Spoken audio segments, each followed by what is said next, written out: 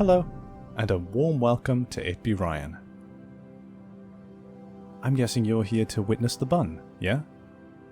And not to be distracted by your daily worries. Am I right? Thought so. Okay, here's the deal. Grab a drink, focus up. Yeah, that does mean you. Yeah, you. I see you. Sit back, clear your mind, and relax. It's time to witness the thickness. But first, the ads.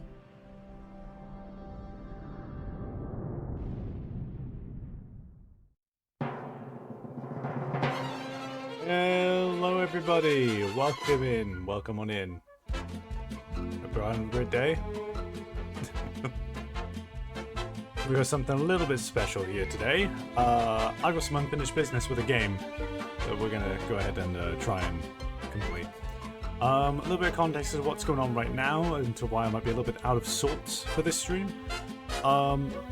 Went canoeing yesterday and I won't divulge into it too much, but I brushed very close with actual death and it was probably one of the worst days of my life. But coming out of it, I'm pushing past, I'm recovering now, and that's why I want to stream today, to take my mind off shit like that.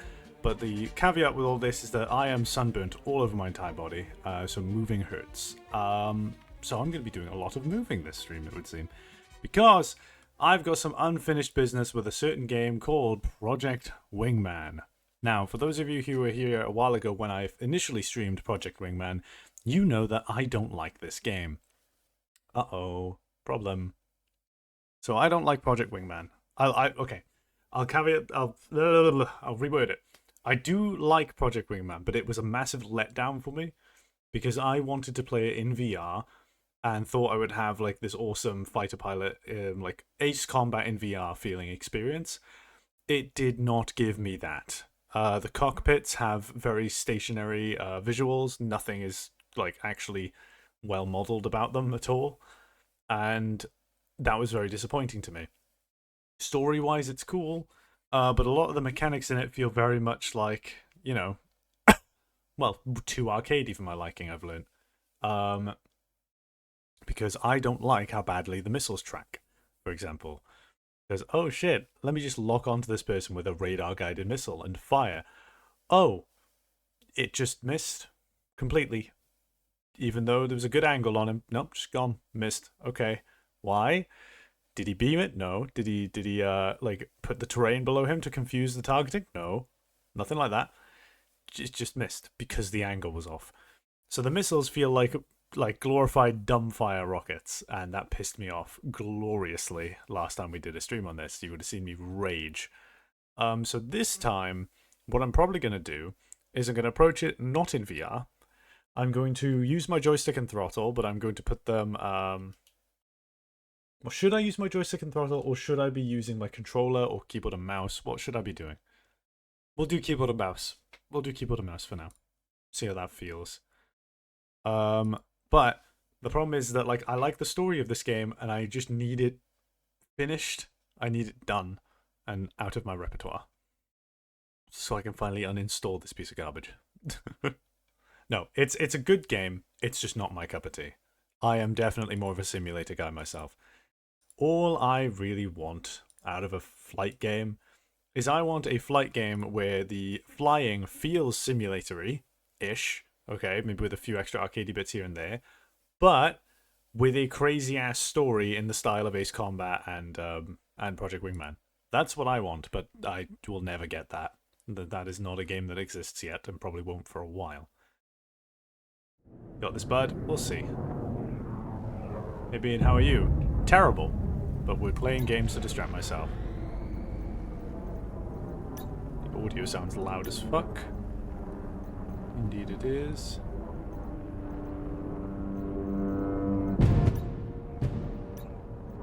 Here we go.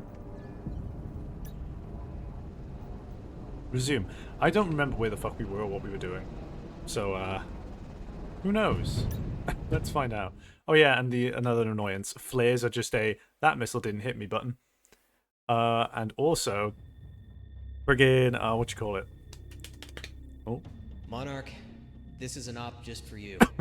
You know I don't like admitting this, but mercenary pilots in this world are among some of the best. They get more airtime, more time on target, than any of us national pilots outside of the periphery. In truth, you get the glamour we all thought fighter pilots were supposed to have when signing up to the academy. That and you're making 5 times what I make in a year. Uh-huh. That's my briefing? Oh, no, okay. Private, but I don't think you're the type to give that answer. Not to me, anyway. What I'm trying to say is... Morning. Good morning. More capable than most, getting this far in. And because of that, we need you on deck for a one-man mission. Cascadia's southeastern deserts hosts the Solana Communication Array. It was a One-man Federation mission. Cascadian telecom venture meant to expand Cascadia's networking capability. 9 SAM sites and 2 regardless of enemy any formal aircraft. interference Jesus that Christ. traditionally plagues long-range communications. With that facility, communications between various Federation units are streamlined, while limiting jamming and interrupting our own. Nothing to say of the censorship abilities that are used to enforce the civilian information flow. This is one of the Independence Force's top targets. However, it's been outside our strike range until now. Due to its distance from our front lines, no fuel can be wasted dodging or circumventing Federation anti-air systems en route. In short, we're sending you alone to clear up the most disruptive defense systems before we engage in a full-scale operation. Why would you just send one You will person? insert into the Keohord defense region in the Raver Mountains and take out all critical defense systems under They cover didn't of night. explain that. The defense system is calibrated for mass aerial strikes, but a lone aircraft flying relatively level with the mountains should be able to slip through and take them out. Wait, what does that Dismissed. mean? Wait, hang on. That doesn't make any sense. Okay. Okay. Yes, this SAM site, it is calibrated to shoot multiple targets, so if there's only one of you, then it won't shoot. A missile can hit one target. I'm gonna stop trying to put logic to this game. This is the problem. I want an arcadey style dogfighting, like, you know, fighter pilot game that is realistic in its like structure and how it feels to fly. Right? But has the crazy story and feel of Ace Combat and Project Wingman. That's what I want. That is my dream flight sim game. This, however, every now and then, they're going to throw curveballs at me like this, and I'm like, what? That doesn't make fucking sense. Okay. Generally speaking, SAMs that hit multiple targets would be impressive. Yeah, I know, right? I mean, they've got a missile in this that allows you to lock onto multiple targets and fire out like a barrage of them, which is really fucking cool. Alright, hello. Alright, well, let's see if I can make myself an aircraft that feels good. Because I did notice... The one thing that pisses me off more than anything in this bloody video game, right, is stalling. If you stall out in an aircraft in this game, it isn't a case of realistic stalling of where like, oh, my aircraft doesn't have enough thrust to go forward, right, and starts like dipping down. Because you can use a stall in a maneuver. You can use it to your advantage if you end up in a stall. Not necessarily advantage, but you can work your way out of it in your own way, which is great. And I can do that. In Ace Combat and Project Wingman, a stall is, uh-oh, you went a bit too slow. Let's just nosedive you suddenly. And that pisses me off so much. Because it's just taking control away from the player, and that is just terrible game design.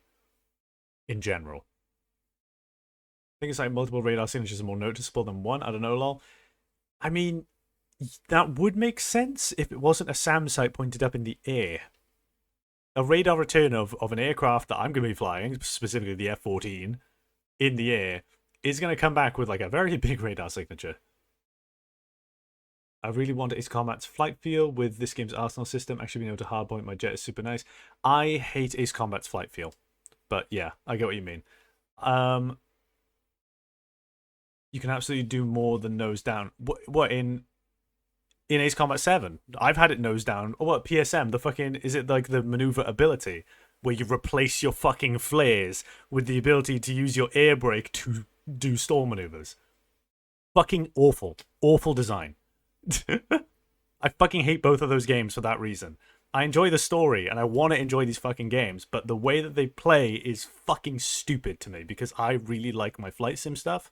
Why can't I just have like VTOL VR level flight sim, okay? Because there's scales to it. You got War Thunder Arcade, then you scale up a bit and you end up with VTOL VR. Scale up a bit, you get DCS. Give me VTOL VR style flight with the kind of feel and story of Ace Combat and Project Wingman. Give me that. They did say level with the mountain. No clue if that helps at all. But I mean, if I stay level with the mountain, then they're still going to target me. If I'm in valleys, then I'll be alright. Hello, Ryan. How you feeling? Shit. I can absolutely Culbit and Cobra in Ace Combat 7. I mean, that's better than this already. But once again, Ace Combat 7 depressed me with its flight mechanics too. Because it just felt like I was flying through sludge as opposed to flying through the air. Same thing with this game. Okay, so... yeah, start mission. Let's go. I've never played it on keyboard and mouse, though, so I'm going to be rusty as fuck. Let's see. Where's my beauty? Oh, there's the fucking F4 Phantom, yeah. Gorgeous.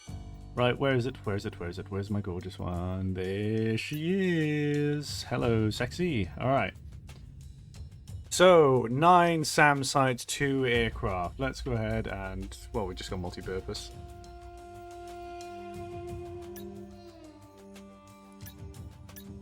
I'm struggling to remember how this UI looks. Okay, yeah, right. These are the weapon payloads. Okay.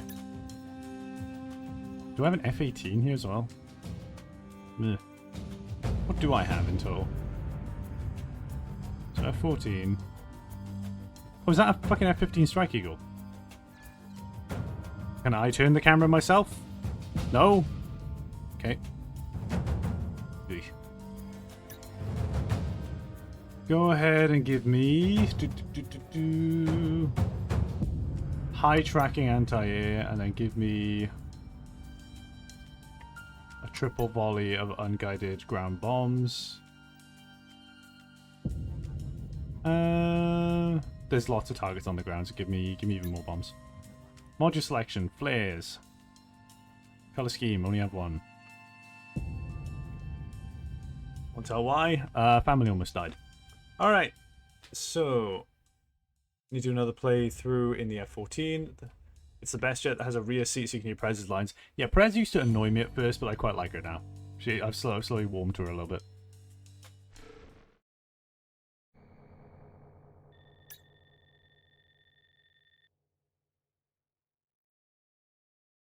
Let's go. I don't remember how to do anything, and plus I'm on a different control thing now. Monarch, the radar defenses are pretty hidden away on the mountain range, but your pal Galaxy got them all marked out. This fucking hut is After this awful. mission, don't tell me I never do anything for you. Right. Quick question. How the fuck do I go into third person? Because me being in first person is what depressed me the most.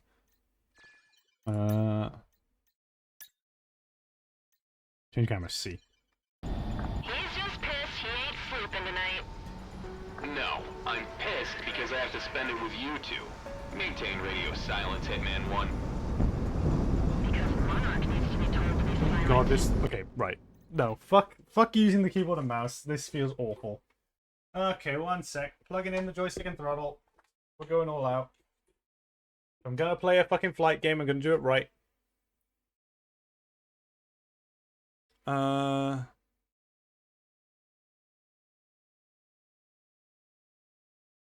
How does go? Exactly.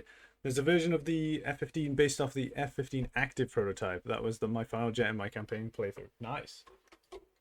No idea what that is. I'm clued in on I'm clued in on a lot of aircraft, but not that one. Where the fuck is my rudder pedal? There it is. Found it. Ah, sunburn. Fuck. Oh, it hurts so much. Oh, it hurts really bad. Okay.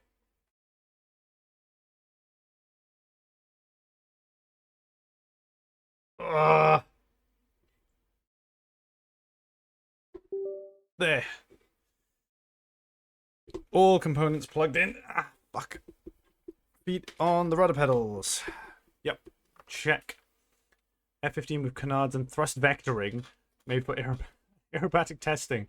It could apparently be programmed to duplicate the flight characteristics of most of the NATO fleet and a lot of MiGs. Oh my god, so like a full-on... That's dope. Why is my controls not working? Throttle works. The stick does not. Why is the stick not working? Right, throttle axis is fine. That works. Okay, one sec. Need to move these anyway.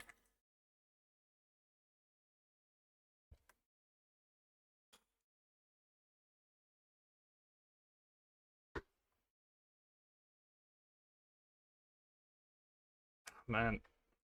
I just need this game finished, okay? It was just such a huge disappointment to me, but the problem is I need it done. Otherwise, I'm going to feel like I have, like, unfinished business. Which I do. Okay, so... Ow! Fuck! Oh, my joystick just scratched all across my arm. Alright. That's throttle, yes. Need my axis bindings. What is bound to these? Okay. Pitch axis. What the fuck?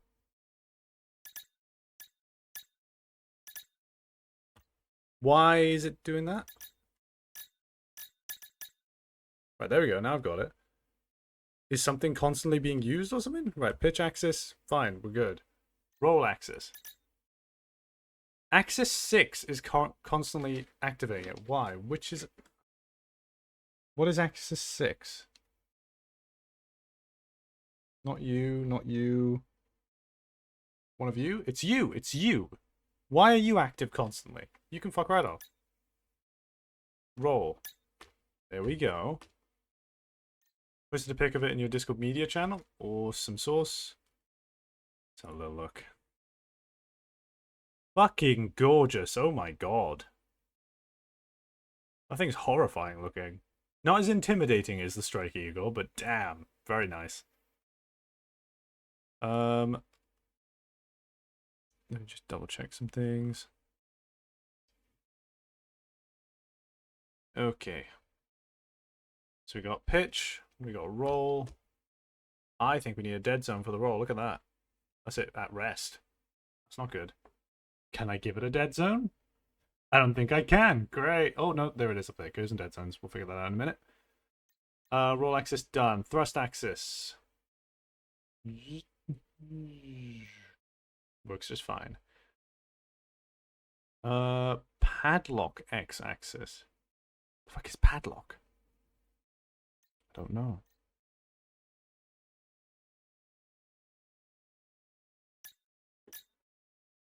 There we go. Got that. View X and view Y.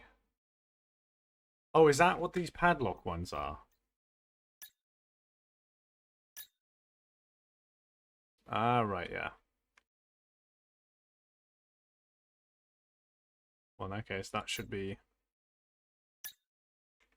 that. And that should be that. Awesome. Can we discuss how much of a mess the control binding in this game is? Yeah, extremely so. Alright, but I've got it mostly figured out. Throttle keeps on going up to like mid every time though. Now we gotta figure out the fucking bindings here. Okay, change camera. I'll make that... I don't fucking know. I've got a switch somewhere here I could probably use. Oh, I bound it to the same one I bound it as last time. Awesome. Good to know my brain hasn't changed. The UI is so hostile I want to drop flares and bank away from it. Change target, padlock, hold.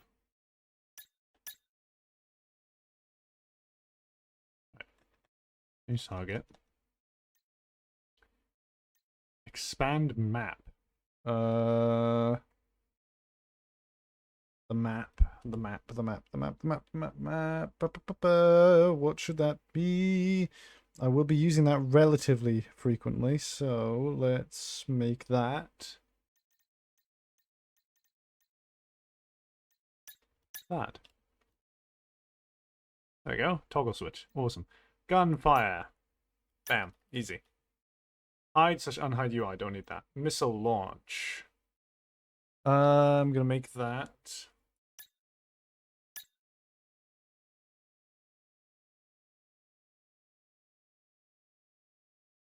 Oh, actually, I might make change target on. Yeah, change target. I'm gonna make that this one. There we go. Good. Or maybe that one. Oh, it's hard to choose. That one is easier to hit, I do believe. Saying that now. Okay. Special module. No, make it that. Shoot missile. Be that. No. Not liking the feel of it. Shoot missile. Special module. Okay, I like that. Weapon 1. Okay, have I got these bound already? I do not. That's fucked. I need that bound properly. Weapon number 1 will be that. Weapon 2, that. Weapon 3, that. Weapon 4, that. Weapon cycle. Fuck it, we'll make you that. Awesome. Right, curves and dead zones. Let's go. Okay. Oh, did they not preview the fucking axis? Okay, thanks.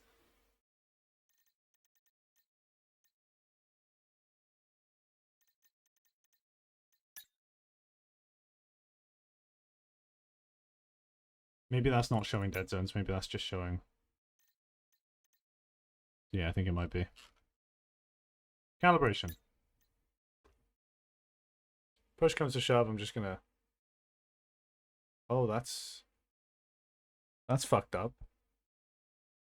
Oh, that's really fucked up. Rolling left is gonna be so much harder. What the fuck? Why is it doing that? Okay, well, we'll vibe with it. Your throttle, change target, gun, special module, missile, map, different weapons, weapon cycle, change camera, we made that one. Okay. Full test.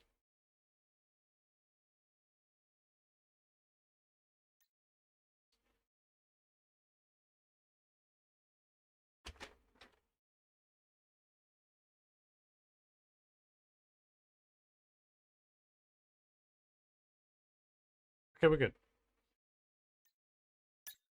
Miscellaneous. Nothing. Okay. Let's give this a go now. I'm probably gonna die, but, you know, who knows?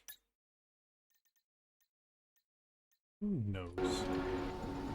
Yeah, so it's constantly rolling to the left.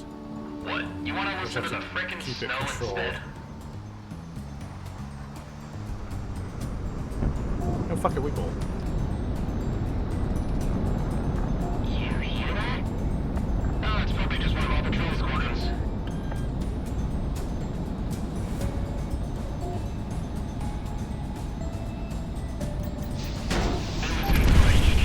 Another section from Crimson Team themselves.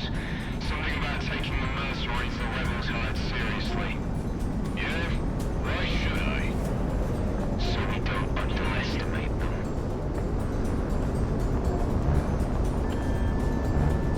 Why? Where's... How do I drop bombs? What the fuck? Air missiles. Unguided bomb. Triple volley. Is it the missile button? And what's my countermeasure button? Do I not have... That's a special module, right? Yeah, so... That. Okay, got it.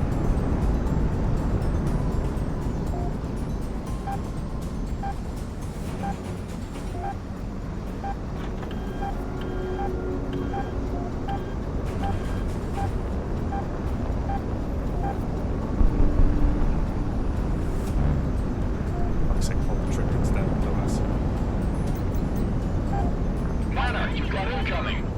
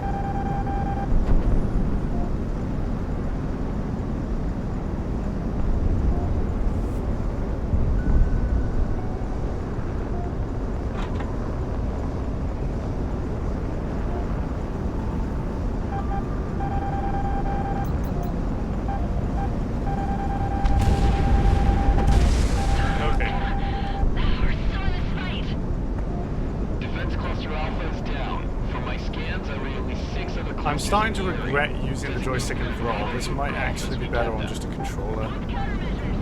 Because this feels dog shit. You know, Monarch, I've heard a lot about why you three joined.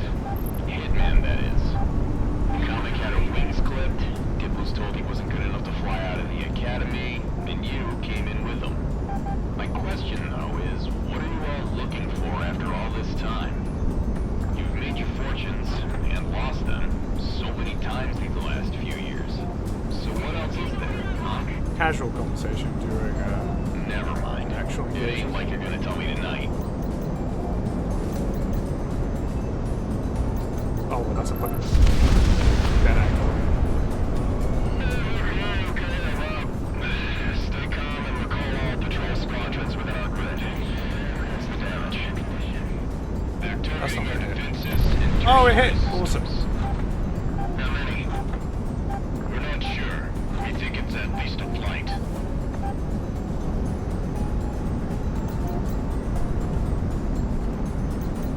You hear that? There it goes. It's only one fighter. Destroyed.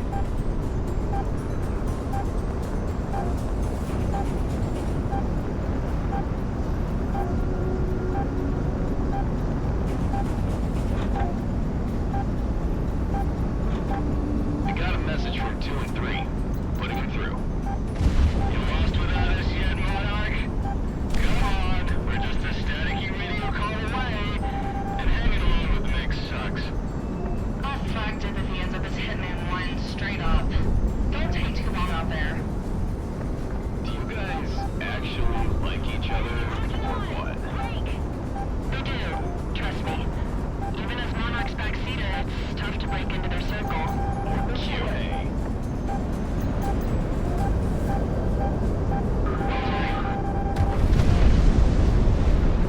It's a single fighter. Too dark to visually ID.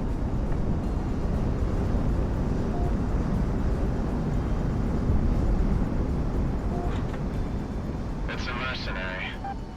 Huh? How can you tell? The mercs have been using fuel from out of country. Cheaper for them, and it burns an engine differently. I can hear it.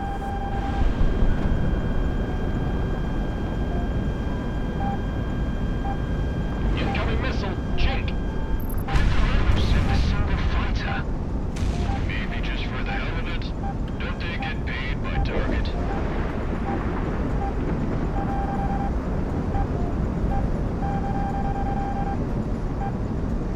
Some peacekeepers spoke about a pilot like this. It might be him up there.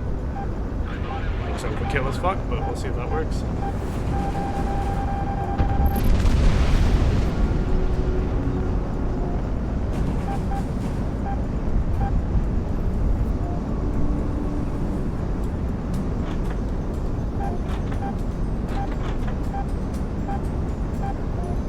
We've got bandits.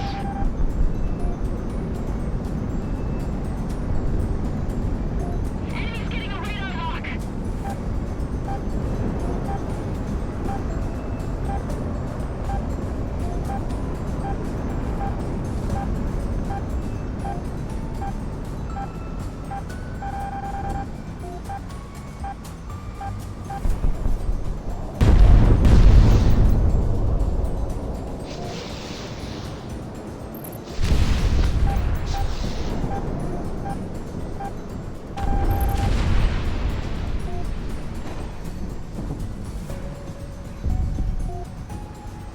Enemies on my scope.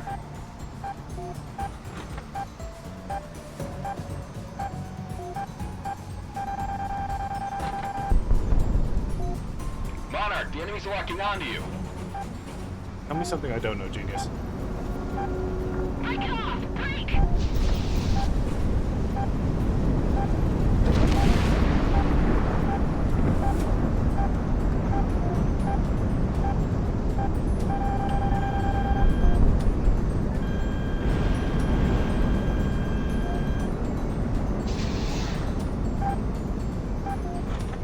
Are you kidding me that neither of those hit?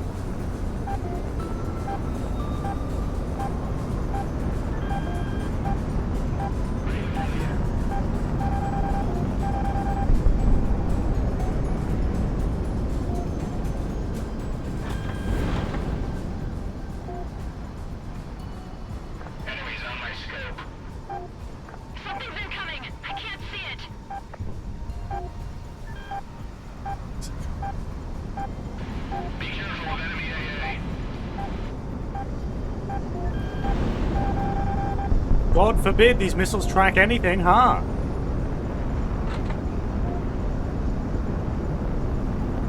And God forbid anybody pass out from G-forces. Jesus fucking Christ. Fucking catch up with him! Ah!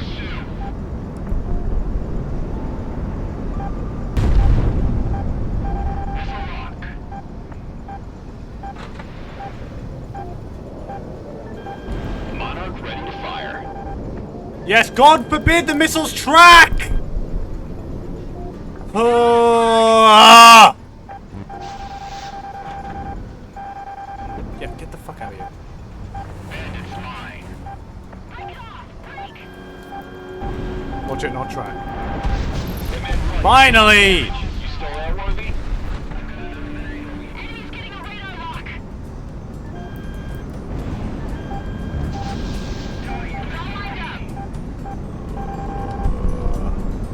Back to this again.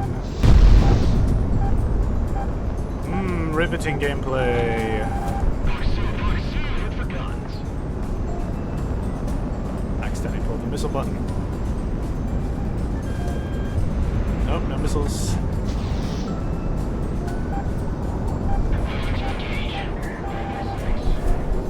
Evade.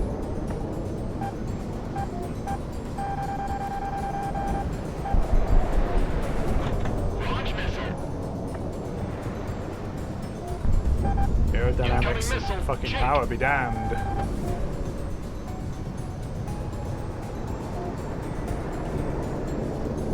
Okay.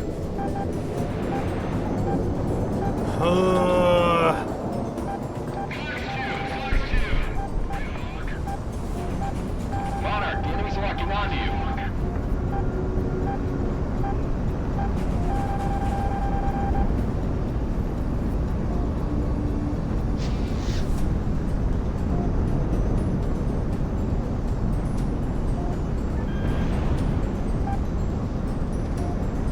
It won't hit because missiles don't track. They just don't. Their tracking systems don't exist.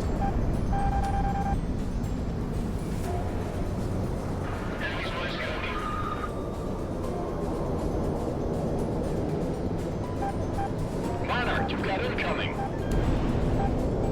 No track!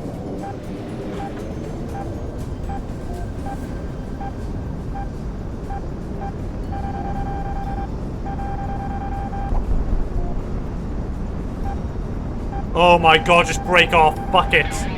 Fuck it, I'll go wide. But he's just gonna chase me and spam missiles at me now. And now I can pull around and fire a missile and watch it not track. See? The fuck is that?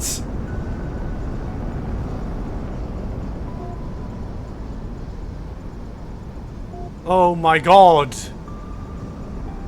Dude, what the fuck is this?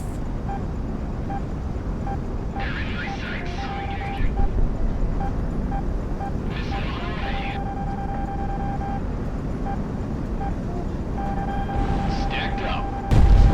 Track the fucking target. Fine.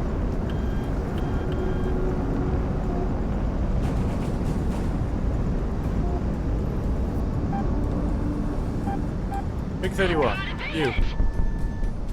That was the wrong button. Regular missile. It got a hit. Oh wow, okay, so the regular missile is better at tracking. Missile. Nothing. Missile, missile. Because I'm not destroyed, it's still alive. Yay. Riveting gameplay. Nice shot.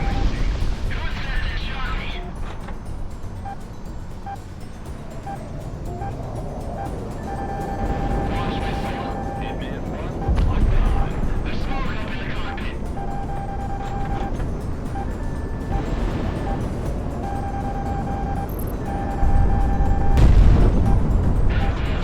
As long as you're spinning, you're pretty much safe. Stacked up.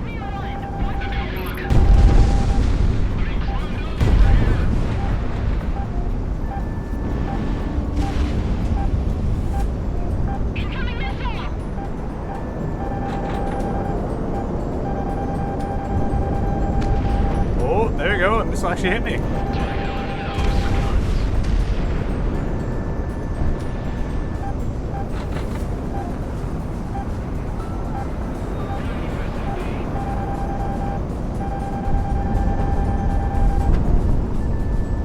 Hitman 1 locked on. Bingo! Don't say bingo, that means you're out of fuel.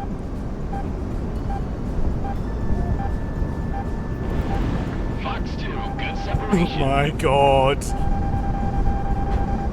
Yes, target at full throttle with afterburner against the sky. Fox 2 heat seeker. At night, by the way, so it can't track the sun. Doesn't track!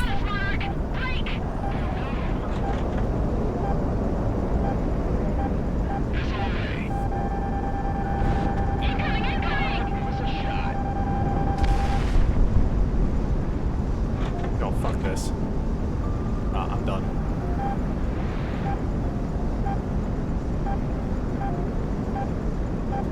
Monarch's down! Scramble search and rescue teams!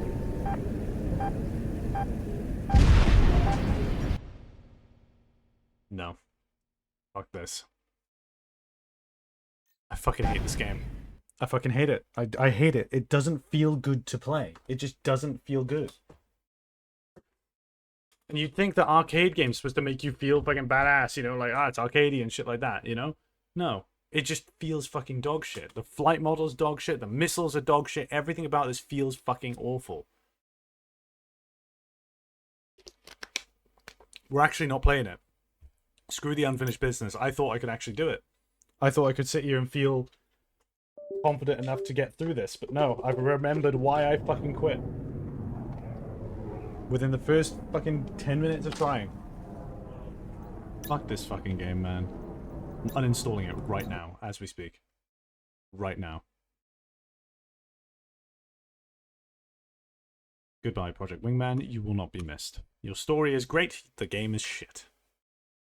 At least to me. There we go. I'm installed. Warnick said, SA is only track if you have a crosshair on the enemy, semi-active radar guidance like the Sparrow. Really? Oh god.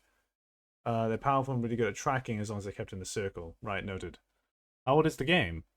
The game came out in 2020. I fucking hate it. I want to like it as well. Last update? I don't fucking know. Do you think I know?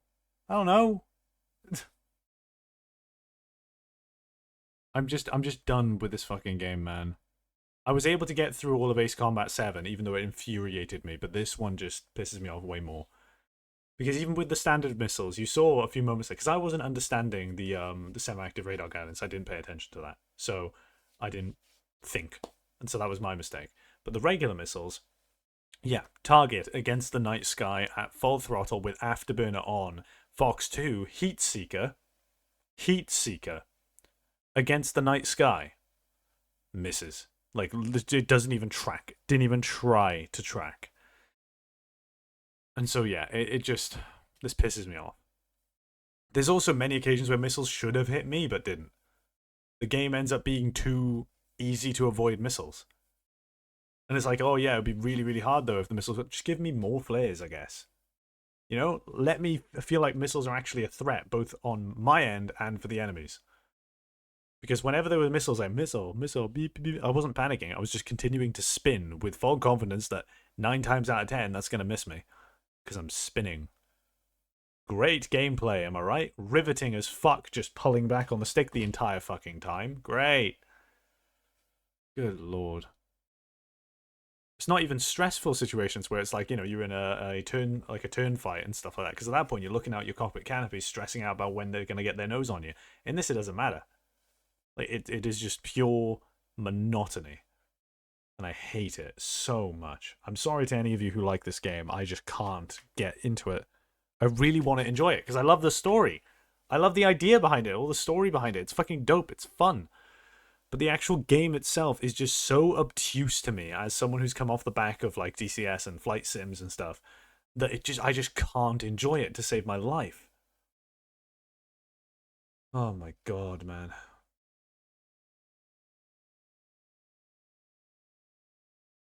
Fuck this. What do we do now? We gotta play something else. Or do something else. Have some fun. I don't know. My idea today was just that, honestly. What games are there available? A lot of them. If I sat here and listed my Steam library, we'd be here until the end of time. I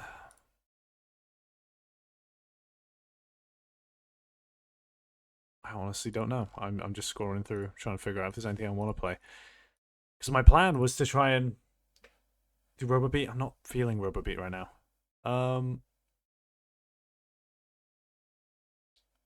What haven't you done in a while? I don't know. I'm having a look. Because I really wanted to enjoy that game. I was going, like, I went into the stream going, yeah, I'm actually try and beat Project Wingman. Let's fucking go. And, like, within the first 10, 15 minutes of it, I realized why I stopped playing it. Good lord. What have I got in here? Let me check my uninstalled games too, see if there's any I want to grab right now.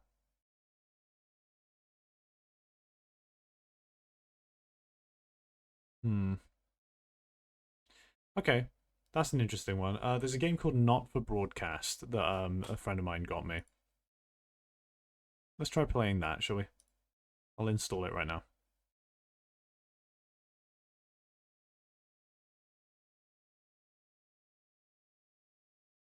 Story's good, but yeah, the AI basically forces you into a lot of circling. It's not just the AI.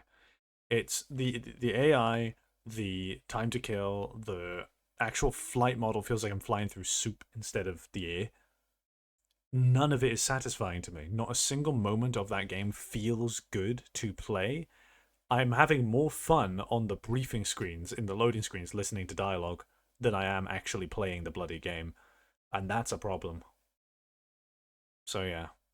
Like I said, I wish that I could just have VTOL VR style or you know, at least give me like War Thunder arcade feeling flight. And then give me that, but with a story that's as insane as Ace Combat and Project Wingman. Then I'll be having fun. Because god damn, it just feels like I said, it feels like flying through soup. The atmosphere is like 10 times thicker. Just wasn't having a fun time. I really tried to endure it, but at this point, it's a case of like, why am I even playing it? If I'm not enjoying it, why the fuck should I play it on stream? You know?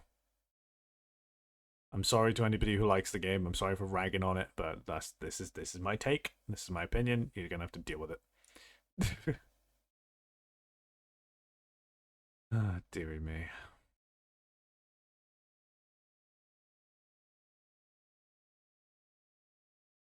I just want to enjoy today. Yesterday was shit. I just want to have a good time today. So we're gonna put on Not for Broadcast, see what that's like. It's installing right now. Take some time. Let me just change category.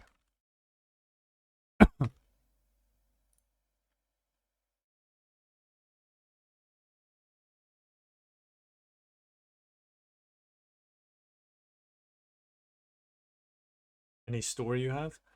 I do have one, but it would be the stuff that's happened yesterday, so I'm not going to tell that. Because you guys don't want to see me cry on stream. But I mean, I did karaoke recently. I went undercover in VR chat and did karaoke. I still got recognized by someone though, which scared the shit out of me. Um, yeah, I found an avatar. It's the same one that like Silent uses, but I just kitted it out to be covered in like hoodies and things. I went in, didn't change my name or anything like that. Just like went in as this different avatar rabbit character. Went into a public furry karaoke world, and there's a bunch of people just singing, and so I decided to join in. They complimented me on my singing, which was awesome. And then one of them, I did let slip that I was incognito at the moment, and they looked at my bio, saw my Twitch, and they told me that they already follow me, which really caught me off guard. So that was cool. That was really cool to have happen.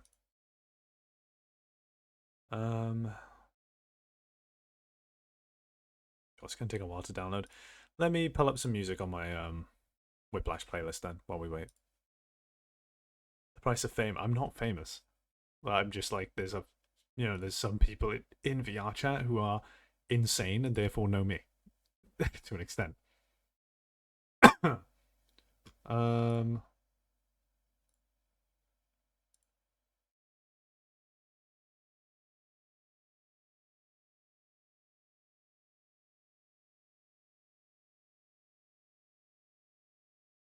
Seen off for broadcast, interesting looking game, kind of thing where it gets gradually more complicated. You need to pay attention more as the game goes on. Awesome. Price of fame, man. That guy sure sounds like a streamer I follow. Wait, no, he didn't. He didn't get it based on the voice. He looked at my bio and then went, "I gotta fuck a minute, dude. I follow you." Okay. Let's see what songs we got in here. Oh, I've got a nostalgic song. This is gonna separate. This is gonna make a divide in my channel if I play this. So, I can guarantee you, some of you will know what this song is. Some of you will recognize this song, and if you do, then immediately you're getting like plus opinion points from me immediately. I won't say more than that, but here.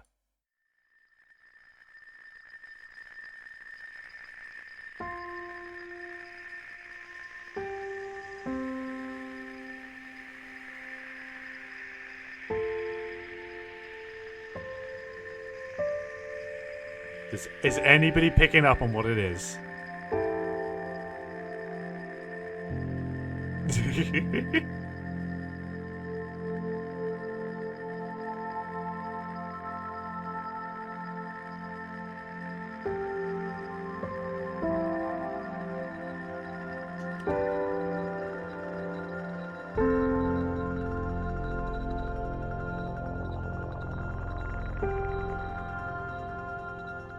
Getting nothing? God, it's really separating the channel. I'm seeing which of you have been around for a while and which of you haven't. In terms of this community. Which is quite interesting to see.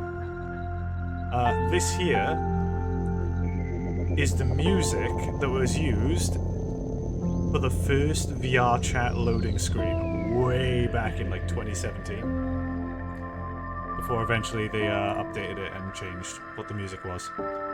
So this music has existed for a couple of years as the loading screen music for VR chat.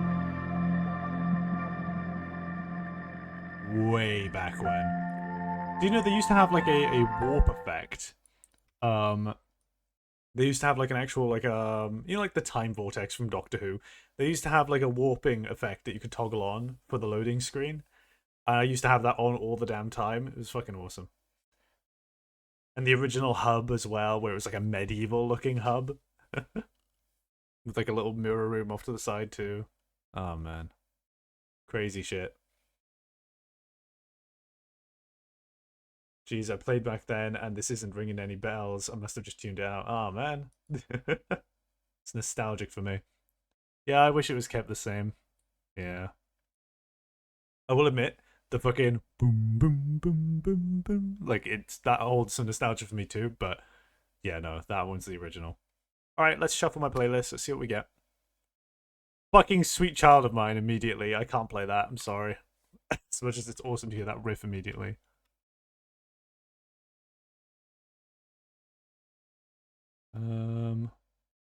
Oh, okay, we got this.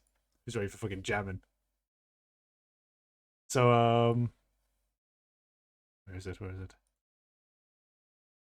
I don't say please, I don't say thank you, I just do what I want. Volume and if down. You want to get with me, you better have what I want. I don't say please, I don't say thank you, I just do what I want. And if you want to get with me, you better have what I want. I don't say please, I don't say thank you, I just do what I want. And if you want to get Fuck with yeah! me, you better have How's the download going?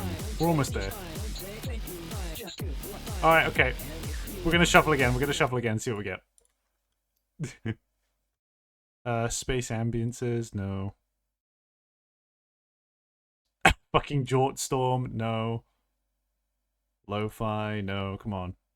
Give me something good. Give me something good. Music for rabbits, no.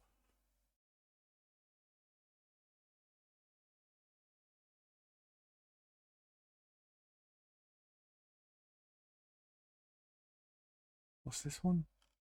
I don't know.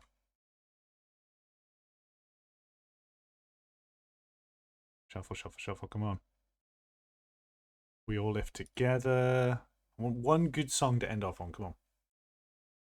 Ryan, what was the song about? A complicated relationship or something that you're using with RoboBeat? It got stuck in my head. It's annoying the crap out of me. Oh, fuck. If I say my relationship is kind of complicated with my ex-girlfriend or with my dad. Read Between the Lines by Tom Cardy. That's the one. Tom Cardy is one of my favorite artists. He's fucking awesome.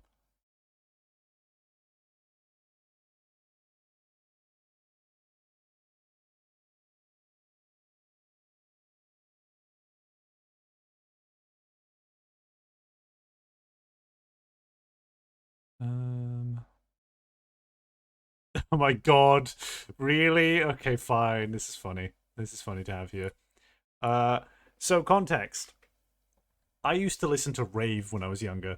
Okay? Rave music used to be like my main genre I used to listen to. Very different time. Very different me. But Stop staring at my boobs. S3RL. One of the best. Stalkers, double D's, one bag scooters, just one piece. Boobs, melons, jumblies, Jessica's memories. Milk, just big breasts, shoulder boulders on your chest. Stop staring at my boobs. Very fitting, yes. Hey, it's downloaded, hooray. I found out this song works very, very well with that rhythm shooter game I played.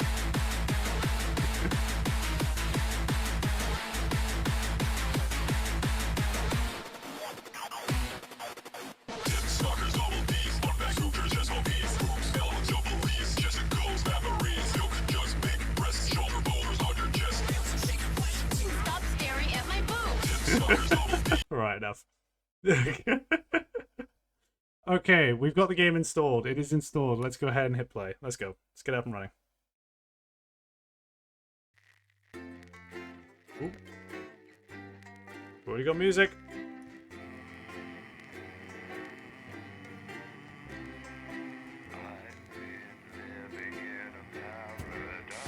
Good evening, I'm Megan Wolf. And I'm Jeremy Jones. Our main headlines tonight. Started! Starting! Every single one of you's a bit Loud. What a wild ride this has been. Well, that's a very blunt question. Right, no, shut up. Shut up. That's me. Oh, okay, I need to put an announcement. Name changed. And have confidence Not that the team for will keep you safe. broadcast. But now you start to see, yes? The people never happy. It's never enough. Ah.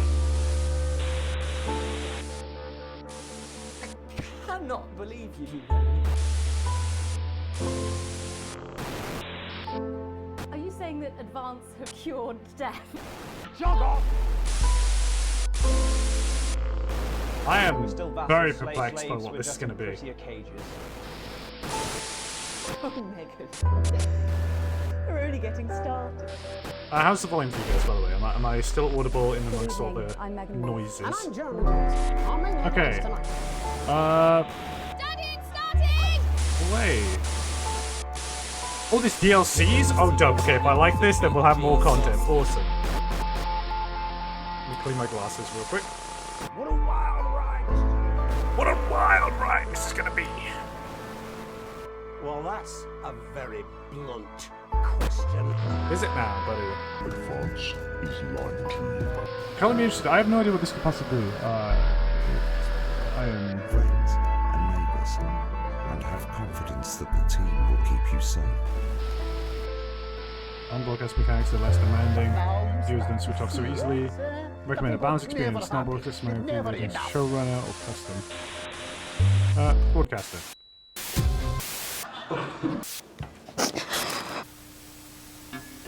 That's all coming up on tonight's National Nightly News.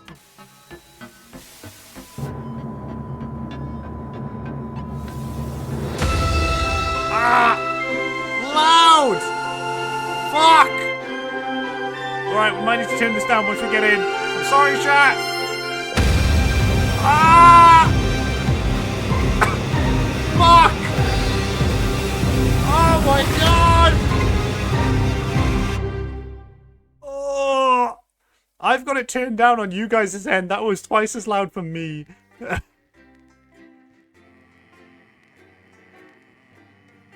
Oh. Salting with the sounds of British TV. They won the election. Okay, hold. Okay. This is my table. Here we go. Oh shit, should I be...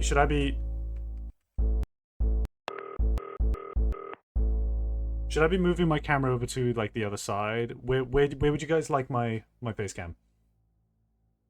Because I'm seeing that the top right here is, like, the actual... the production screen. Maybe we want to have you guys in the bottom... Well, have me in the bottom right, perhaps? What do you think? Top left but smaller? I'm already pretty small. But that's also screens up there. I think we might need to be in the bottom right if we want to be the least obstructive. Let's do that. Yeah.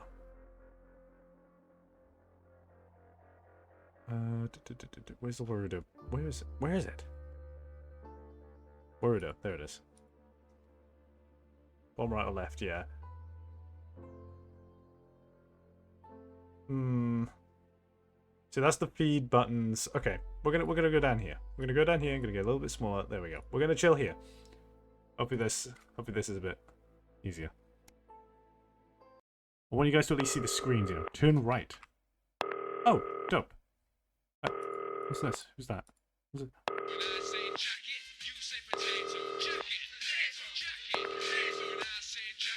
Let's turn it off. Turn it off. Fine, that's the call. Hi, David. I have a call for you. I'm just putting it through. Hi. All right, mate. Dave here. Listen, I know you've only come in to clean up the place, but I've got a bit caught up, so you're going to have to run the news tonight. Now, don't worry. It's not hard, and I'm going to stay on the phone and help you. Not hard. First, I'm going to give you a quick tour of the broadcast room, so if you're not doing it already, look forwards towards all those screens. Got it. Right, look up at the top. That coloured bar is your audience. You want to keep the viewers... Sorry, try and understand it. Underneath that, you've got the screens. The one on the right is the Take it down for the broadcast subscription. screen. That's what the viewers are seeing at home. Okay. It's only a couple of seconds behind the master screen there in the middle.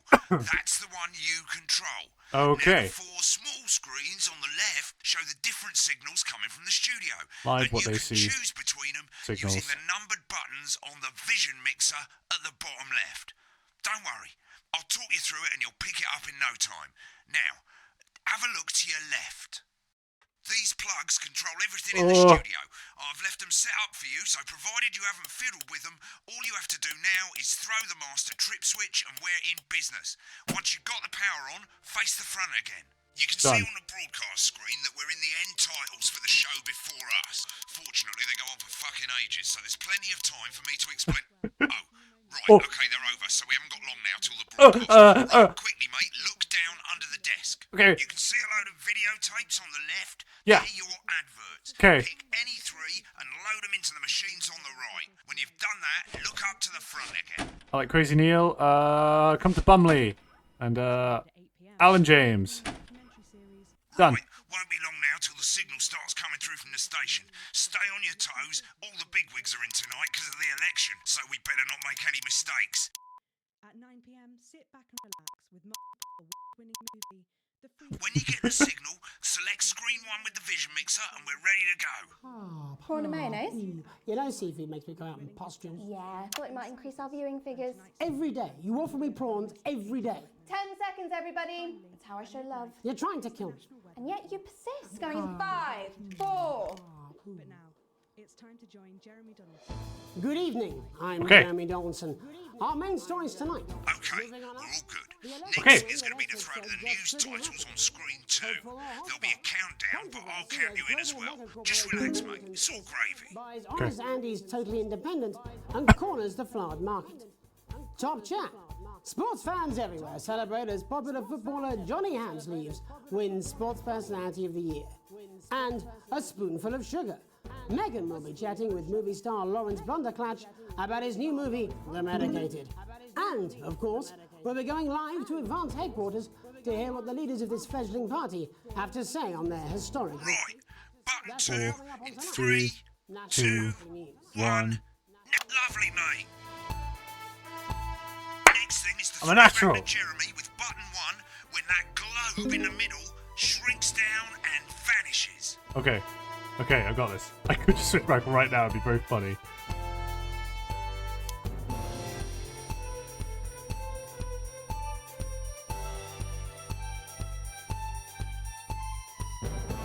Okay, we're gonna do it properly, though. We're gonna do it properly. Here it comes. Switch to screen 1.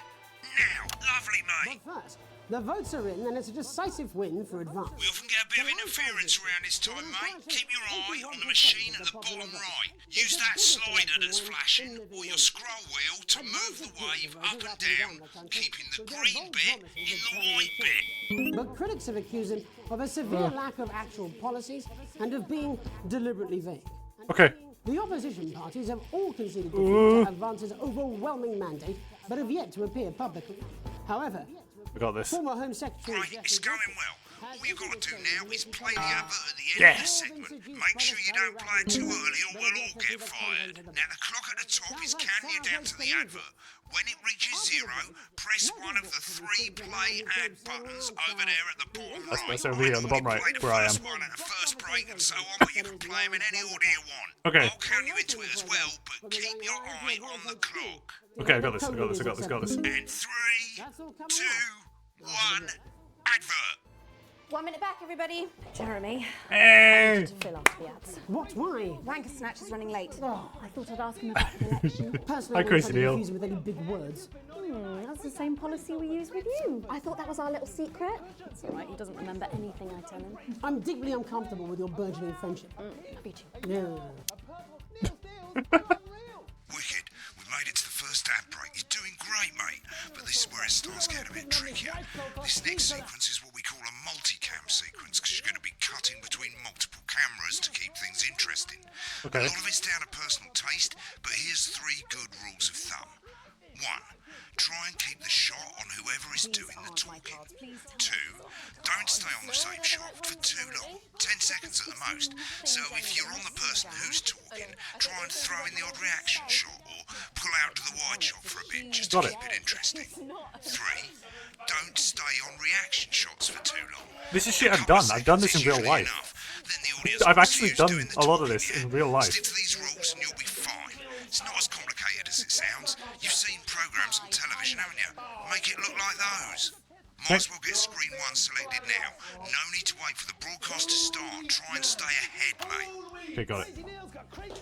We're coming back from the break. Quiet in the studio. Thank you so much. 10 seconds, everybody. We've got it, you want it. You want it, we've got it, you want it. You Going in 5, 4, 3. Jesus Christ, Crazy Neil. Welcome back to the National Nightly News.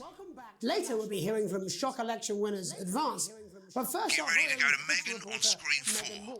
Is here with a star of both stage and screen. Megan? Thank you, Jeremy. Got it. Megan Wolf, Yes. culture correspondent. And today I have a guest who starred in everything from Shakespeare Right, to go to Blunderclatch on screen 3 when she says his name. today by none other than Lawrence Blunderclatch. Thank you so much for coming on. Oh, my dear, I do hope you believe me when I tell you that being with you here today is among Switch to 2 for the wide now. Already did. Where May I say, having you here with us is among ours. Right, now just try and stay on whoever's talking. Latest movie, which is called The Medicated. The Medicated, yes. Wow, what was that like? Well, as I said to Peter at the Rat, that's Peter Jensen, the director. Do you know him? He's a wonderful chap, he really is. Give us a look at Megan's reaction. Lovely. Now back to Thunder Twat. What a wild ride this has been. And do you know what, Megan? I really meant that. Wow, that is fantastic. And am I right in saying that the character you play in this movie is quite an academic one? Absolutely right. A scientist. Was that a challenge at all? What exactly are you implying? But seriously, yes, you're right. It was a complete departure from my last starring role when I played Sergeant Brock Rockman in Bullet Man. You'll remember that was the true story of one soldier's fight for a love that surpasses all others. A love, of course, for freedom. I think it's grossed over $1 billion, but honestly, who's counting? It's a role that saw you scoop 2 Best Actor awards, if I remember correctly. It's so sweet of you to mention it, but I really am not in it for the awards, although those 3 little statues do take pride of place on my mantelpiece. With all the others, I'm sure. So, if you're not doing it for the awards, what is it then that drives you? That is a beautiful question, Megan, and not easy to I like answer. this. I'm enjoying this. Like you, I'm afraid. Cut me, and I will bleed. And often, that's how it feels, doesn't it? Doesn't it? Bleeding, giving, suffering for one's audience. I suppose in the end, I do it for the difference in things. I do it for the people that I inspire. The little. Been on that shot a bit long. But most of all, I think I do it for the positive change that I can bring about in the world. And today, of course, we're in for some real change, it looks like, in the coming few months. What do you make of this historic election result? Oh, well. Well, now you're asking. Historic election result. Indeed. Historic is the word. Well, it's difficult, isn't it? Very difficult. But I think I've always been quite clear that when it comes to politics, one should always strive to not fuck things up. Shit, he swore. Oh, well, don't worry, he won't do it again. Sorry, I said fuck. Shit, he did it again. Okay, don't panic. I'll explain how to deal with Got it. swearing at the break. Medicated, which opens next week. I censored it. I did it. The shot of Jeremy on screen 1 for a VT of the movie clip. You'll get a countdown on the screen, but I'll just let Megan cue you in. My character, Dr. Lance Hemlock, is faced with a decision that could affect humanity's very survival. Exciting stuff. Let's take a look. Exciting stuff.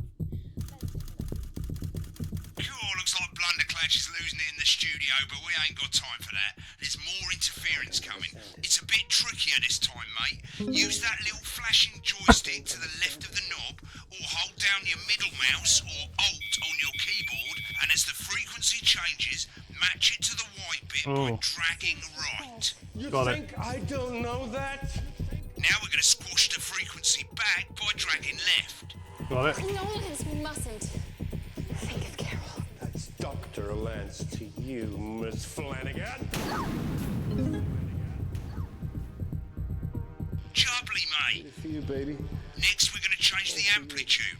Same as last time. Little joystick or hold Alt or middle mouse, and this time push upwards. You told me, but I didn't listen. Traveling, Lance, you said. You need to see this. No, don't. Right, now let's match it back by going downwards. The virus. The sterility. This formula. Got it. This formula. This is the key. Oh. Bloody perfect, mate. Hey. We have to ask ourselves. At the end of the clip, you'll want to play another ad. Remember to use the clock at the top to count you in. Ready. What is this? 2, 1. Right, I guess I better explain how to deal with bleeping out swear words. As The you twat, probably yeah. notice, the broadcast screen Makes the game wasn't here made Hello Neighbour. is about Jesus 2 Christ, what a seconds fall behind from the grace. master screen. Here, when someone says a naughty word, the bleep button lights up, like this. 2 seconds later, you'll hear that swear word going out on the broadcast, and you need to hold down the bleep button, or the spacebar on your keyboard, for as long as the swear word lasts. It can take a bit of practice getting used to hearing 2 things at once. Just stay calm, and you'll get it. And if you can't tell when to bleep, just above the button, you'll literally be able to see the sound scrolling by. All you gotta do is hold it down while the red bit is over the red line. Simple. Of course, if you do it by eye, you'll have to take your eye off the screens. That's why real professionals do it by ear. Most people like to have the volume of Or the it could be a broadcast rise screen from a failure. little bit below Maybe, the yeah. master screen. Let's Depends set it on now. when it was released.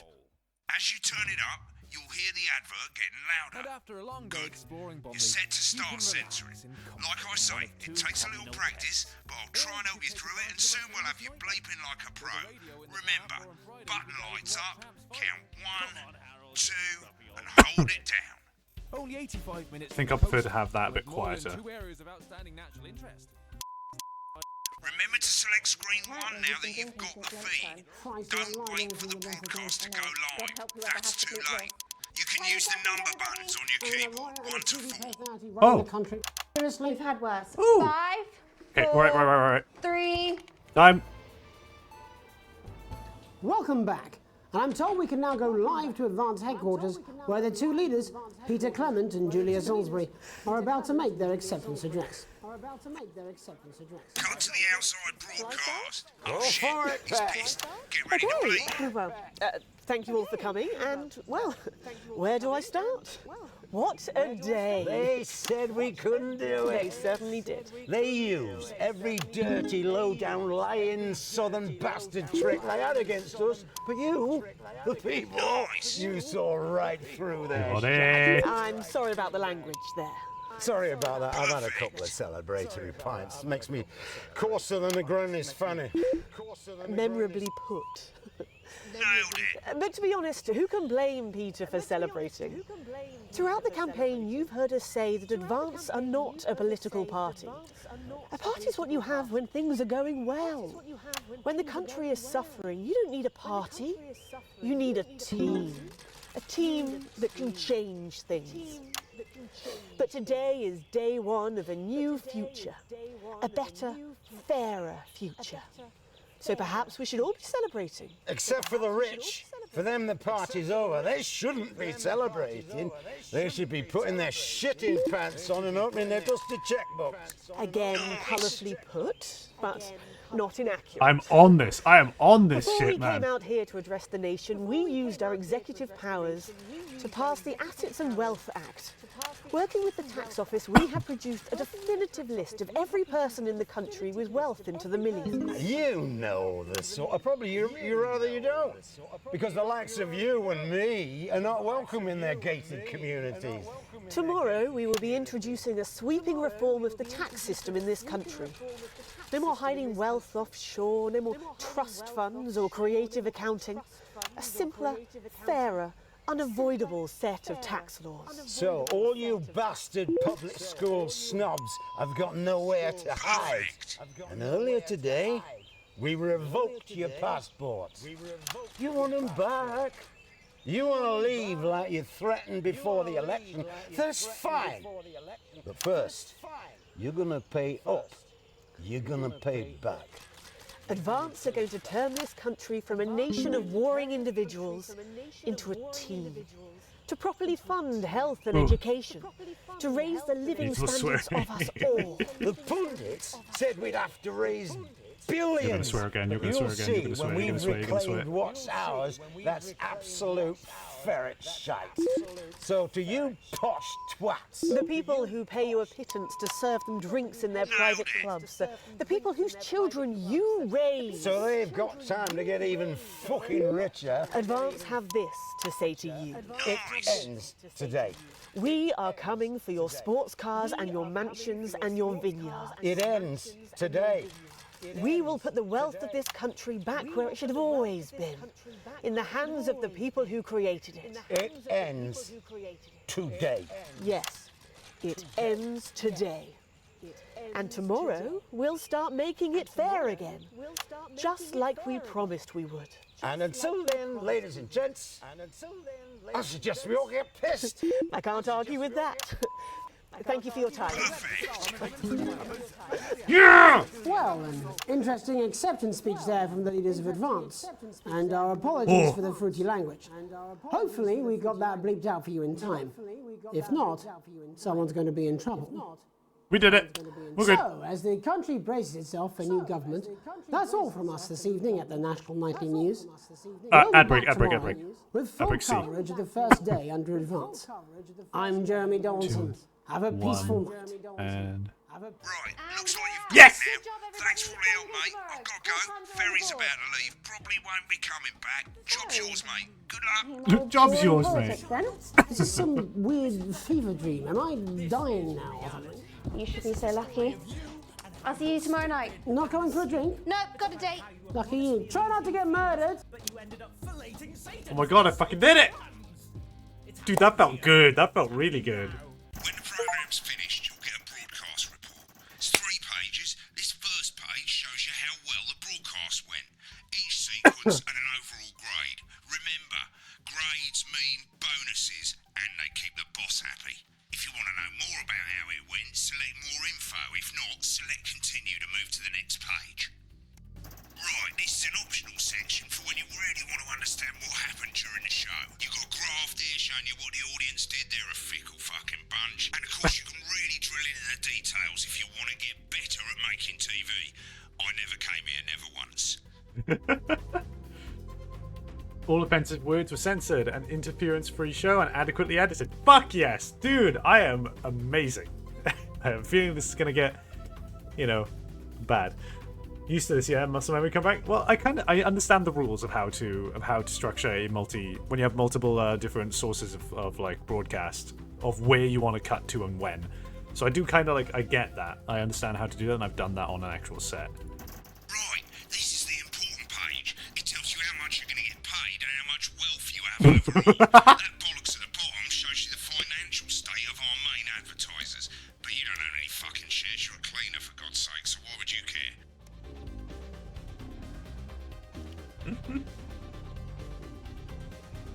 Yeah, that's my wealth. That makes sense. That does that tracks. This is the last page, and it tells you the state of the world, tells you how well the government's doing, and down the bottom there, this one's important, tells you what Channel 1 currently thinks of you. In other words, what the boss thinks. Interesting. So can I, based on how I edit this, change the state of the world? Because it's all in the editing at the end of the day. Is that what this game is about? Alright, mate. Welcome to the Alright, mate. This is where you can have a quick look back at what you've done and how it looked to the public. There's 3 sections: broadcast, rushes and adverts. Let's start with broadcast. Click on it now. Over on the left, that's all the broadcasts that you've done. Click on any one of them and hit load tape. Once it's finished loading, you can use the rewind and the fast forward at the bottom there to help you get to the bit you want to see.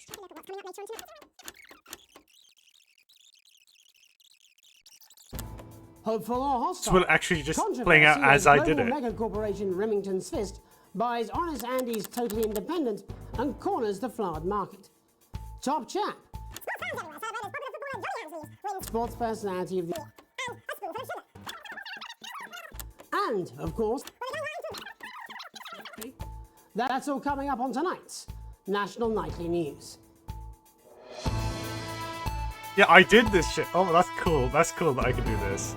And watch back how I edited it.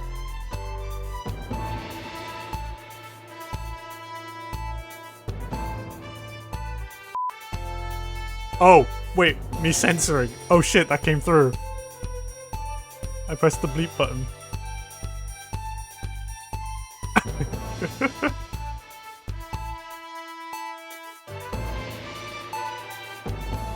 But first, the votes are in. Right, I want to know what the swearing ended up sounding like. There we go. Jesus Christ.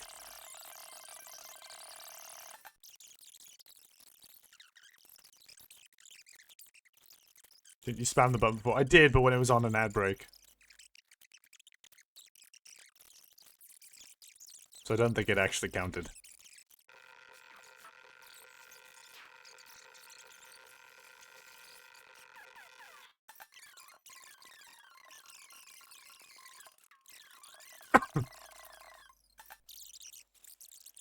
Down lying. Here we go.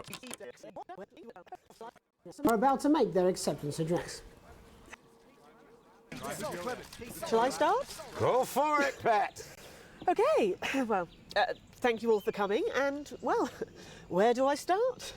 What a day. They said we couldn't do it. They certainly did. They used every dirty, low-down, lying southern trick they had against us. Well, But I you, nailed it, the dude. people, you saw right through their. I'm sorry about the language there. Sorry about that. I've had a couple of celebratory pints. Makes me coarser than a granny's. Memorably put. But to be honest, who can blame Peter for celebrating? Throughout the campaign, you've heard us say that Advance are not a political party. A party's what you have when things are going well. When the country is suffering, you don't need a party. You need a team. A team that can change things. But today is day one of a new future. A better, fairer future. So perhaps we should all be celebrating. Except for the rich. For them, the party's over. They shouldn't be celebrating. They should be putting their pants on and opening their dusty checkbooks. Again, colourfully put, but not inaccurate. Before we came out here to address the nation, we used our executive powers to pass the Assets and Wealth Act. Working with the tax office, we have produced a definitive list of every person in the country with wealth into the millions. You know the sort of. Probably you rather you don't. Because the likes of you and me are not welcome in their gated communities. Tomorrow, we will be introducing a sweeping reform of the tax system in this country. No more hiding wealth offshore, no more trust funds or creative accounting. A simpler, fairer, unavoidable set of tax laws. So, all you public school snobs have got nowhere to hide. And earlier today, we revoked your passports. You want them back? You want to leave like you threatened before the election? That's fine. But first, you're going to pay up. You're going to pay back. Advance are going to turn this country from a nation of warring individuals into a team. To properly fund health and education. To raise the living standards of us all. The pundits said we'd have to raise billions. But you'll see when we've reclaimed what's ours, that's absolute ferret shit. So to you posh people who pay you a pittance to serve them drinks in their private clubs, the people whose children you raise. So they've got time to get even richer. Advance have this to say to you. It ends today. That bleep was a little bit rough. Sports cars and your mansions and your vineyards. It ends today. We will put the wealth of this country back where it should have always been, in the hands of the people who created it. It ends today.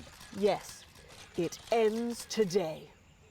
And tomorrow, we'll start making it fair again, just like we promised we would. And until then, ladies and gents, I suggest we all get I can't argue with that. Thank you for your time. Well, an interesting acceptance speech there from the... Fucking awesome. All right, let's go to the next one. Right, click on rushes and let's have a look at those. What is a rush? Right, this is the rushes. Right? It's pretty simple. The 4 screens you can see, they're going to show you the 4 signals you got from the studio during the actual broadcast. Difference is you can mute any combination of them, so you can have a listen to the stuff you weren't allowed to show. Select the broadcast and give it a go. And when you're done listening to the backstage secrets, hit back. Okay, I know exactly what I want to hear. I know exactly what I want to hear. Is what was his flip out? These aren't my cards. Please tell me these aren't my cards. No, they're the right ones, apparently. But this gives me nothing, Jenny. They must see that. Oh, no. I think they think he won't have anything to say. Oh, for God's sake, come on. It's a huge day. He's not an... Absolute bonehead. Oh. I don't care, Rob. I'm not doing it. I agreed to do one beastly interview a day. I made that completely clear when we started. Check my contract. Hi, I'm Megan. Oh, piss off. Oh my God. You're on thin bloody ice, Rob. Whole wheat, man. Whole wheat. We're coming back from the break. Quiet in the studio. Thank you so much. Wait. Did the burger get thrown at him? Completely clear when we started. Check my contract. Hi, I'm Megan. Oh, piss off. You're on thin bloody ice, Rob. Passed in front of him. Whole wheat, man. Whole wheat! We're He coming caught the back burger, from yeah. the break. Quiet in the studio. Thank you so much for... 10 seconds, everybody. Going in 5, 4, 3. Welcome back to the National Nightly News. Later we'll be hearing from shock election winners Advance, but first our very own culture reporter Megan Wolfe is here with a star of both stage and screen. Megan? Thank you, Jeremy. Megan Wolfe, culture correspondent. And today I have a guest who starred in everything from Shakespeare to the Shotbot films. I'm very excited to be joined today by none other than Lawrence Blunderclatch. Thank you so much for coming on. Oh, my dear. I do hope you believe me when I tell you. Okay, so we know all this bit. So what happened when he What's that freaked like? out? Oh, wait, he left. This is among ours. Of my life. May I say, having you what was said to him up there? Oh, my dear. I do hope you believe me when I tell you that being with you here today is among the greatest joys of my life. May I say, having you He here scoffed with at us it and is left. among ours. So you've just finished filming your latest...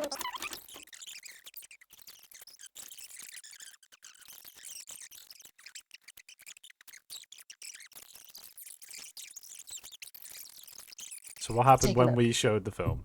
Take a look. And we're out. Rob, get the car. We're out of here. Mr. Blunderclatch. No! I'm shutting this down. What kind of operation are you people running? Mr. Blunderclatch, I understand you're upset, but we can... You don't know the half of it. Rob! I'll be at the Dorset. Send up a bottle of scotch and a whole ham. It's in my contract. I'm sorry. I'm sorry. I just had to. I had to. Oh, go on then. Say it. What? I told you so. Your hair looked nice. See, this is why you're single. Had to what? What did they do?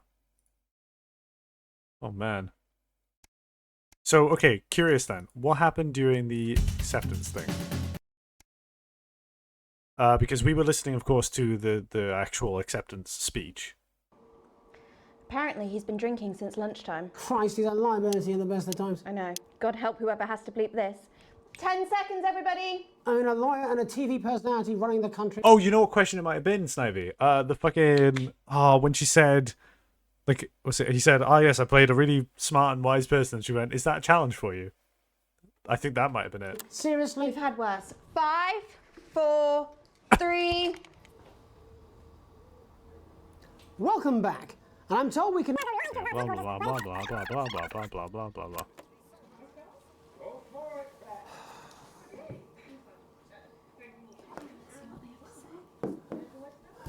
Have I nearly hit the source this one?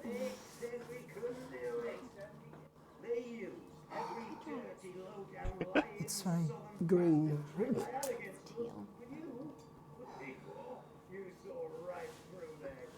Do you think this is improv?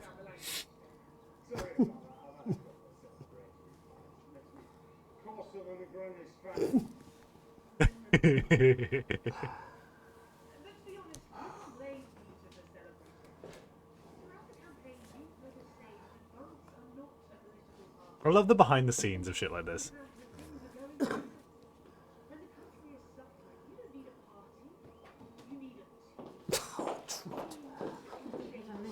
No. So he doesn't. Team spirit. All that bollocks. So he doesn't. They don't agree with it. Okay. Improv, but they're actually watching the clip. Yeah, probably.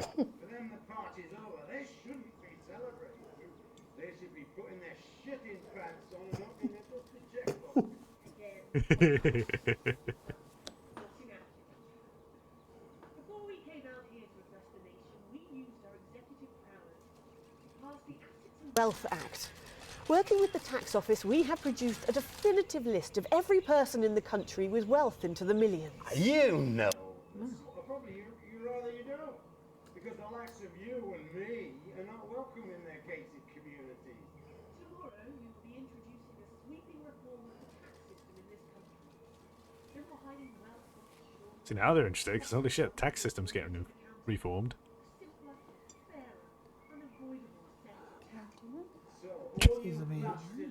incursion on personal liberties. And earlier today, we revoked your passports. Whoa, now that is serious. They took away. They're stopping people moving. That is outrageous. Whoever and whatever they are. They can't do that. From a nation of warring individuals into a team. To properly fund health and education. To raise the living standards of us all. The pundits said we'd have to raise billions, but you'll see when we've reclaimed what's ours, that's absolute ferret shite. So to you posh twats, the people who pay you a pittance to serve them drinks in their private clubs, the people whose children you raise, so they've got time to get even fucking richer. Advance have this To say to you. It ends today. We are coming for your sports cars. Yes, you're on the side. We will put the wealth of this country back in the hands of the people who create it. It ends today. Yes, it ends today. And tomorrow, we'll start making it fair again. Just like we promised we would. And until then, ladies and gents, I suggest we all get pissed. I can't argue with that. Thank you for your time. Well, an interesting acceptance speech there from. It's really interesting. I love this shit. Okay, this game's up my alley. I'm glad we switched. Hi Roy, how you doing? Welcome. Alright, let's check it. Oh, this is just the adverts then. Right, what was Crazy Neil? What the fuck was Crazy Neil? I need to know who Crazy Neil is. Hi Crazy Neil. Welcome to Crazy Neil's crazy pre-Christmas sofa and chair deals. It's Oh, a wow. steal with Crazy Neil. We don't care if you've been naughty or nice. We got green sofas, red sofas, brown cushions, pink cushions. You've got a grey sofa. We've got a great sofa. In a grey, a brown, a pink, a yellow, a purple. Neil's deals are unreal. My God, You've Neil. got people coming over at Christmas. You've got an aunt. She's going to leave a stain on the sofa. You don't want to sit Is on she? this white sofa. She's going to have to sit on the dark sofa. This is the deal with Neil Appeal. My You God. wanna throw your money at us. We'll give you a leather sofa for a price that is just crazy. If you've got lightning striking, then strike whilst the lightning is hot. You've got What? this huge sofa. We don't care if it's smelly, stuck in front of your telly, full of welly. We'll take that shit away. Don't make a meal out of it. Make a deal out of it. We got a big ass deal on a big ass chair. We've got white chairs, blue chairs, stools, inflatable I need a chairs. big ass This is chair. a crazy deal with Neil Appeal. You With don't Neil want Appeal. a lame ass chair. You want a great chair. We had a man come down the other day and he brought in his young daughter and he wanted her to have the best chair. We got those chairs. We got all those chairs. We got tall chairs, chairs on wheels, wheelchairs. We got chairs for twins, chairs made out of steel, chairs that are a steal and a deal. We got those chairs. You want crazy? We got crazy. Crazy Neil's got crazy deals. You want a toilet? We can do you a toilet. We can do you a toilet next to a chair. We can do you a chair next to a toilet. Hell, we can even do you a toilet chair. Do you come on down? You bring your ass. We got it. You want it. You want it. We've got it. You want it. You pay us. You want it. We've got it. You want it. You want it. We've got it. You pay us. Holy fucking shit, Neil. I'm in. You got me. Good lord. Oh my god. The energy, man. The energy in that. Jesus Christ. What if he sells chairs that fit you? I hope so. Gee, I hope so. Good lord. Sorry if the coughing gets a bit much. Seasonal cough. Okay, day 3. An unexpected form. You arrive home and find a post on the mat. To find post on the mat, most being nothing more than the usual junk mail. One letter, however, catches your eye. The team wants to know you. Curiosity gets the better of you, and you open it. It's a form from the new advanced government asking for information on all citizens. The first page is filled in already. Your name, Alex Winston. Your spouse, Sam Winston. Your children, Charles Winston, 14, and Susie Winston, 19. Well, you muse. At least I got the basics right. The rest of the questions are left for you to complete. They appear to be mandatory. Question 1. Upon starting a new job, you would...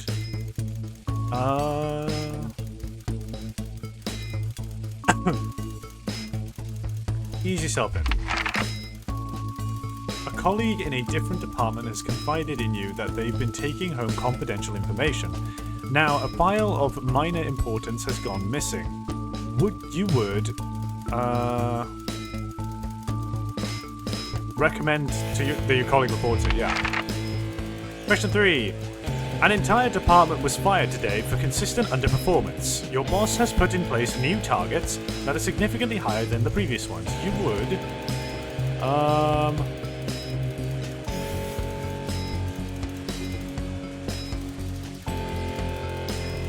leave work on time. It's the annual company barbecue, and you and your family have been invited. You...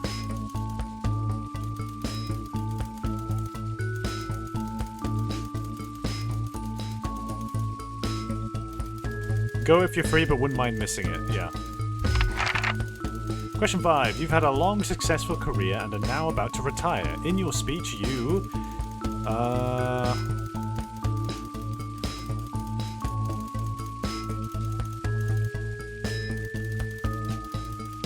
yeah, list achievements and good memories. Make it good. Is this a dystopia? It might be. It might become one if this keeps going the way it is. Question 6. In your spare time, you...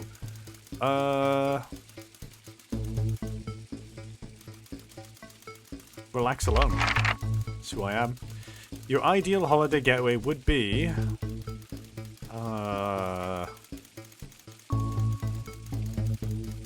yeah, thrills and attractions. Question 8.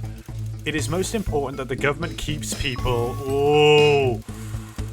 Ooh! Oh god, okay. Right. Oh shit. All of these could be bad. This is very vague. If we just say safe, there's a such thing as too safe and limited. Free, there's such thing as too free, and you know, like in terms of people able to just do horrible shit without any punishment. Happy, yeah, you can make everybody happy, but you could like, I mean,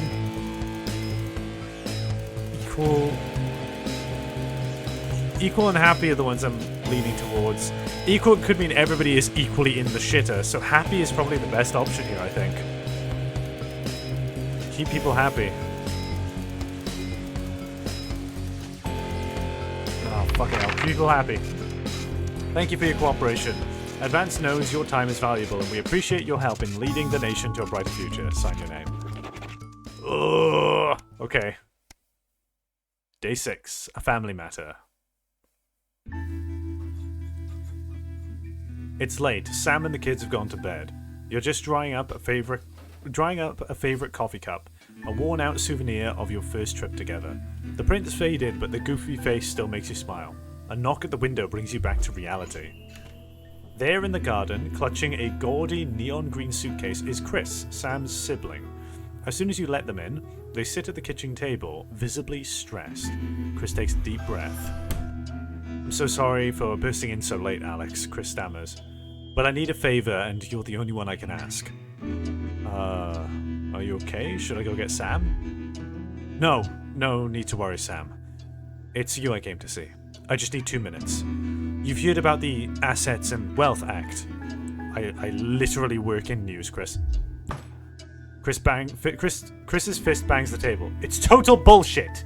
They're taking whatever they want and distributing it as they see fit. No government should have that kind of power. I can't believe they're actually getting away with it. Madness! Which is why I need your help. What? Why do I get the feeling I'm not going to like this? Chris's eyes seem to be resting comfortably on the floor tiles. Look, I know it's a lot to ask, but I need to borrow your passport. My passport? What for? They've taken mine and half the bloody countries, but people always say you and I look similar, so... Chris is pacing now. I need to leave before it's too late. Once I'm out, me and my money will be safe. But I need to go now before they freeze my accounts. Please, Alex, I wouldn't ask if I had any other choice. No, fuck you. What? I can't do this. Surely there has to be another way. It can't be that serious. Chris's mouth falls open. You're joking, right? I've always done right by you and Sam. I've treated your children like they were my own. We're family. Does that mean nothing to you? It's against the law. I can't help you with this. Fine. I'll solve this myself, Chris spits. So much for family loyalty, eh? Grabbing the nigh-on fluorescent suitcase, Chris disappears into the night. You go back to the dishes, picking up Sam's cup again. The peeling face now seems to bore into you. The knot in your stomach tightens. Holy fuck. Okay. It got a bit real really quickly there. Jeremy Donaldson is the country's most popular and trusted news anchor for now. What? Day 8, the fallout. Oh, Dave? Alright, mate, it's Dave. Hi! Oh, it's just noisy in here, Jesus. Right, hang on, let me just get out some flags, darling. Yeah, I'll take out my whippy. Cheers. Right, oh, that's better. Let's get set up and get on with it, eh, so I can get back to my guests. First of all, let's get the power on. You need to get at least the bottom 4 plugs on. Right, let's load up the adverts. You might want to have a bit of a think about it. Your decisions have consequences, don't they? Should we play? Is this toy safe? I'm sure it'll be fine. Alan James. Advanced Go-Getters. It'll be fine. You can see they finally got the old headline system up and working again. What? And the Vision Mixer's already in headline mode because headlines always come at the start. What? It's really simple, mate. These 2 buttons at the bottom of the Vision Mixer, you can see they now have A and B on them. And they're to help you pick image A on the left bottom screen here, or image B on the right bottom screen. Okay. Here. It's really simple. This little clock here will count down the number of seconds you have to make your decision. Provided you make a decision in that time, you're fine. And you can change your mind as much as you want until the clock reaches 0. But if you don't make any decision, you'll be fired before you even get to make another choice. Okay, what do you mean? What does it do? Thing, mate. The pictures you choose to show of these people, well, that's how the public is going to perceive them, and that's going to affect their lives. So with the adverts, choose carefully. No, and we're off. Good luck, mate. If I get time, I'll call you back in the next break. Yeah, I'm coming, darling. My friend Janet says theirs gets really hot. Is this Janet who thinks dogs have their own secret language? Yeah, the one that mistrusts the moon. 10 seconds, everybody. Not the best source of consumer advice, then. Don't blame me when it explodes. Going in 5, 4, 3. Good evening, I'm Jeremy Donaldson. Our main headlines tonight. Destination unknown. At the end of Advance's first full week in office, we ask exactly who's leading this charge. Tonight, I'll be discussing what the new future might hold with a leading economist and radical free thinker. With the country's wealth creators in a state of panic and unfavourable rumblings already heard from overseas, I'll be asking my guess whether Advance can deliver on even a fraction of their manifesto promises. Out with the old, Remington's Fist have appointed Sophia Remington as their new CEO. The following photo, taken from our archive, gives us a sense of this influential young firebrand who, at the tender age of 23, becomes the youngest female CEO in history. Sophia Remington has always impressed. She was top of her class at university and graduated with the highest honours, immediately being asked back to lecture. The markets have responded favourably to Sophia's appointment, with stocks rising 30 points in light of the announcement. In her first press conference this afternoon, Sophia announced a children's toy named Mr. Snugglehugs. Sophia promises it'll be all the rage this Christmas, but concerns have been raised about the product's safety. Making a splash. Intrepid scientist Dr. David Wong and marine biologist Ingrid Swarsborgen-Horgensford have today set off to explore Dante's taint. The recently discovered cave system was previously thought unreachable, but thanks to a new breakthrough in underwater flower technology, the pair hope to successfully reach the imposing central cavern and the undiscovered plant species it contains. This is, of course, only the latest in a series of successful expeditions for this unlikely pairing. Good. In a joint statement about the dangers their team might face, the pair stated, "We will face the plentiful challenges together." You can't reach mind up, man. Playing the field. Kidding. Rumours abound that sporting legend Johnny Hamsleeves is snapped leaving Bush, one of the capital's hottest clubs. The footballer was caught while out celebrating being named Sports Personality of the Year last week, as reported by this very programme. And judging from the angle and velocity of that spray, it looks like Johnny may have been celebrating a little bit too much. I certainly wouldn't want to be his dry cleaner. and Good grievous Lord. bodily charm. With Advance promising a radical new position on crime, how afraid should we actually be? I'll be going live around the country to talk with people who've seen the criminal justice system from every perspective. With more and more powers passing to the police and less oversight, are we using an Advance-shaped sledgehammer to crack a nut? All that and Megan Wolf with a group of young actors already experiencing the positive side of the new Assets and Wealth Act firsthand. They'll be talking and performing later. That's all coming up on tonight's National Nightly News. Oh, okay, yeah, we got that. I cut a little bit too late. We're good. We're okay.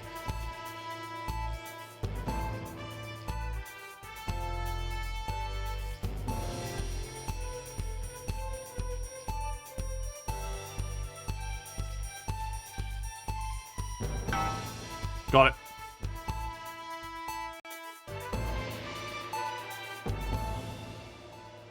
In the wake of the government's swift enactment of the Assets and Wealth Act, we're talking about Advance's first week in office and what the new future holds. Joining me are Katie Brightman, a leading economist, and Alan James, author of Alan James is Right, The Free Man's Guide to Waking Up. Alan, the government certainly haven't dragged their heels on delivering some of the legislation they promised. But what does the Wealth Act mean for us? Nothing, Jeremy. We're still vassal slaves, we're just in prettier cages. A confident dismissal there. Katie Brightman, do you agree? I'm afraid I don't, no. I think that Advance have realised that the current economic system of unlimited, unending growth is untenable, so they're changing things up. There I agree with you. They're moving to the next steps in the grand plan. Grand plan, Alan? It's all in my book. Alan James is right, Jeremy. We're to become the great herd. Ignorant, sterile, and short-lived. That's what they want. Or perhaps Advance have just realised that if we carry on the way we are, we will destroy ourselves and this planet in a mad orgy of consumption, if you'll excuse the colourful metaphor. Yes, orgy is the right word. Only it'll be the overlords having an orgy on our poor broken backs. It's all in my book. Alan James is... Shamelessly self-promoting? Katie, how do you think the rest of the world will respond to this new approach? I think they're watching carefully. Advance are the most disruptive threat that the world's powers have faced since the last Great War. Yes, Katie's right. War is fuck, inevitable. I'm all over the place. And this will not be a war like we've ever seen before. We're talking millions of deaths. We're talking high-tech weapons that can level entire cities. We're talking... Out of the wrong orifices? Mock me all you like, Jeremy, but when they murder your parents and they poison your food and they take you away to their camps for hypno-brainwashing, we'll be laughing then. That might be a great way to sell books, Alan, but you know full well that isn't going to happen in a democracy. Democracy is dead. Yes, Advance are radical, and change is always frightening, but the truth is that the Wealth and Assets Act has made more than 90% of the population wealthier and is on target to produce a permanent end to poverty. Bollocks! What this young lady doesn't understand, Jeremy, is that these are Wow! the same... Oh, fuck, I didn't censor it! I didn't put... Did, but it's all a little circus act to keep us from seeing the tyrant behind the curtain. That's where you're wrong, Alan. For a start, I'm all over the place, fuck! vote, like we've never seen before. You say mobilise, I call it grooming. The grooming of an entire generation to walk happily into eternal bondage. They're like psychic paedophiles. But based on the facts, Katie, what are your predictions? The Assets and Wealth Act is only the first step. Advance now have a historic budgetary surplus, and as well as properly funding our public services, they're already funneling unprecedented amounts into scientific research and the arts. Or, as I call them in my book, Frankenscience and opiates. Like opiates, see? Can we get back to the issue at hand, please, Alan? This is the issue. It's all coming from the water, the chemicals. They're pumping it full of belief juice. Don't get me wrong, I want to see these changes, Jesus but only if they're Christ. sustainable. If Advance lose their power after spending half of our GDP on dismantling infrastructure, that could be catastrophic. The catastrophe is that they're succeeding. They've got us sat here talking about their puppet show. All right, we're running out of time. Quickly, Alan, what does the future look like to you? A bleak space where we've all been figuratively sodomized into submission. Of course. Katie? We might be on the eve of a brave new world. God knows we need some change, but we need to be cautious. Let's walk forwards with our eyes open. Two very different visions of the future there. Alan James, Katie Brightman, thank you for joining me. When we come back, I'll be investigating law and order before Megan meets some beneficiaries of the Assets and Wealth Act.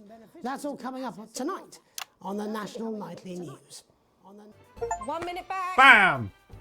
You know, I think they might do some good. I hope so too, Jeremy. How much are you being paid by them then? Shut the fuck up, Alan. I've never heard so much shit in my life.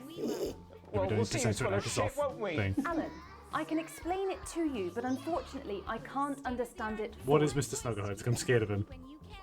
Well, I don't know what she meant by that. Absolutely fucking fine, I tell you. How's it going, actually? Fuck it, I don't care. I hate the fucking news. Oh, bloody hell, I love this tune, though. All right, mate, see you later, bye. Just saying I'll do what I can. Oh, Mr. Snugglehead. Set up a word, and that's all I can do. 10 seconds, everybody.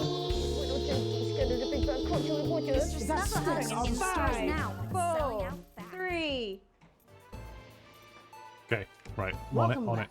In our second segment, we're going to be taking a Let's deep go. dive into the state of law and order in our country. Advance have also tasked what they are calling a solutions team to move this serious social problem to the top of the list. Tonight, we go behind the headlines to meet the people who live with the criminal justice system every day of their lives. First up, we have Gregory Judge, a lawyer who sees the problems close up on the front line. Can you hear me, Gregory? Yes, I've got you, Jeremy. Thanks for having me. What's it like on the front line of the hard face of the cold hand of justice? Well, as you can imagine, Jeremy, we are massively understaffed in this country. We're working every hour we can just to try and cope with the caseloads on our desks. Which must affect the quality of support you can offer. Well, we can barely keep up with demand, Jeremy. There just simply isn't enough being done at a systemic level to relieve the problem. We need more support from ministers. What are you doing? We need change at a structural level, I'm Jeremy. leaving, Greg. Not a good time, darling. It never is it? I'll be at my mother's. Just hang on. No, the problem isn't a local one, Jeremy. It's nationwide. Just give me 5 minutes. Jeremy Donaldson. Oh, have you mentioned your affairs? No. Well, the affairs of the Justice Department that we should be concerned about. Hello, Mr. Donaldson. Hello, Mrs. Judge. We need legislation to I relieve am the struggling pressure to keep on our up. public Okay. Sorry to interrupt the news, Mr. Donaldson. Can I have a moment to tell my husband I'm leaving him? Yes, I totally understand. Quite the picture of a burdened legal sector there. Gregory Judge, thank you for joining us. Next, I'm joined by Police Chief Constable Bob Peel, a man with a very different perspective on our nation's crime. Do you think there's a problem with the system, Bob? I'm sure we all do, Jeremy. Don't I'm sure we accidentally all cut to long them. for a return to the days when you could safely walk the streets of your community at night, looking in through windows and generally enjoying your neighbours without the risk of being terrorised by some thug with a knife or cosh. So you feel the streets simply aren't safe anymore? Where have we gone wrong, Bob? Well, that's not a simple question, Jeremy, but I think it all comes down to moral decay. We've diluted our culture and lost touch with what it means to be a citizen of this once great country. Also, as the vicar noted in Sunday's sermon, we probably shouldn't have banned hanging. And to what do you attribute this moral decay? Foreigners, gays and gypsies mainly. Oh It's all my in the God. Bible. Look, Leviticus clearly Fuck states you. that... Oh, bugger, hang on a moment. Jeremy, What bloody the gimps fuck? escaped. Delia, could you give me a little help, please, dear? Delia, could you give me a little help, please, dear? As I was saying, Jesus didn't like immigrants much, did he? And just to be clear, you think it's the immigrants who are responsible for the moral decay? Absolutely, Jeremy.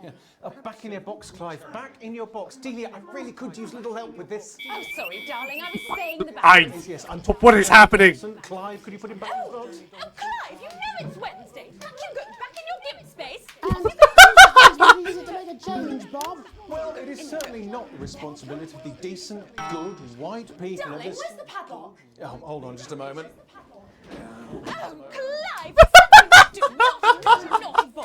Mummy said... Clive, I'm not having this again. Mummy said, get back in your gimp space. No! Naughty! You beast, Clive! As I was saying, Jeremy, moral decay. Crime is the responsibility of the criminal, no one else. Look, everyone has a sob story, but we don't all end up as barbarians, do we? When our daughter Alice comes home with an A-, does she go on a killing spree? No, she takes 3 of her pills and hides under the stairs like a normal child. Thank you, Bob. Bob Peel there, really locking down the police's position on the Fucking God! He's picked up a whip too! He's going! Uninterrupted. It's time to get to the heart of the matter. Tony Dawson has recently been released from prison after serving 3 years for aggravated assault, burglary, and menacing a swat. He's agreed to talk to us today, which is also, I believe, his birthday. Many happy returns, Tony. Cheers, Jez. Call me Titwank Tony. Everybody else does. No, I'm not going to be doing that. Can you tell us what it's like in prison, Tony? Titwank Tony. Prison's a mixed bag. Structure's quite nice, but it's a constant battle against institutionalisation, as you can imagine. And obviously, titwanks are quite hard to come by. I'm picking up that you're not alone there, Tony. Titwank Tony. Yeah, sorry, my friends are throwing me a surprise party. Good bunch of lads. Okay, well, I'll try to get back to that party as soon as possible. First, let me ask you this. Do you feel that your time spent in prison helped to rehabilitate you in any way, Titwank Tony? Tony? Way! Titwank Tony. Way! I don't think it's as easy as that, Jez. Soapin! Yeah, I think asking that is an oversimplification. It sounds like it's getting quite busy there, Tony, but let's try and soldier on. Since leaving custody, have you been able to find a new job? Yeah, all the boys are here. Big Chris. Oi, oi! Oi, oi! Quiet, Chris. What? This one's, yeah? Yep. 1 sec, love. Titwank Tony's on the news. Rehabilitation's difficult with the current system, Jez. Just not set up for it, you know? Inherently unjust. So, do you feel tempted to... I'm sorry, who's this now? You are joking. Chrissy Freebollocks has only got Mr. Fancy, oh. Not now, fellas, I'm on the news. It seems like we've caught you at a bad time. The little boy? Oh, I can't really hear you, mate. It's getting a bit busy here. Jesus. Yes, we seem to be losing the signal, Tony. Fucking way, lad. Believe that. Well, we're just trying to get that signal back. I think we... Yes, Tony? Tony, I mean, we're literally away for 2 seconds. How has this happened? Oi, oi! How has this happened, Tony? Hopefully you, the viewer at home, have managed to glean a broader understanding of the serious and complex issues around law and order. After the break, Megan will be live with some plucky young thespians. Had to. Don't go away. We'll be back after these messages. Hey, here we go. Everybody. Titwank Tony, way! Quite drunk. It's been a great night. In this next section, there's a bit of music. If you edit in time with the music, you can see the result on the Vision Mixer, and the public will love that. Okay. Don't worry if you don't, though. You won't get punished for it or nothing. Just try and stay in the groove. Also, one last tip: when the music starts, turn down the broadcast volume. Right, enjoy the music bit. God, I love music. God, I'm so pissed. I think I might go and throw up in a bit. Sure, he's on his way. Come on, it's welcome Right, back. where are we going? Are we going? This is on you. 10 seconds, Oh, everybody. it's this motherfucker again. We're going to open on Megan. Camera 2. Going in 5, 4, 3. Okay. Welcome's Black. I'm Megan Wolf, and on tonight's Culture Spot, I'll be chatting with one of the first beneficiaries of the Assets and Wealth Act, a team of inspiring young people from Scritchford Sixth Form College who today received a grant from Advance to take their play, Hey, Friendship, on a tour of local secondary schools. Welcome to you all. Well, let's start with you two, Harriet and Charlotte Winstanley-Hamilton. Girls, you must be thrilled. We are, Megan. We're overwhelmed, to be hononest. And I believe you two are sisters, is that right? Yes, Charlotte's my oldest. I'm the older, more popular one. Only joking. Harriet and Trey were really the ones who came up with the whole idea. He's Welsh! Harry and I were shooting the breeze in the cafeteria. They're both Welsh! Actually do something. Welsh! But she'd been laid off due to budget cuts. Fortunately, I directed a pantomime when I was at university, so I knew the ropes, as it were. Right, yes, but you're the maths teacher, aren't you? Yes, that's me, Jeff Algebra, maths teacher. Maths is really important. Oh, thanks, Steve. Maths is really important. Yeah, thanks. As is theatre. It's one of the oldest art forms in history, Aristotle. I just think that when we travel around all these problem schools and the poor kids see us, they say, hey, I really want to be like those attractive kids. And that's a very beautiful and powerful thing. God. We touch our audiences and they touch us right back. I suppose with a surname like Algebra, there was really only one choice of career for me. My wife, Angela, and I, we often laugh about it. Angela Algebra. Yes. Angela Algebra. We just want to bring a bit of song and joy into people's lives.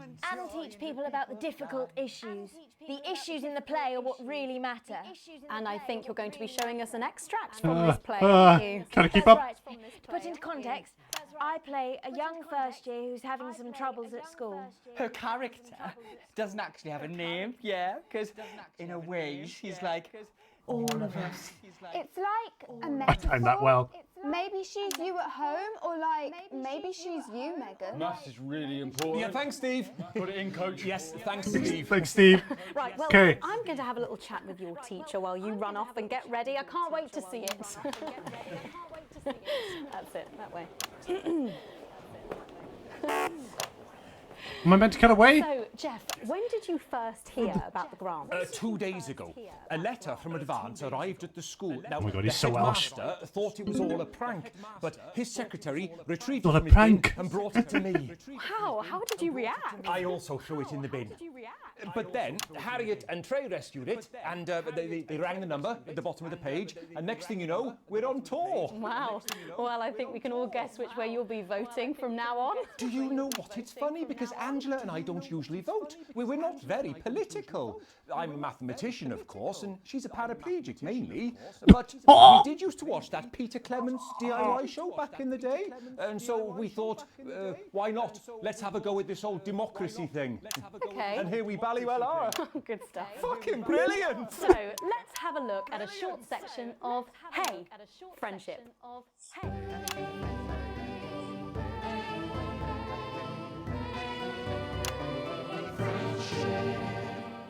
Dear Diary, I'm not sure I can take another day at this school. I'm not sure I can take another Fuck, I'm day. editing a Another goddamn day of play now. tears. Another day of fears. Another day of fears. But still I walk the corridors alone. Alone. Dreading what might be around every corner. What's around the corner? What's around the corner? What's around the corner? Oh, hi Gary. Oh heavens no! It's Gary the Fist! Gary the Fist! Going somewhere, little first year? Great. I've been looking for some poor victim to bully all morning. But will this make me feel better about my violent father? Excuse me. What the fuck is this? It's my favourite subject. And so important. Maths is for losers. What? Maths is for losers. My arm's stuck, coach. Keep going, for fuck's sake. Right. Maths is for losers. Now, give me your lunch money. Double lunch for me today, but why I'm only truly happy when I'm eating. Oh my God. Not today, Gary the Fist. Not today. What do you Gary mean the not Fist. today? Who are you? What do you mean not today? My arm's free, coach. Brilliant, keep going. Right. Brilliant. Who are you to stand up to me? I'm Gary the Fist. And you're just a sad little girl with two gay dads who's all alone. That's where you're wrong, Gary the Fist. These are my two new friends. Vanessa is captain of the netball team. Yeah. And Blake owns a motorbike. Yeah. But I can't fight all three of you, and I don't have any friends of my own.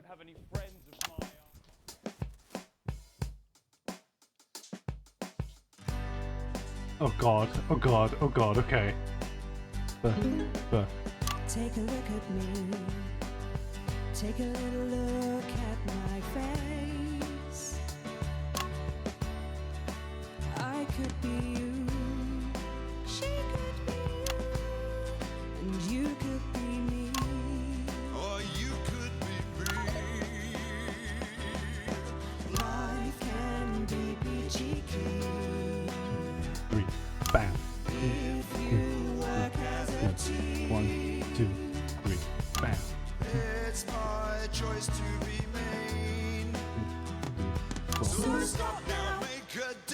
choice.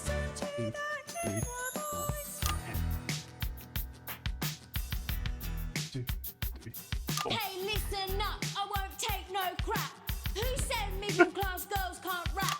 I ain't afraid of What am I watching? Ah! but I still love maths.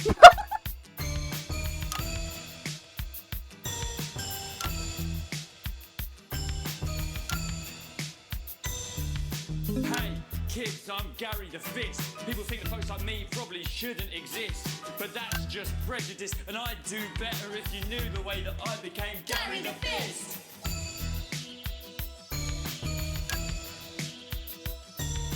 I grew up on a council estate. The park was hip, but the flats weren't great. My dad used to come home drunk and late, and he'd hit my mum for dinner, he had to wait. Where's my dinner? It's not ready. Where's my dinner, woman? Go.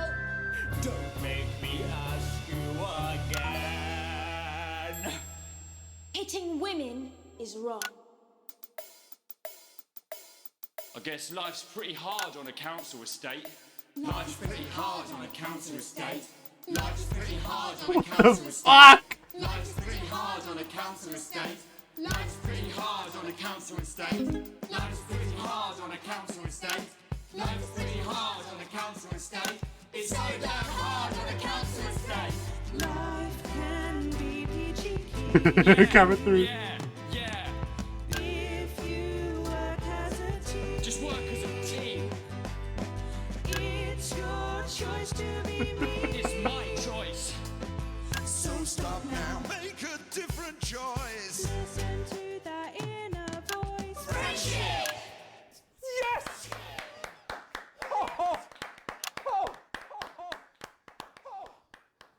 Well, thankfully that's all we have time for tonight on the National Nightly News. Join us tomorrow night for all the headlines from across the country. My name's Jeremy Dalton. Have a peaceful night. And Got it. we're out. Okay. Oh, that was brilliant! So What Welsh. the literal fuck was that? That was art. I believe I've got a 14-inch cock, but it doesn't make it so. I have a similar belief about an adequate paycheck. Oh, someone please get these twats out of my studio. That was amazing. Oh my god. Oh Jesus. Sure is a broadcast. Yeah, it's certainly something. Oh my god. What was his name? Gary the Fist or something? Oh my god. Receive your full wages. Still broadcast for. Great. Government's gone down. The channel loves me. Awesome. Let's have a look. Rushes. Okay. During Hey Friendship, there was a moment where he was just like off to the side. I want to see if he was saying anything while they were singing. Oh my god. Fistful of something. Oh, this is so Well, dumb. I where love is it. he? In his dressing Okay, room? so yeah, what happened? What happened with him? Look, it's alright, I've got this. I'm sure he's on his way. Come on, it's welcome back. How hard can it be? This is on you. I didn't 10 realise it seconds, was on everybody. her. We're going to open on Megan. Camera 2. Going Oh in shit! 5, I didn't hear it. 4, Oh no! 3. So I opened on him, and then he had to go at me for it. Welcome's Black. I'm Megan Wolfe, and on tonight's Culture Spot, I'll be chatting with one of the first beneficiaries of the Assets and Wealth Act, a team of inspiring young people from Scritchford Sixth Form was she College, taking it for who him? today received a grant from Advance to Oh. take their play. Okay.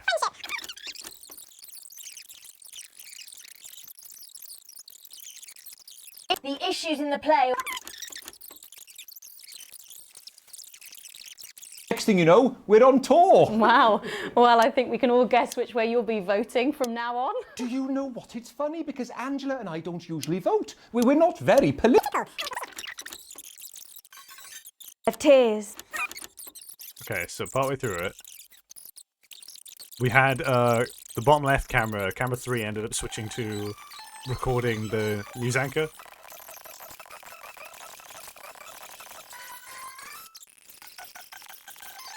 It's your Life's pretty hard on a council estate.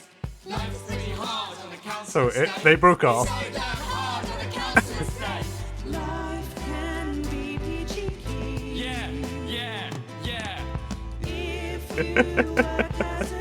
Just work as a team.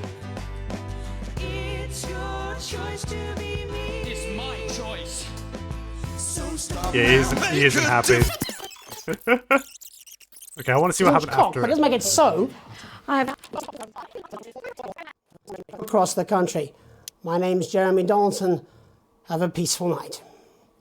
And we're out. Oh, that was brilliant! What the literal fuck was that? I believe that was art. I believe I've got a 14-inch cock, but let's make it so. I have a similar belief about an adequate paycheck. Oh, someone please get these twats out of my studio. Oh, that was it. Oh, they just cut there. Oh. Shame. Well, she said, it's just welcome back, how hard can it be? And then says, welcome's black. Yeah. Completely fucked it.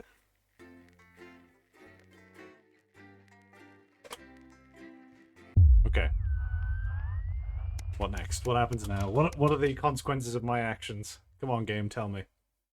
A late night. You arrive home after another long shift to find a note waiting for you on the countertop.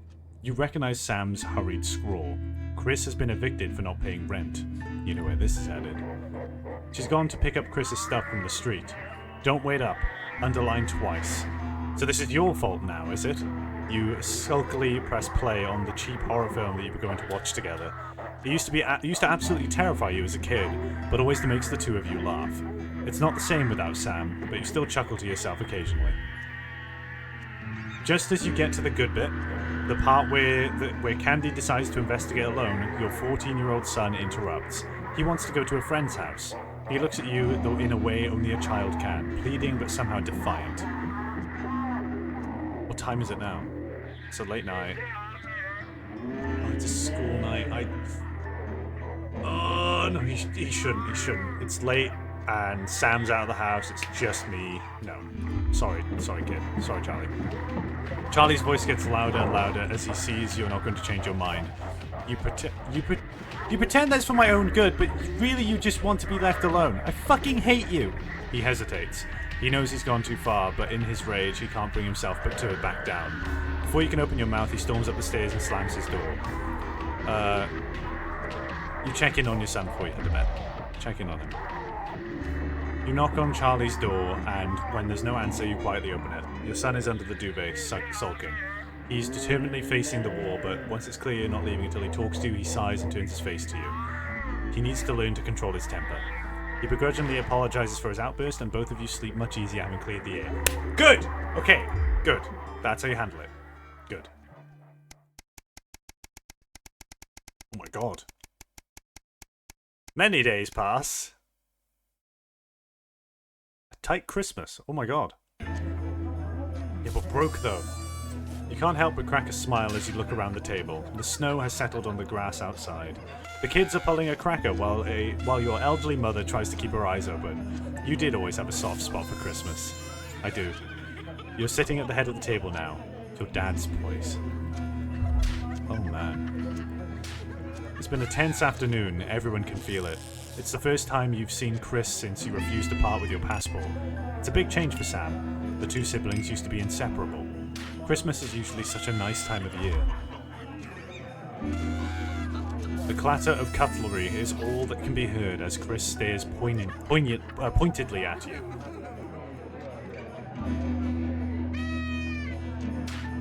Make a toast. You stand and raise your glass. Merry Christmas, everyone! I'm glad we're all here. There are murmurs of cheers and much clinking of glasses. Chris doesn't move. Yeah, we're all here. No thanks to you. Chris? Come now, it's Christmas. Can't we put that behind us? Sam's right, let's try and enjoy ourselves. Chris turns away from you, taking some frustration out on a cheap cut of roast chicken. Your daughter, Susie, seizes the opportunity to corner you. Do you know how you love me? You chuckle. This sounds familiar. I'm not going to like this, am I? You joke. Susie rolls her eyes. You know me and my friends are planning on going traveling this year, Susie begins innocently. Well, I was hoping you'd help me with the money. She's interrupted by Chris, who makes a derisive snort. I wouldn't hold your breath, Suze. Not known for your generosity, are you, Alex? Ignoring Chris, you smile at your daughter. Don't start the shit. Yeah, don't do that. We'll see so many parts of the world and learn so much about other cultures, Susie gushes. You sigh and lower your voice. You know, money is really tight now that Grandma's staying here. We just don't have that kind of money, Suze. But please, Harriet's parents are helping her. I'm sorry, I wish we could afford it, but we can't. What? You promised! Your daughter yells. She looks from the face of one parent to the other and opens her mouth to speak. Instead, she lets out a frustrated shriek and buries her head in her hands. Okay, the kid's an idiot. The kid's a fucking dumbass. This is why I hate children. Chris starts to applaud. Shut the fuck up, Chris. Shut the fuck up. I would punch Chris. And the Parent of the Year award goes to... Chris starts a sarcastic drum roll on the table. Oh man. Chris. You look to Sam for support, but none is forthcoming. Pay no attention, Suze, Chris goes on. Alex has no time for family, isn't that right? You can't bring yourself to speak. Pathetic. Chris puts an arm around Suze and escorts her out of the room. What the fuck? We do not have the money. My wealth isn't measured by a number. It is measured by broke-ass poor. I'm throwing a Christmas dinner. What the fuck do you want from me? What the fuck? Charlie excuses himself awkwardly as you start to clear the plates in silence. Have you had a nice birthday, Pat? Your mother chimes in cheerfully. Merry fucking Christmas. Oh my god. We couldn't afford it. Oh man. Oh, that hurts. A welcome windfall. You're leafing through the pile of accumulated posts. Each new bill pulls on your gut like a lead weight until a flash of blue makes you pause. Recognizing the teal advance logo on the envelope, you tear it open. Dear Winston residents, thank you for sending us your passports for approval. We can now confirm their receipt and validation for the new Assets and Wealth Redemption Scheme. Hopefully this will make the last month of arguments with Sam worth it. As such, it's our pleasure to enclose a check, which we hope you will see as a symbol, not only of our gratitude to you, but of our unwavering commitment to creating a society free of inequality. The throbbing of your fresh, speed-induced paper cut is the only reason you can believe you're awake. A check, and a sizable one at that. Chris was right. Advance really are distributing wealth. We will continue to strive for the betterment of this nation and its people. Forwards together, Julia Salisbury and Peter Clement. The weight of your financial burdens lessens slightly. It's bliss. Okay. Oh, shit now. Don't lose Sam. Don't lose Sam. Come on. We got some money now. We got some money we can throw on. Holiday time! Yes! Current wealth. Good. A long weekend. Why does the zip on this damn case never work? Never close. It's your anniversary. Every year you and Sam go away for the weekend. Usually camping. You're not made of money. You've been looking forward to it for ages, finally getting some time alone together where you can forget about the noise of life. No kids, no work, just a bit of romance and some peace and quiet. The zip finally gives up the battle and you drag the bulging suitcase down the stairs. The answering machine is blinking on the hall table. Good evening, Alex. This is Mr. Bozeman. I'm calling to inform you that you'll be required to work this weekend. Your heart sinks. Some information has come to light concerning the rising tensions between our nation and foreign powers, and the National Nightly News team will be working round the clock to ensure we break the story first. Needless to say, I will expect your attendance tomorrow morning, 8 a.m. sharp. Have a pleasant evening, Alex. Shock turns to annoyance, and then to fury. What are you going to tell Sam? Sam comes downstairs, brimming with excitement. Kissing you, they grab their car keys from the dish and start to load your bags into the back. Ignore the message you need this weekend. I'm a good fucking editor. I need this weekend. Message deleted. I could have just told her. What was that? A voice comes a voice from behind you. Nothing important, you reply as you put on your coat, adrenaline coursing through your body. Grabbing Sam around the waist, you practically slam the front door. You might as well enjoy your time off. You're going to pay for it on Monday. We've got the money to throw around if he does fine us for it. An unwelcome return. Yep, here we fucking go. When you get to work Monday morning, you get some sour looks from your exhausted colleagues. A note sits waiting for you. The immaculate script is blood red. I am very disappointed, Winston. Was it worth it?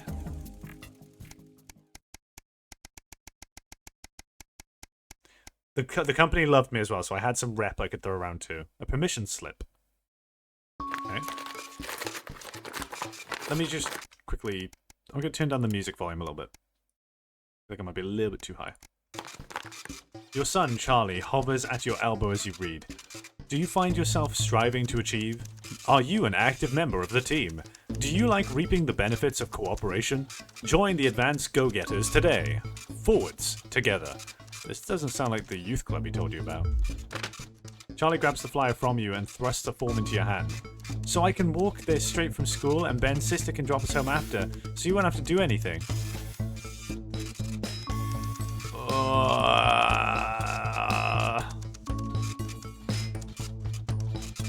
Fuck it. Yep, go. Your son is thrilled. It's heartwarming to see him so passionate about becoming an active part of the community. This can only be a good thing. Indoctrination! God, but he was already so pissed off from what I did before, so I'm like, fuck, this game is well written, how dare you back me into corners! Okay. Profitable partnership. After a particularly long day at work, you come home to find the post sorted into piles, as Sam has taken to doing recently. Most of it is the usual rubbish, but a letter with the increasingly familiar Advanced logo and urgent respond immediately plastered on the front in a correspondingly urgent red font grabs your attention. Best to get it over with. Dear Winston residents, this letter is to inform you that the Advanced government has taken another step forwards in our fight for equality.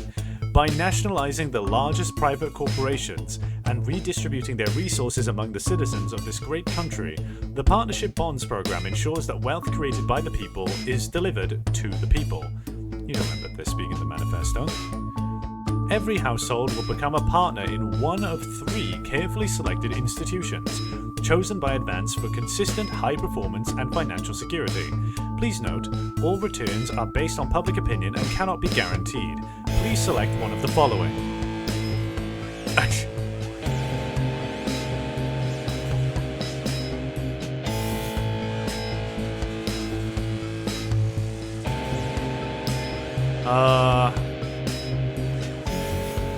Neil's deals, we have to. It's always a deal for Crazy Neil.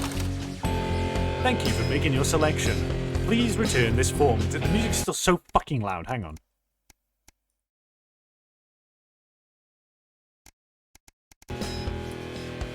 There. Please return this form using the envelope provided. You will receive a report from your partnerships in 3 to 6 working months. It seems that even Advance can't defeat the quagmire of governmental bureaucracy.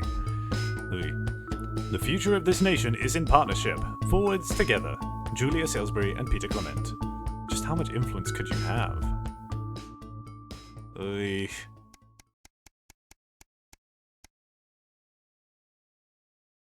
teenage rebellion. Uh-oh.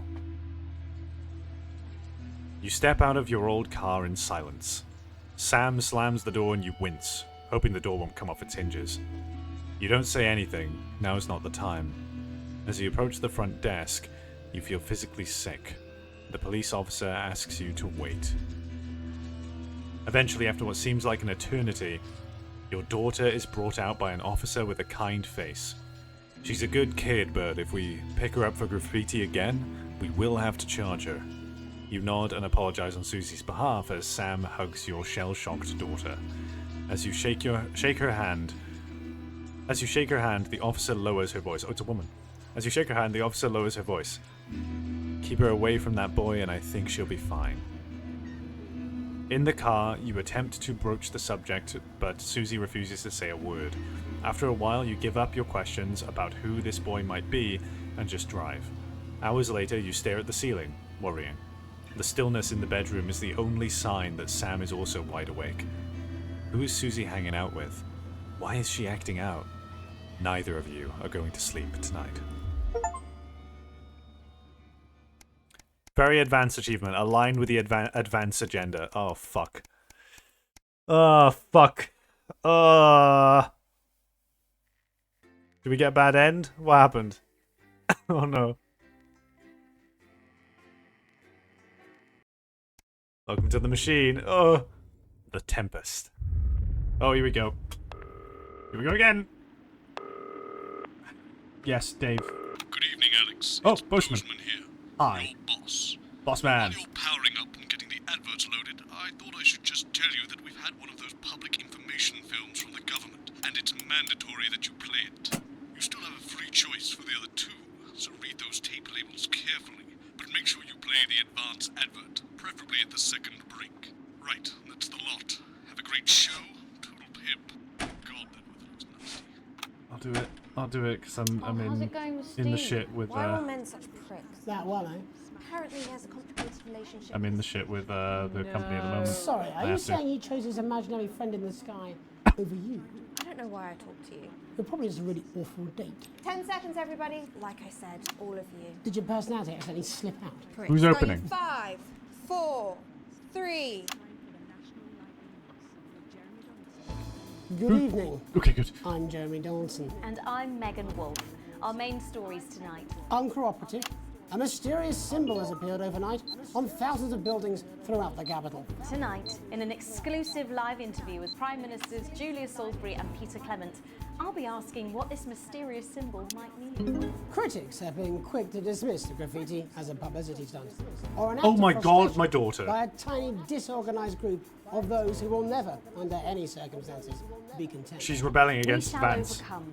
Trapped in Dante's taint for more than a month now, doctors Ingrid Sporsborg and Horgensvoord and David Wong announced today that they're considering two possible options. With two of the finest minds in science working together, hopes are still high for the eventual return of the team to dry land. While both options are still on the table, You know what? support Fuck you, seems to be Advance. growing for a daring escape attempt. If a group of fungus experts Save the world with Crazy can't fix Neil. the most advanced craft ever conceived by man, then who can? Bearing their opinions, the formerly rich are fighting back with a naked protest. Our very own Robin Short was on hand earlier today when this new protest group first presented themselves. It might seem amusing to us, but clearly this formerly overprivileged section of our society is not Your adjusting daughter's a well delinquent to now. the I'm future. going along with her. It's often too easy to forget that not every citizen is thriving under advance. Fallen angel? Notorious addict Johnny Hamsleeve seems to have reached a new low in his battle with booze, as this recent picture reveals. Johnny's star certainly lacks its former glow these days, with public concern over his mental and physical health growing at an alarming rate. Let's hope that the team at the Gentle Touches Rehabilitation Centre can help Johnny get back to his You know, former we've had Crazy Neil. We'll know Johnny's this is- family have asked for privacy during this difficult time. We'll have reporters at the clinic around the clock, so you don't miss a thing. Is this once celebrated role model about to become the bad boy of sport? And onwards and upwards. In an attempt to put the Mr. Snugglehugs disaster behind them, Rimington's Fist CEO Sophia Rimington today announced a brand new product that already has the markets buzzing with interest. This groundbreaking product came as quite a shock when it was revealed earlier today, though its critics are skeptical that the young CEO can fulfill her promises.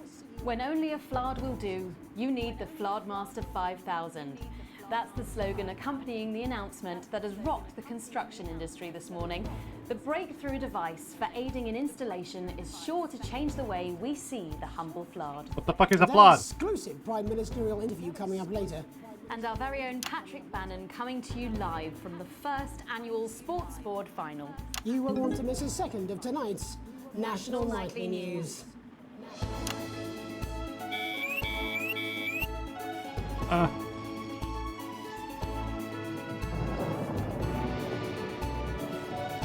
It's storming out there.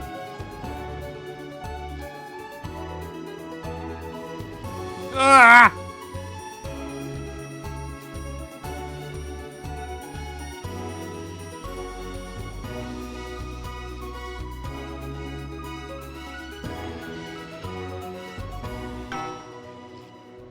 First tonight, after the Christmas horror caused by Mr. Snugglehugs, we have an exclusive interview with one of the victims. Poor 7-year-old Timmy Tadlock, like so many of those affected by the Christmas bloodbath, has spent the last 3 months undergoing a series of reconstructive facial surgeries. Last week, Joyfully, he spoke for the first time since the tragedy. Tonight, he talks to us. Before we go to the interview, however, this station would like to issue a full and frank apology for any part we may have played in the tragedy. We should never have advertised Mr. Snugglehugs. Without our publicity, the sheer scale of this tragedy, and now upwards of 8,000 casualties, might have been averted. On behalf of the Nightly News team, we're sorry. In future, we will do better. Now it's over to Robin Short at the Tadlock family home. Robin? Thank you, Megan. I'm here with Mr. and Mrs. Tadlock and their 7-year-old son, Timothy. Thanks for spending time with us today. Yes, well, you're bloody lucky we're spending any time with you at all, after what you lot did. Irresponsible. I mean, whose idea was this anyway? It's all right. Ah! As you can see, Megan, there's still a few open wounds here. I'll tread carefully. I'm going to speak to Timmy now. Hello, Timmy. Can you see me? Mummy, who's that lady? It's the lady from television, Timothy. She's going to ask you a few questions. And you be careful now, it upsets him to remember. Don't worry, Mr. Tadlock. I wasn't the youngest ever editor of the Swinstead Middle School Inquirer for no reason. So, Timmy, can you tell us what happened to you? You had just unwrapped Mr. Snugglehugs, hadn't you? Was he under the tree? Yes, I could smell him already. He smelled like love. Ah, yes, that'll be the fur. It's scented with hoof. I was so excited. I ran up to my room and gave him a big hug. He was so soft. Oh my God. Like our cat. Before he got in the way of Daddy's Porsche. Bloody cat had a death wish. Oh. And what did Mr. Snugglehugs say to you? He blinked his real action eyes and said, "You're my very best friend." But I sure wish Mrs. Snugglehugs was here, and she can't be for just $89.99.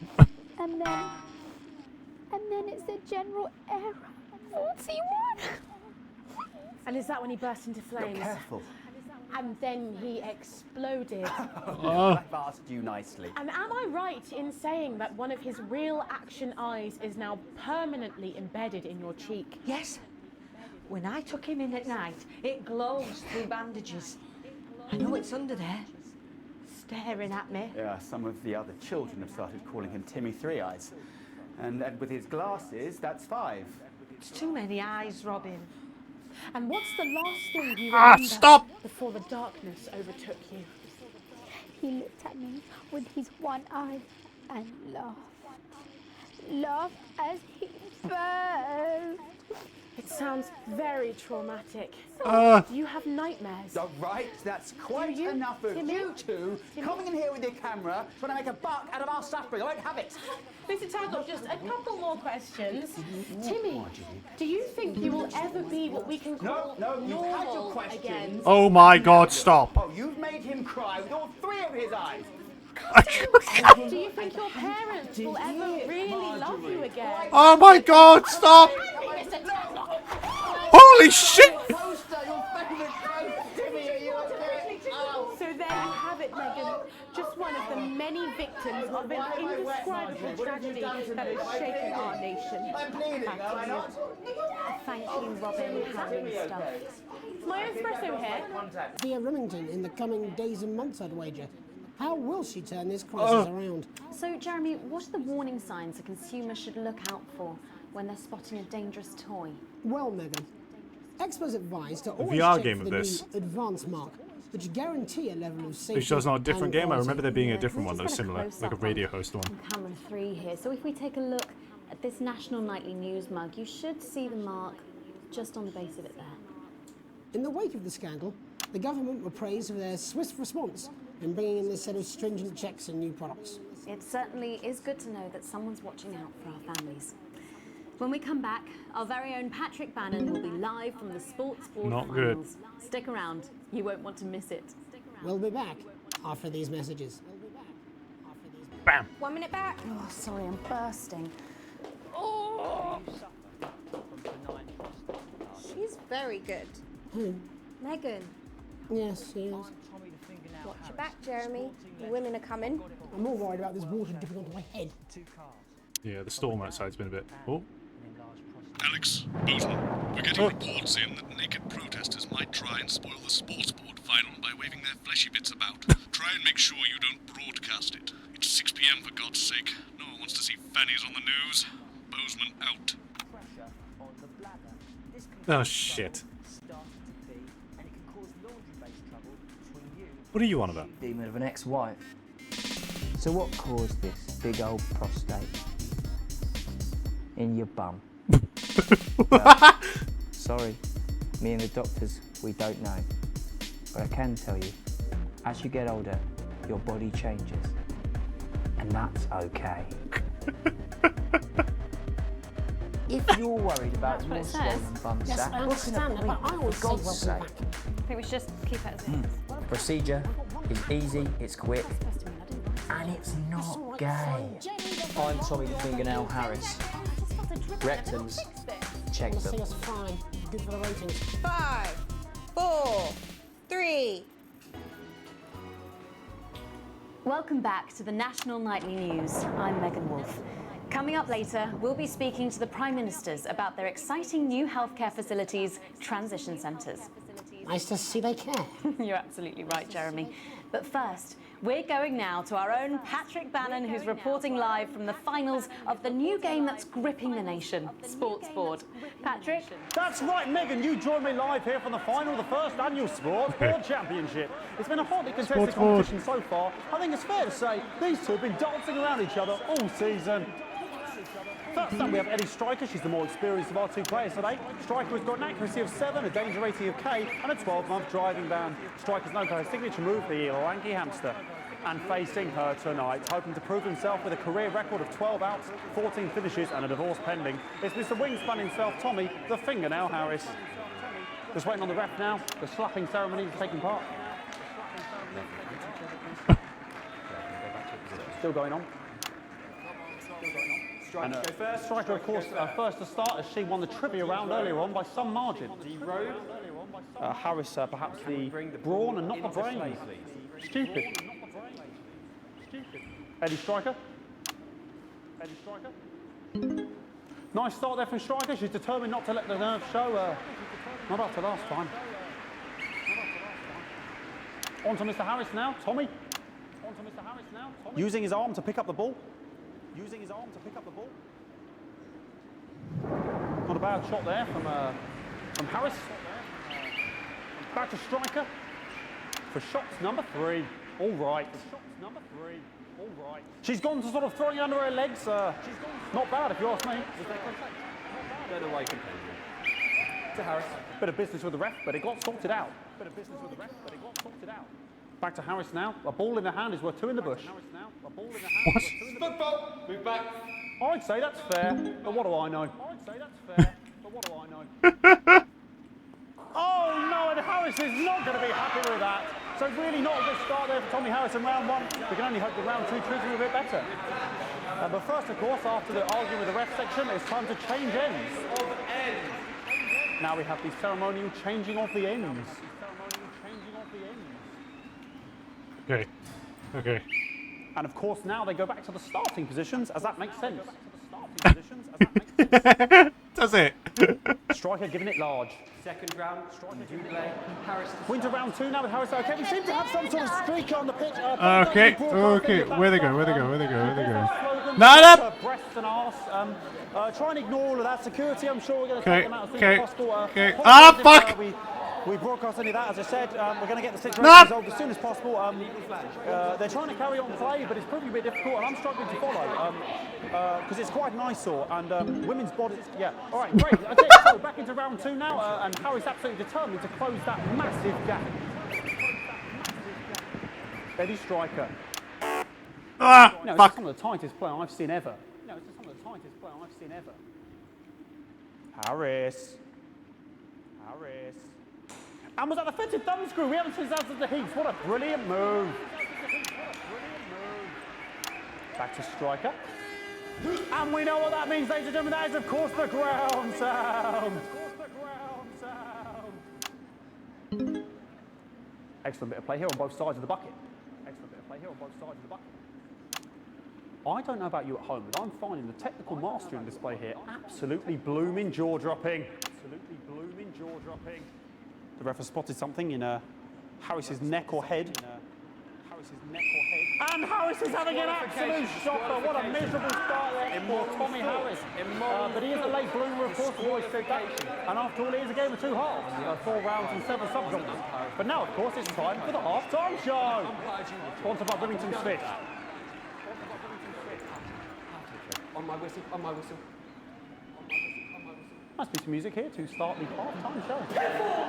Okay, another posh protester loose on the court here. We'll do our best to shield you from having to look directly at it.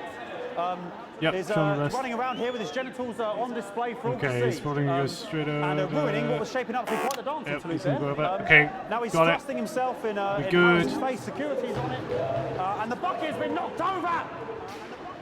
Not the bucket! When the bucket gets knocked over. Hopefully he'll get taken out now. Genitals flying around for all to see.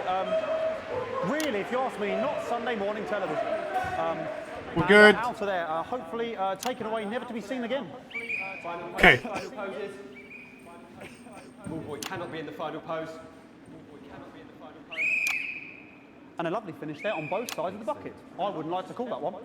And as we head into round 3, I'd love to know what's going on in these 2 players' heads. But unfortunately, because of science, we can't. Thank you.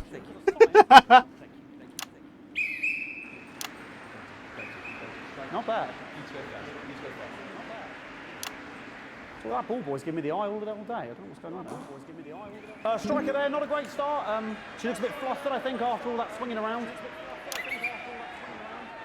Back to Harris here. God, what I wouldn't give to be that ball. I'm all right, ladies. God, what I wouldn't give to be that ball. I'm all right, ladies. What? Tommy Harris. Tommy Harris. And it dribbled down his arm, which is actually a really good move, because, of course, if it dribbles down his arm and goes on the floor, it's not going in the bucket. Back to striker. Wait, is the goal not to get it in the bucket? And striker's gone for the animal bonus there, but of course, perhaps. And yes, Harris has counted with a tiny bell. That is wonderful play. Of course, we've seen that before. Look at her face. She is absolutely gutted. What a mud. That could have been the clincher. What a massive shame. Harris receives possession now. Harris to serve now. Harris, of course, undefeated by Kestrel in his last 4 battles. So, oh shit! Here Stop. we go. Tommy Harris. Well, Harris. Tommy Harris. That's all right. That's all right. Not bad there. He threw it quite far away from him, which is quite a good idea. Very clever there. Perhaps a little contact, a caution from the referee, who's being, if you ask me, a little bit harsh. Ellie Striker. Ellie Striker. And she's let the nerves get to her. What the hell was that? You hate to see it, don't you? You cannot believe it. Oh, for God's sake. Okay, like, the mess now. I don't know what I can be doing about this. Okay, there's 2 of them now. I mean, they're sort of breasts and genitals for all to see. I mean, there's only so much you can do. They're sort of everywhere, aren't they? Oh, fuck. I'll try and carry on. The players are trying to carry on, but of course it's difficult because these protesters are hoping we can get them taken off soon so we can carry on with the match. Nonsense is going on here. Yes, We want our money. yes, very good. Take them away. Oh my god, they're fighting! Bloody wasters, absolute wasters.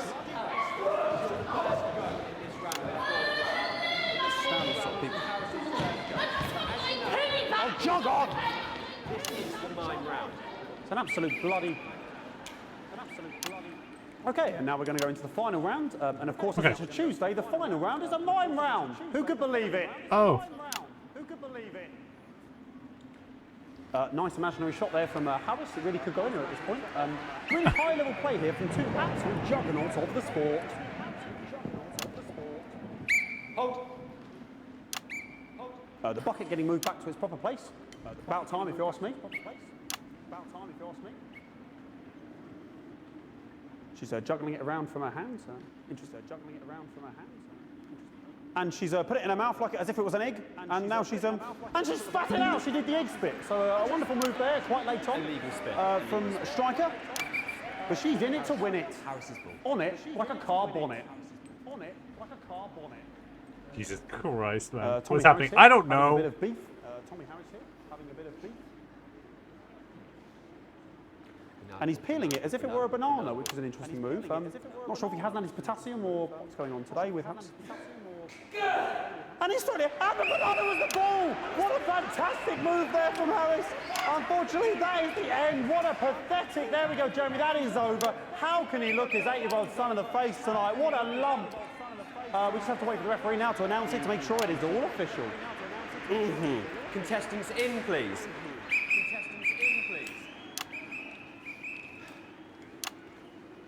And the winner of the first annual Sports Board Championship is everyone! Okay, the ref has decreed once again a win for everyone, including me as my 15th win in the Sports Board Championship. I'm going to be celebrating tonight with my wife and children. Another wonderful victory for me. Here come the on-site security to collect their medals, their 6th and 7th respectively. And thanks again for watching the Sports Board Championships. What more is there to say? I'm Patrick Bannon. Looking forward to celebrating tonight. And all I have to say, Jeremy, is back to you in the studio. Patrick Bannon there had an extraordinary final. Historic sports board, Jeremy. I didn't know you were a fan. Oh, yeah, I can wrench a doubler with the best of them, I'll have you know. I certainly wouldn't bet against you. When we come back, I'll be talking live with Prime Ministers Julia Salisbury and Peter Clement, who apparently have a big announcement you This is the ball game. That's coming up after these messages. That's coming up. 1 minute back. Okay. Fucking microphone struck me. What? Fucking microphone just struck me. Oh, when the lightning Where's happened. that sound guy? Can strengthen your face. Okay. Oh, the mics are just trying to kill us now, apparently. You'll be fine. You're Just don't forget, no, this is one of the games you gave me, I'm Doodle. immune to your cheap flattery. Hi, sorry, I was down. locked in. Wingman again. Just heard from the chaps Oh, in fuck. maintenance that this storm is causing the odd power surge, and some of your controls might be a bit dangerous. Now, I know you're tough and you can take the odd shock for the sake of a perfect news broadcast, but too many in quick succession can stop the old ticker. I'm sure you'll make the right decisions. Wingman out. So I could fucking die. Not there. Triple C, Prime Minister, it's so good to see you again. Miss Wolf, your star seems to be in the ascendant. It's a great time to be alive. Too bloody right. Oh, fuck! Ah! But that's a firm handshake you've got there. She's tougher than Ow! us. Am I here? Here with Mr. Clement on your left. Right you are, pet. You'll see, Dan. 10 seconds, everybody. No, mine's fine. Have you had a little accident? Chissy cow. 5, 4, 3. Welcome back. I am delighted to be joined by Prime Ministers Julia Salisbury and Peter Clement. Welcome to the National Nightly News, Prime Ministers. Oh, please, it's just Julia and Peter. We don't believe much in titles. It doesn't seem very advanced. We're delighted to be here. Well, firstly, I should ask how you feel about the graffiti that's been springing up across the capital. Should we be worried? Oh, no, you definitely shouldn't be worried. Well, not unless you've got a fatal paint allergy anyway. But yes, it does seem that there are still some people we haven't been able to help. You know, whinges most. People who've yet to benefit from the many advantages of the new future. And you know, Megan, as my old mum used to say, there are some pissants who just don't know how to be happy. We're working hard to reach these people, find out what they're angry about and how we can help. The door to my government is always open. Someone's tripping on me. But we didn't come here to talk about what may yet turn out to be some alternative arts project. Which we no doubt will have funded. When we want to talk to the nation about something far more exciting. Yes, your office briefed us that you have an announcement to make, but they were being surprisingly secretive about it. Let me ask you a question, Megan.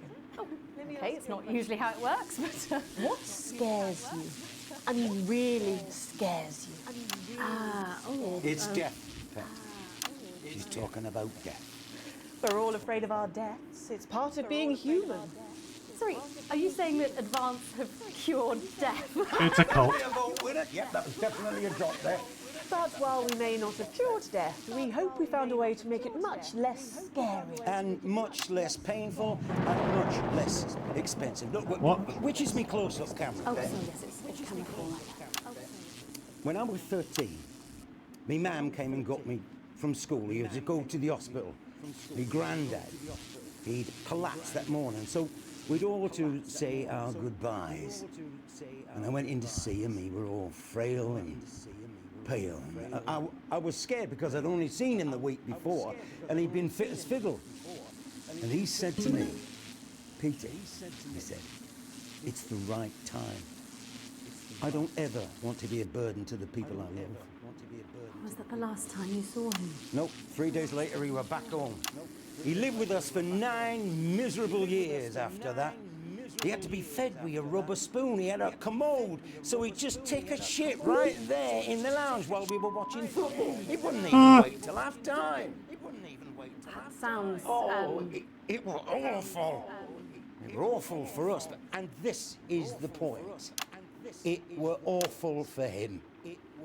He could see it was destroying me, man, watching him slowly fade away, and he would beg her to turn off his breathing equipment at night, but she couldn't, or she wouldn't. It were a crime, you see, and she didn't want to lose the children as well as her old man. No family should have to suffer like Peter's did. And now no family will have to.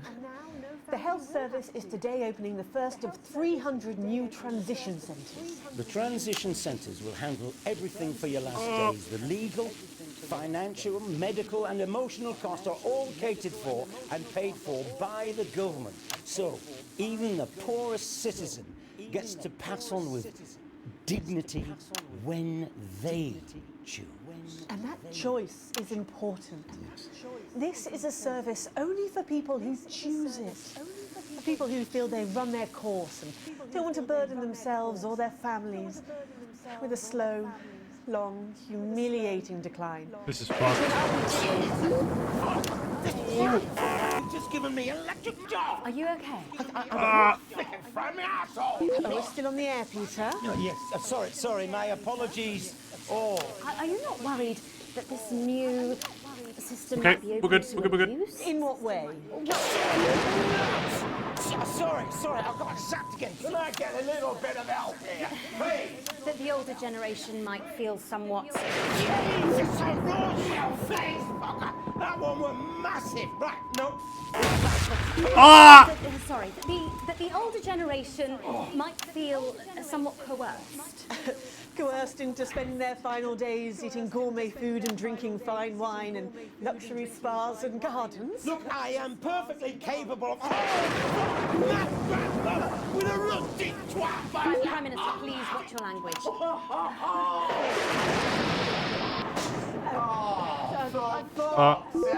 Go get yourself sorted out. Right. We're launching a government information film tonight. It should tell your viewers everything they need to know. You really do move at a breathless pace. It's hard to believe you've yet to be in office a year. Oh, Megan, we're only getting started. And on that note, thank you both so much for being here. Jeremy. Right, yes, okay. that's all we have time for tonight. Thank yous go out to our guests. Congratulations to all the winners of the Sports Board final. We'll see you tomorrow night at the same time. My name's Jeremy Donaldson. If you can, have a peaceful night. And we're out. Good job, everybody. Oh shit, am I dead? Just. I don't suppose there's any way this could be a good thing. It's my nephew, so we transitioned the moment I saw the leak. Is that meant to happen? Okay, that was meant to happen. Oh, fucking hell. Holy shit. Good lord.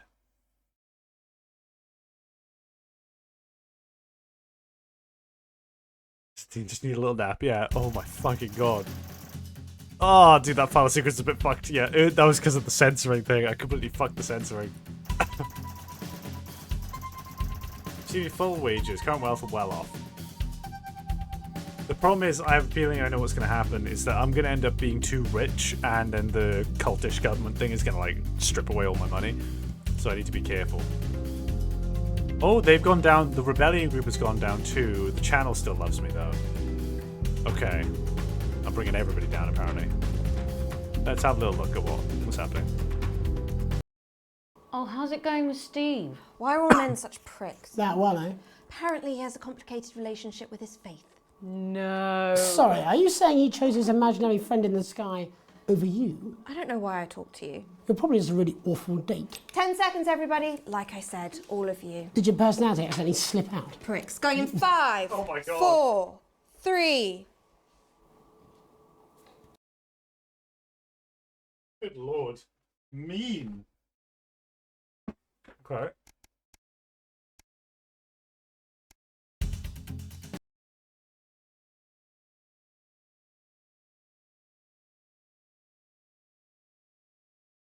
With that exclusive Prime Ministerial interview coming up later.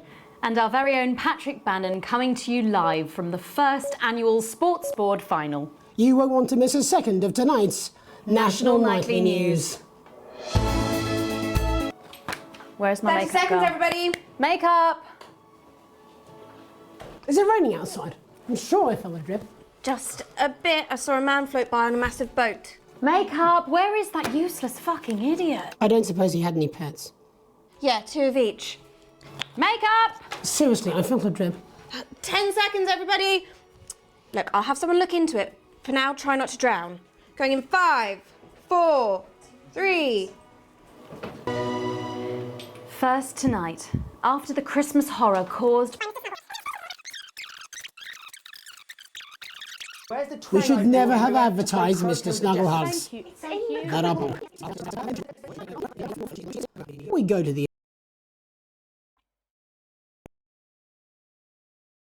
Tip of the tongue, the teeth, and Marjorie? the lips. The tip of the tongue, the teeth, Marjorie? and Martin. the lips. Where's the twin I Thanks, bought when Megan. we went to play croquet with the Jetsons? Thank you. Thank you. cupboard. Thank you, What's Megan. it doing Thank in you, there? Megan. It's how Yes, I'm coming. Can we I'm have Mr. coming. Tadlock in, please, Richard? I'm sweating. Well, I told Do I you look where okay? it was. You look fine. Get this way. Handsome. Now it's over to Robin Short at the Tadlock family home. Robin?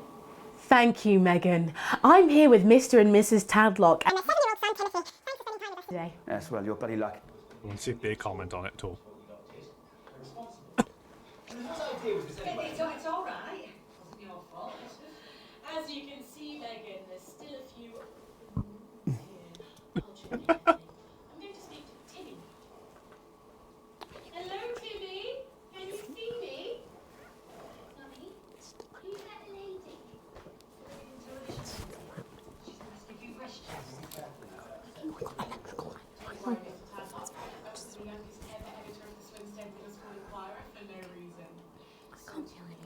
Oh, lucky you, but you're not the one on the...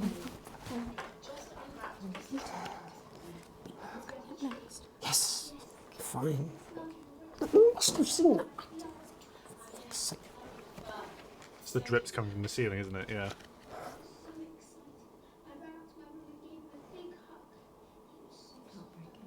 Yeah, it is sad. And what did Mr. Snugglehugs say to you?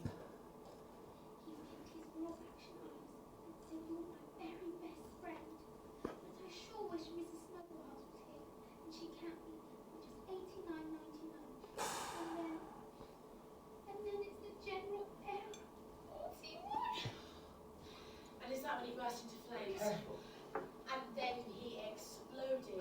Look, I've asked you nicely. And am I right in saying that one of his real action eyes is now permanently embedded in your cheek? Yes. How long has Robin been with us? At night, it glows through bandages. I know it's under there. Oh my god. Staring at me. Yeah, some of the other children. I feel like I'm watching a React video. That's fine. There's too many eyes. And what's the last thing you remember before the darkness overtook you?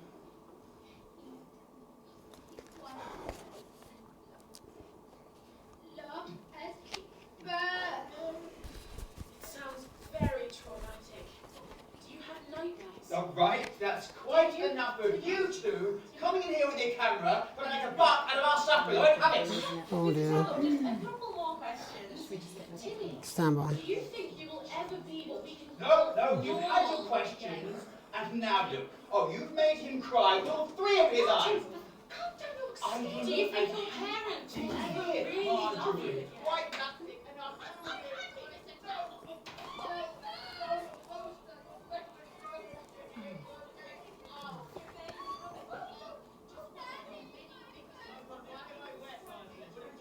That is shaking our nation. I'm pleading, am I not? Thank you, Robin. Harrowing stuff. And many questions to be answered by Sophia Remington in the coming... I think I'm blacking out. I need a pill and a drink. Oh my god, man. Well, Megan. Right, I want to see the end at the very least. Wait, what the sports board thing? Were they reacting to that? Oh my god. Tempest is considered one of the hardest levels. Resting apparently doesn't get as difficult as that did there. I'm sure it felt very difficult. Jesus Christ. I was dodging quite a lot of them though. I was doing quite alright. Well, that's what it says. Yes, I understand that, but I always say welcome back. I think we should just keep it as it is. Well, of course you do. I've got one hack line. What's that supposed to mean? I didn't write it, Jeremy. That's all right, fine. Jenny, there's something wrong with the auto cue. 10 seconds. Oh, I just felt a drip again. Have they not fixed this? Want to see us fry? It's good for the ratings. 5, 4, 3. Welcome back to the National Nightly News. I'm Megan Wolfe. Coming up later, we'll be speaking to the Prime Ministers about their exciting new healthcers facilities, transition centres. Nice to see they care. You're absolutely right, Jeremy. Ministers about their You know, I've got a bit of a plum, to be honest. I've been on the station now for 10 years. Patrick wasting away in the chair. But, you know, while I'm covering this bullshit, I mean, a real waste of my talents. You know, I could put a tie on, I could look a bit scruffy, I could sit in the chair myself. But no, I'm here reporting on the same old crap. That's right! I like him a lot. Right, what were they saying about this? Right, Megan, you joined me live here for the final of the first annual Sports Board Championship. It's been a hotly contested competition so far. Oh, right, yeah, it got taken over by everything, didn't it?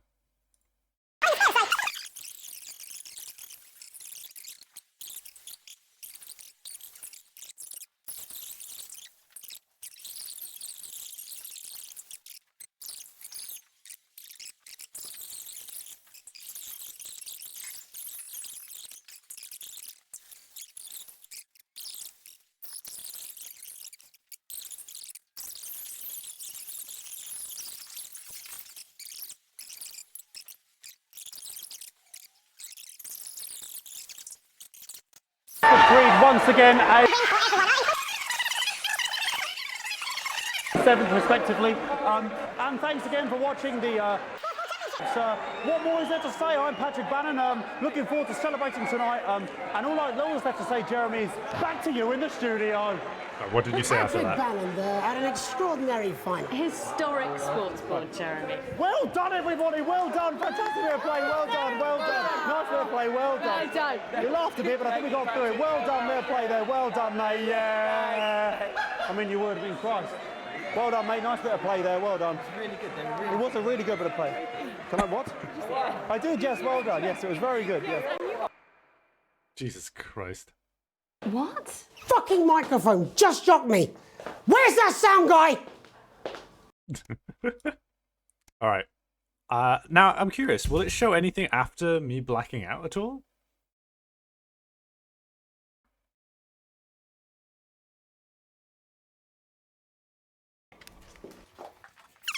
Oh, wait. Oh, fuck. We don't know about this opening. Hold on. So sorry about all these buckets. We seem to have sprung a leak. Well, several, actually. You're going to need a whole new lining up there. Triple sealed, I shouldn't wonder. We'll look into it. Prime Minister, it's so good to see you again. Miss Wolfe, Love your you star both to seems wake to you be up in the indeed. ascendant. It's a great time to be alive. Too bloody right, Peter Clement. Megan Wolfe. My, but that's a firm handshake you've got there. She's tougher than she looks. Am I here? Here, with Mr. Clement on your left. Right you are, pet.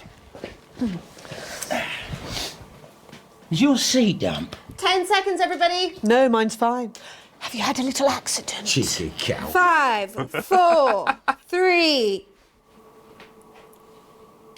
Welcome back. I am delighted to be joined by Prime Ministers Julia Salisbury and Peter Clement. Welcome to the National Nightly News, Prime Ministers. Oh, please, it's just Julia and Peter. We don't believe much in titles. It doesn't seem very Okay, so there's that. So we pretty much know everything that happened here. So what happened after the cameras cut and after I cut? Fucking zap, gone. So we can confirm now at this point that the government in this is now a cult. They'll sort it out. Right. You know, government information.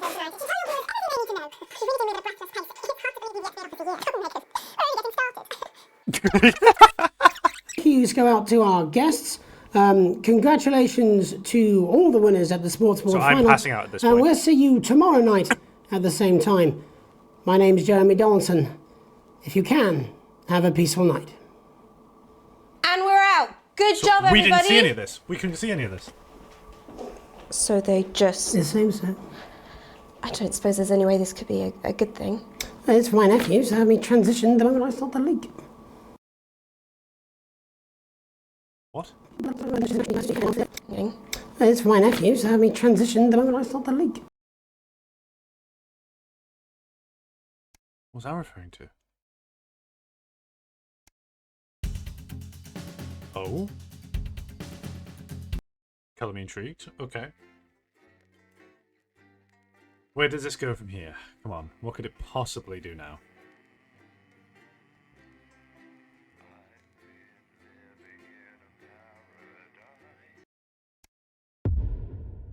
Okay, question mark. The lockdown. Oh, I'm waking up. I'm waking up. Oh, thank God you're alive. It's Jenny, the floor manager. hi. Are you okay? Hi, Jen. Alex, you Yep. need to get it together. Look at the broadcast screen. Oh, what about it? What's Just that? look at it. Oh. That's all we've been putting out since you went down. You have to fix it now. Look left, Fuck. Alex, out the window. See? They're all over it, little What? bastards. You're going to need a full charge to clear that many Are off. those the little... Hold down the big button until it's Oh fully my charged. god. Then release it to zap the little fuckers. Excellent, Alex. We're broadcasting again. They must have built up while you were napping. Whoa. Usually it only takes a tap on the button to clear one. Look, there's a lone one climbing now. Zap it off before it starts to mess up the signal again. I got it. Great. That seems to be the last of them. For now. Right. We're about a minute out. Get the adverts loaded up. Oh, I've got shit. to deal with my pet idiot. Okay, crazy musings. Ears open. You'll hear them climbing up the Internal tower. use only. Okay, no. Don't let them build up. Reflections, occupational hazards. This has no credibility, Jenny. Where are you? No professionalism. It's not a mess. Oh, Everything is where it should be. It's Is it a ramshackle lockdown? and characterful. And I Because of expect the you to know toys. Of course, Megan's place looked lovely, but I can't see it, can I? Thanks, Jenny. How's lock-in with the boyfriend going? Decided to take his chances on the wild streets, eh? Rather than endure another romantic comedy. Jeremy, Jenny says your hair looks stupid. Yes, I can hear her. She says she's not talking to you. Yes, I know, I can hear her. Shall I count us in? Make it so. Okay, 10 seconds. Break a leg, everyone. Preferably a furry one. 5, 4, Have I 3, caused... Oh no. Have I caused Good the evening. apocalypse? I'm Jeremy Donaldson. And I'm Megan Wolf. Our main stories tonight. Snugglefuck? It's been almost 5 weeks since all the Mrs. Snugglehug's toys woke up simultaneously in factories worldwide and began searching for their husbands. The Mr. Snugglehugs we had so short-sightedly destroyed. And now, as this photograph suggests, they may be changing tactics. Built to surprisingly traditional gender stereotypes, the Mrs. Snugglehugs have been arming themselves with a variety of household implements. All the more reason to make sure that cat flap is taped up good and tight. Murder. This frightening new development means that even those previously thought to be relatively safe, like the young and fit, must take care to watch their backs and keep their ears open for the soft steps. This has become FNAF. This has become Going FNAF. stir crazy. Oh, God. With no signs of Mrs. Snugglehug's batteries running out. Oh, Snivy, and the don't government spoil it. lockdown If you now know on its why things 31st happen, don't day. tell me. Domestic relationships across the country are taking some unexpected Let me feel like these are the results Dramatic of my reports actions. are beginning to emerge of uncharacteristically bold behaviour in homes across the country. And we're not talking about the model planes that occupy so much time in the Donaldson household. I don't know what I'm doing. With dating options limited, many house sharers, in particular students, are finding solace in co-tenants they'd previously rejected as unfuckable, indulging in an activity that has become known as snuggle tugging. Locked and loaded. Shin calligraphy, Johnny Hansleaves, seems to be taking his own unique approach to being locked in. Since checking into rehab, not much has been heard from the former role model, but this latest photo leaked by another resident today seems to confirm that all might not be well at Gentle Touches. It seems that paranoia may have overtaken the residents of the infamous rehab clinic, which this morning declared itself an independent state, claiming it had more than enough sponges to last till next Christmas. The shape of things to come? In their own version of a lockdown for more than 45 years now, the descendants of Doctors David Wong and Ingrid Svorsborgen-Horgensvoord and their unfortunate team today managed to get a personal statement to the surface using flagellized imaging equipment. Many of the Svorsborgen-Horgensbrood, as they've come to be known, have certainly captured the public imagination, with a recent vote naming Helvetica Svorsborgen-Wongensvoord the most likely to survive a massive electric shock. Greetings from Dante's Tate, or as we say down here in the family, many mushrooms to you. I don't know what a Mrs. Pluckless Plug is, but they sound like they're causing you guys real problems. We've been trapped down here for 8,961 days now, and all I can say is I sure am glad Mum and Dad told me not to get on that escape craft. Thank you for the follow, Say Game for me and the rest Blastinator. of the family, we've been getting on famously, and sometimes Mum stops crying for upwards of 20 minutes. Also, it turns out, as Plush, you can eat flards. If you can handle the stomach cramps. The fuck is a and flard? Amnesia. Greetings from Dante's Taint, or as we say down here in the family, many mushrooms to you. It's hard to believe they've been down there so long now. Fuck you. But as everyone knows, time moves differently underneath Jeremy. That's why goldfish are so stupid. That's right. And as anyone will tell you, the deeper the bowl, the thicker the goldfish. There's no denying the logic of that. Class war, a worrying turn today for the formerly rich as ever more punishing measures are announced, Alex. With the country becoming ever more hostile to the previously wealthy, those who managed to skip the country must be very grateful to the people who help them right now. We have it from several sources that rich runaways have actually begun to spontaneously lose their teeth one by one. What? Is it some sort of cosmic justice, or has masked vigilante Dental Dennis been up to his old tricks again? Dental And Dennis. Advance speaks out. With the snuggle struggle proving a test to governments around the world, Advance HQ released a curious statement this afternoon. In the accompanying release, they asked us to stress that they have been listening, and that this should be taken as a response to how the people really feel. We're going to put him on. We've certainly done our bit on this show to contribute to the political climate. But let's not forget, how we behave in our home lives is what really matters. Let's hope it's not just me who filled out that questionnaire, Jeremy, or we're all in trouble. Let's play that statement. Good evening. One of the many new jobs I have in this current crisis is to liaise on a daily basis with the Department of Perambulation, and they have made me aware of these. Now, these are genuine requests from citizens for permission to go outside. Now, I would like to share a few of these with you tonight under the loose heading of what the fuck is wrong with you people? How difficult is this to grasp? I'd like to start with James from Angerhampton, who says he needs to go out because there's a duck in the park that I like to try and feed on a Friday. I call him Mr. Quackington, and I think we're really starting to bond. No, James, they make their hives in parks. And then Katie, from Self-Righteous-on-Sea, wants to go out so she can deliver homemade meals to the elderly. No, Katie, stay at home. Your casserole's dire, and Shirley can get by with tins of creamed rice from the 1950s. And you, Lewis, from Hamble Bamblebury, those screams you heard in the alley last night behind your house are best left to the police. Now, I want to make this as clear as I can. Think first, stop sending me stupid, sodding requests, and stay inside. Pretend it's not happening until we tell you it's all over. Thank you. Delectable stuff. Later tonight, Jeremy will be catching up with brave roving reporter Patrick Bannon, while I check in with two friends of the programme who find themselves stranded at opposite ends of the country. And then, in part 3, there's going to be a quiz. Presumably because there's nothing more important going on that you might like to report on if you were saying a news programme. And in a moment, we'll both be asking Sophia Rimington how such a trusted brand can have made such a terrible manufacturing mistake. With what it describes here as help from popular psychic scientist Delia Lyle. Oh, I like her. No, you don't. Why do you do that? Well, that's all coming up on tonight's National Nightly News. Okay.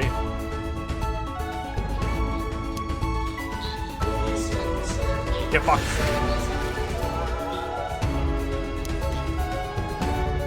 Oh, airplane. Meow.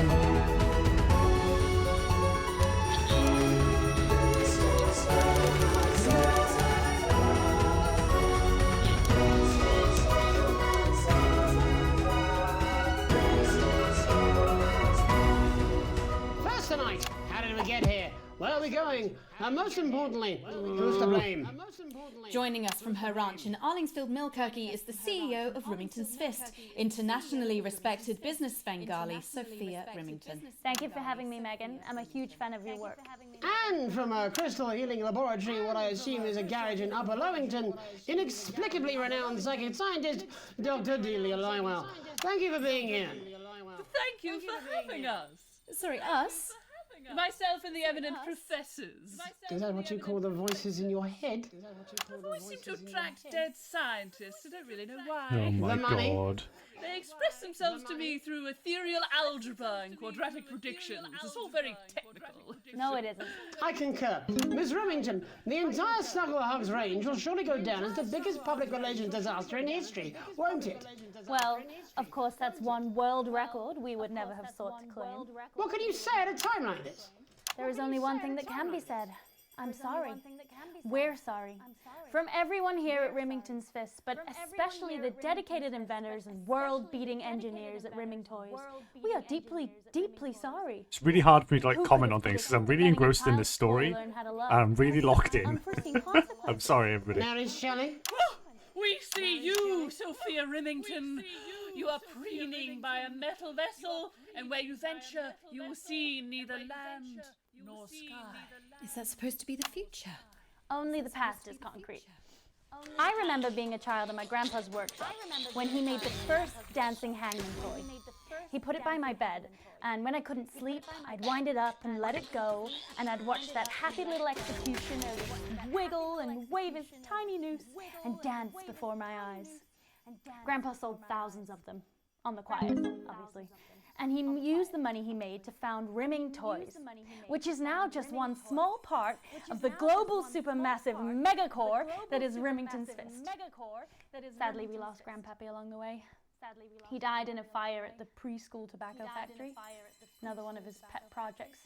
But we never lost his spirit of invention.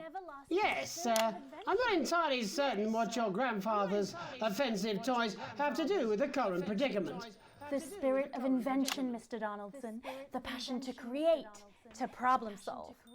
And that is why I'm here today, to tell you about a brand new product we're launching simultaneously around the world from midnight tonight. We said science! Science! We hear its song on the breeze, its breath on the wind, its fart under the covers. How does she do it? Well, please, don't keep us in suspense any longer. Won't be my feature she's making up next. Rimington's Fist is proud to present Snuggle Traps. Safety and security in these dangerous times. Each box of Snuggle Traps contains 8 devices, all guaranteed to stop and listen snuggle hugs in its tracks. That's enough for a small lawn or 4 window boxes. And do you want to know the best thing? They're only $129.99 a box. Now that is affordable peace of mind. We see you, Jeremy Donaldson. Not now, honey, I'm mid-pitch. The best thing about Snuggle Traps is they're powered by next-generation Flardinium batteries. The fuck is Flard? Flard? Long the enemy lasts, these traps will outlast them. We see you, Mr. Donaldson. You are screaming and yelling. Your friends are crying. They fear you. And then you're gone. Oh my god, I just got chills. Did anyone else just get chills then? I think I did. I think it's more concerned. I think I'd be more concerned about these traps.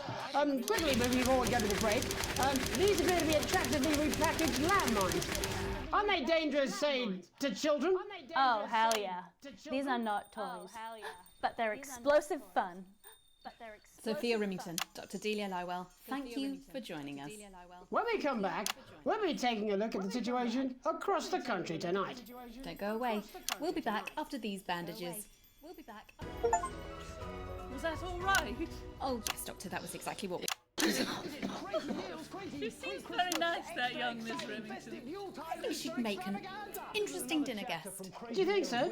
Good I think I'd lord. rather spend the evening shoving Delia's Breathe, secret Ryan, crystals up my breathe. skeptical arsehole. Fucking hell. Ah, what? Dave! I've decided to come home. Hey! I'll call you back at the next break and we can talk about how I get my job back. Fuck no. Cheers, Alex. See you, mate. Fuck no, I'm doing a great job. I used to have a ventriloquist act. I cheated rather because I trained a dog to talk. You can get down on all fours and yap like a dog for only $22.99. I'm not. This is a deal. No shit. No, exactly. You said it, I've said it. No, he's not stupid. I just don't want it getting back to him that it came from us. Hey, no, Jenny. You're not backing out on me now. We're in this together. I've made the cake. We're on the balloons. I've got no idea how old he is. Fuck oil. 40? 17? What a brave young man. Okay, coming back. In 5, 4, 3, 2. Welcome back to the National Nightly News. I'm Megan Ruth. Now it's time to take a trip around the country to hear how the lockdown might impact the nation from some friendly faces. Joining me are respected academic Katie Brightman and author of Alan James's Kites, Alan James. Thank you for joining me. It's a pleasure. Thanks for having me, Megan. Thanks, Megan. It really is a pleasure, Katie. You can advertise your book again. You can advertise the book. I wish I could say the same. So first off, Katie, how are you coping? I'm holding up okay. The lockdown directive was so sudden that, like many people, I haven't been able to get home. Oh no, what happened? I was staying at a hotel after an international policy convention, and we had a particularly heavy night out. You know what economists are like. Notoriously hate splitting the bill. And I overslept, and as you can imagine, I've been here ever since. But there are certainly people much worse off than me. Exactly. My tour has been cancelled indefinitely, and I've had to refund every single ticket, even the cheap seats. Oh, Alan, I'm so sorry to hear that. Yeah. People are being quite rude about it. They don't seem to realise we've already spent it filling the beach house with beef. The crisis claims yet another victim. So, this is just a reminder that my book, Alan James's Reich, is now available in paperback. Oh my god. What was that? You. You're unbelievable. You. So, Katie, how do you think this might affect the economy? Should we be worried? Very, Megan. Not to sound dramatic, but this could be catastrophic.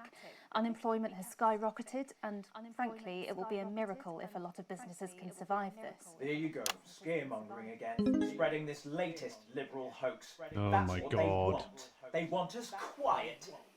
They want us compliant. And they want us inside. A hoax? How on earth can you say that, Alan? Well, I haven't actually seen one of these supposed toys. Have you? Oh my fucking god. Did you know 3,000 people die every year from regular toys? That's a lot of people. And this is no different. You're just as likely to be hunted down by a yo-yo or a tennis racket. He makes an excellent and persuasive point, Katie. Don't listen to her, Katie. The press are the enemy of truth. She's agreeing with you, Alan, you absolute shit. Well, then I must be wrong. Alan, are you now recanting your statement that these toys aren't dangerous? People are saying they're just like normal toys, and that simply isn't true. Corrupt media lies. And Katie, how do you respond to Alan's claims that Mrs. Snugglehugs might be dangerous after all? I suppose I guess I'm agreeing with him. Thank you, Katie. I appreciate your support. A lot of folks are saying this Mrs. Snugglehug situation will all blow over. Yo, he's got a sandwich. Yes, right, exactly. We need decisive action from the government. We need huge financial support Okay, suddenly to he's protect changed our his workers opinion. and our businesses. We need okay. to support the vulnerable, and we need to repent. Exactly right, Katie. We What? brought it on ourselves with all our liberal Fuck off! indulgences like car, cake, and healthcare. We need to act now and begin sacrificing our firstborns, or to push a beloved family pet. Absolutely, Alan. If we can all successfully come together as a community and perform the ritual, hopefully we will appease the great ancient. Katie, could it be any worse? What? Wait, whoa. Under Huh? advance, they've invested heavily into health, so the system can actually bear the strain. Is it lucky that the Llama Lords have unleashed a horde of man-made monsters on its own people to conceal the enemy within? Will you just stop for 5 fucking seconds? The Global Alliance of Fish People... They're in the same room! Amassing an army to kidnap...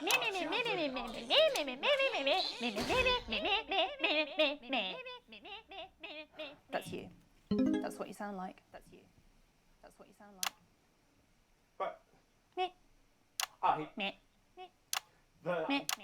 The... Meh. I don't sound like that. Yes, you do. You do, Alan. You do sound like that. And that's why no one wants to be your friend.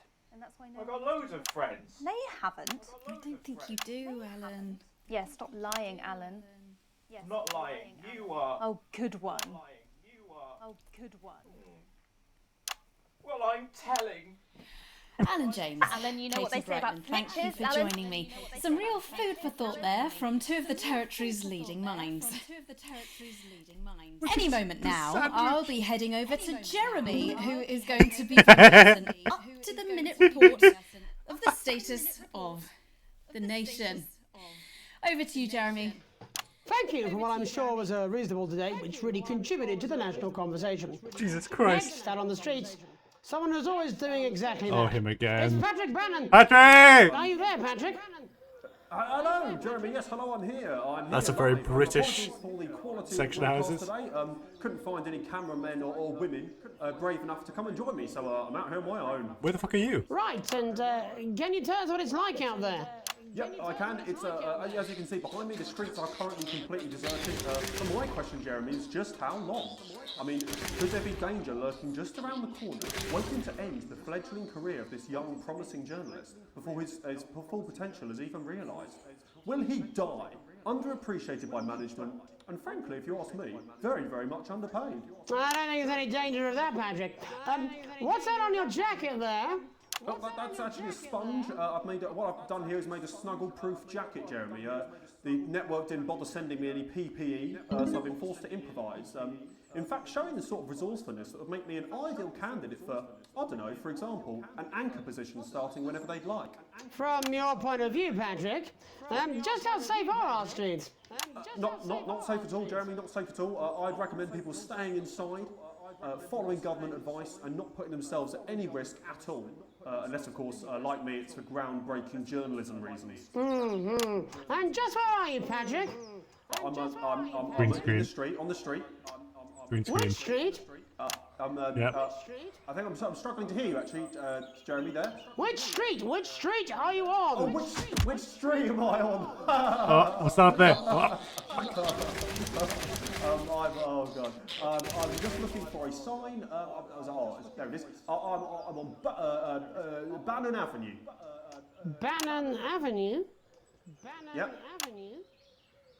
Bannon Avenue.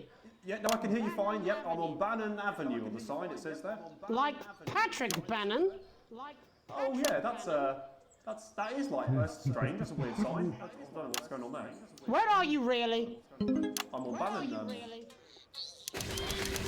Alright, fine, I'm not on Bannon Avenue. I'm at home, to be honest. Alright, fine. Well, I'm in my bathroom, technically, but, you know, I couldn't face it, to be honest, mate. It's, you know, it's terrible out there. I don't want to go outside. They're everywhere. I'm sorry for lying. We don't expect any less of you, Patrick. You hear that sound? Oh no, Patrick. Patrick. I can, yes. I'm no expert, Patrick, but it sounds unmistakably like a tiny fist tapping on your door there. Oh, fuck, it does. Oh, fuck, Jeremy, shit, no! Oh, bollocks. Perhaps there's a small queue of tiny fists, each wielding a different gendered household implement, ready to bash in the heads of lying little roving reporters. But you're lying, aren't you? Oh, shit, fucking, listen to me, you bastards! If you're out there, just piss off, you little fucking snuggle fuck! I'm too talented to die! I'm too talented to die! Okay, it's fine. It's Oh, God. Oh, God. Don't worry, Patrick. I'd say you've got a few seconds before they break their way in there and finish you off. Why are we broadcasting this? Why are you so happy about it? What do you see, Patrick? What do you see, Patrick? Oh my god.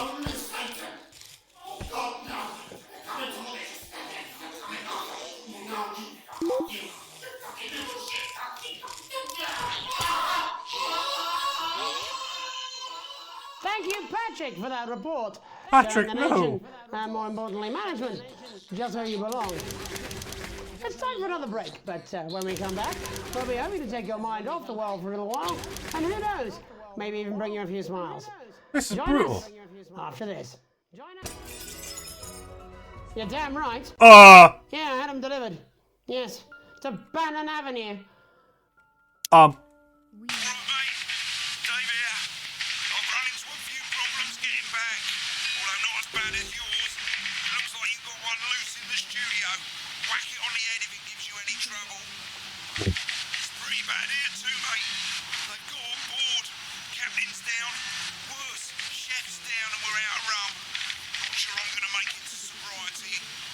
This is fucking FNAF. Wait a minute. The sun looks like... This is a nightmare. This is a nightmare. Right? This has got to be like... I've been shocked, I've passed out, and this is a nightmare. Every single one of us. And do No, I'm not. Fuck you. I'm not going to. I don't... No, you're being a child. I'm not. I'm not. I'm not. What the fuck is happening? This is... No, oh, This is 5, definitely some 4, kind of nightmare, 3. right? Welcome back to the This National can't Night be. League. Well, welcome back anyway. We know isolation isn't easy, so finally tonight, we have something a bit different for you. Even though some people felt it's not our job to entertain the public with absolute nonsense, other, more important people overruled those people. So it's time to find out who will National Nightly win, and who will National Nightly lose. So, how do we... Well, who knows all about playing? It's Tommy Harris. Hello, Tommy. All right. Hello, Tommy. It's good to see ya. And how are you finding the lockdown, Tommy? What do you mean lockdown? The enforced isolation of everyone in the country. Ah, yeah, I think I heard about that actually, yeah. You're in bed, Tommy? Yes, you called during nap time, so... Of course, that's my fault. So, why don't you tell us how the game is played? Well, it's pretty simple, Jeremy, you sausage. I'm going to ask contestants from around the territory 3 questions about what else, yours truly. And those people are going to get a chance to win a very special prize. And what are they playing for, Tommy? Drum roll, please. Drum roll, please. Jeremy. Oh. Jeremy. Thank you. This. Is that... What is that? It's my athletic support, Jeremy. Oh. But I've signed it, so... Oh, well then, what a fantastic prize. Have we got anybody waiting to win this once-in-a-lifetime prize, Jimmy? I believe we have Angie on the line. Subtitle says Jerry How do Jimmy. you feel about winning this man's old pants, Angie? I've never been so excited, Jeremy. And can I just say, I love you. Both of you. Well, you've said it now, haven't you? Oh, Angie, I love you. In a way. Tell us about yourself, Angie. Well, what can I say? My name is Angie. Always has been. I'm a human. I'm autopilot killing these things, by the way. Hygiene has been My brain is just doing it. Brilliant! Right, well, shall we get this shambles underway? Absolutely, John. Can I get 30 seconds on the clock, please? We haven't got a clock. Yeah, I did ask for a clock. So, Well, why don't you start, and I'll stop you when it inevitably becomes unbearable to watch. I love it. All right, here we go. Time starts now. Question 1. When is my birthday? The 13th of August at 7:19 a.m. That is absolutely correct. Question 2. What? I said, what is my favourite colour? Crushed praline 4. Correct, the colour of my nipples. And finally, Angie dear, what is my star sign? That's a trick question. You were born outside of the human understanding of the cosmos. What? Unbelievable, that is correct. Stop the clock. Wow, that really was tough to watch. How did you do, Tommy? Well, Angie, my love, you got every single question right. Which of course means you lose and win absolutely nothing. Thanks for playing, Angie. Bye. Do we have another contestant on the line at Jelly Bean? We do indeed. We should have Sonia Artleach. Are you there, Sonia? Of course I am, Jamie, darling. Thank you for being here, Sonia. Oh, there you are, Tommy. Mwah. Let me guess, you work in theatre, don't you? Is it that obvious? What gave it away? Was it the glamour or poise? It certainly wasn't your inherent sense of humility. Tell us about yourself, Sonia. Oh, well, if you must play this game. I am a theatrical agent. I represent the likes of Rudy Beefman, Samuel Coffee Cup, and Jodie Carpetburn, amongst others. And how's the lockdown affected you, Sonia? Well, they may have closed the theatres, shut the studios, and boarded the cinemas, but they won't get me that easily. How are you managing without any work?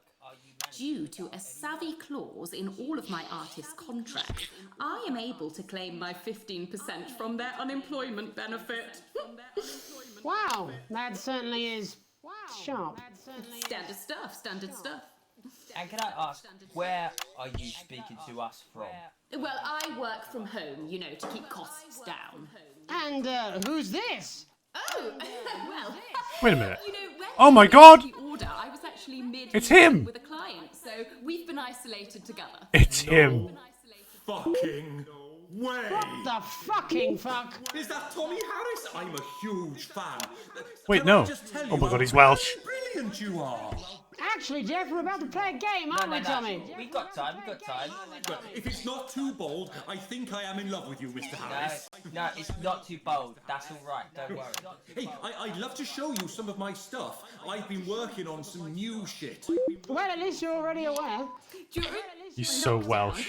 We've been workshopping some of Jeff's ideas for much younger children, haven't we? People still let you near their children, do they? That's right. Yeah.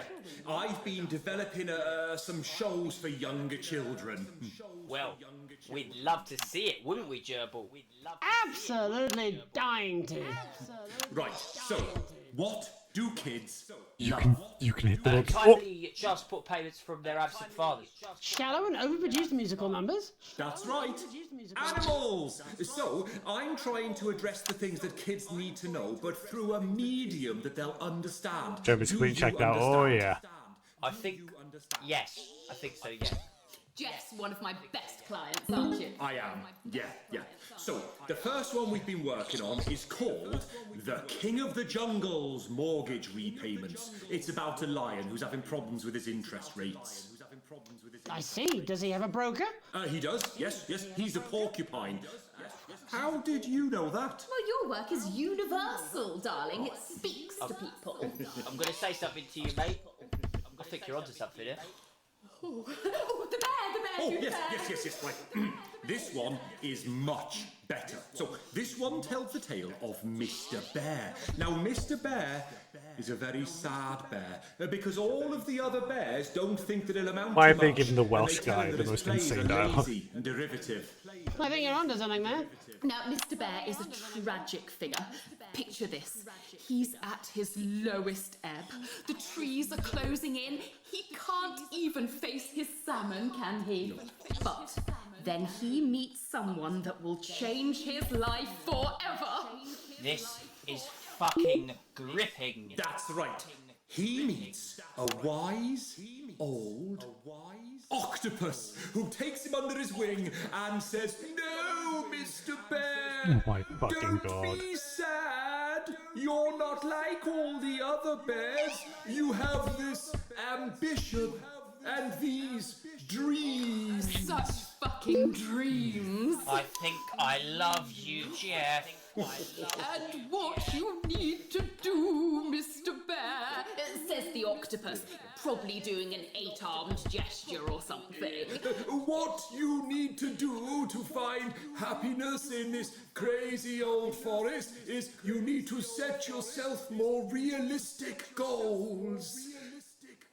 It's called Mr. Bear Lowers His Expectations. Wow, you really have taken yourself to new depths. And what do you want children to take away from this? Oh, fuck shit, fuck. What? I said a more realistic worldview. Are you alright, Jamboree? It's Jeffrey. My name is Jeffrey Donington. No, stop. How does it end? We need to know how it ends. Well, all the animals learn a thing or two about inevitable mediocrity.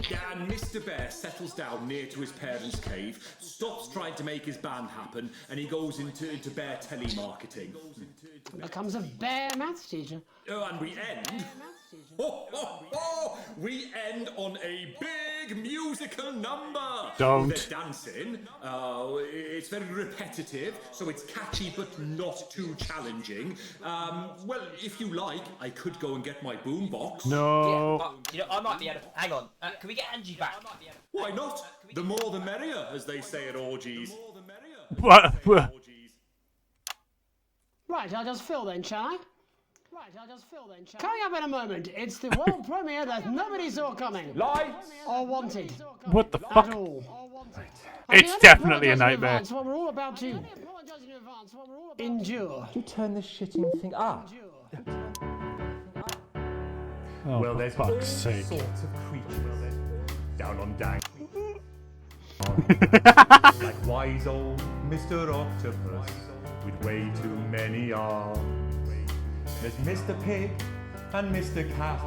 They're always in good moods. But that's 'cause they don't know they'll soon be sliced up into food. Fuck. Mr. Bear, what's that over there? I hate this. That's where your hopes go to turn into despair. Mr. Bear, what's that over there? That's where your dreams go to die. Mr. Raccoon wants to go to the moon. He'll end up as a bus driver soon. Mr. Porcupine thinks he'll read the news at 9. He'll end up as a janitor who stinks of turpentine. Mr. Tiny Mouse thought he'd own a massive house. Ended This up is what in you a see when you fence die where electrical he can't shock. control the loud. Could I have another electrical shock, please? I feel like it would help. He go into professional sports. Now he's an alcoholic and he's on his third divorce. Mr. Bear, what's that over there? That's the place your life becomes an endless questionnaire. Mr. Bear, what's that over there? That's where your hopes go to die. Lower your expectations. Maybe you could get a job in telecommunications. No matter how you try, you'll never reach the League of Nations. The best you'll get is middle rank in trading operations. So lower your expectations. You'll never win an Oscar, so there's no congratulations.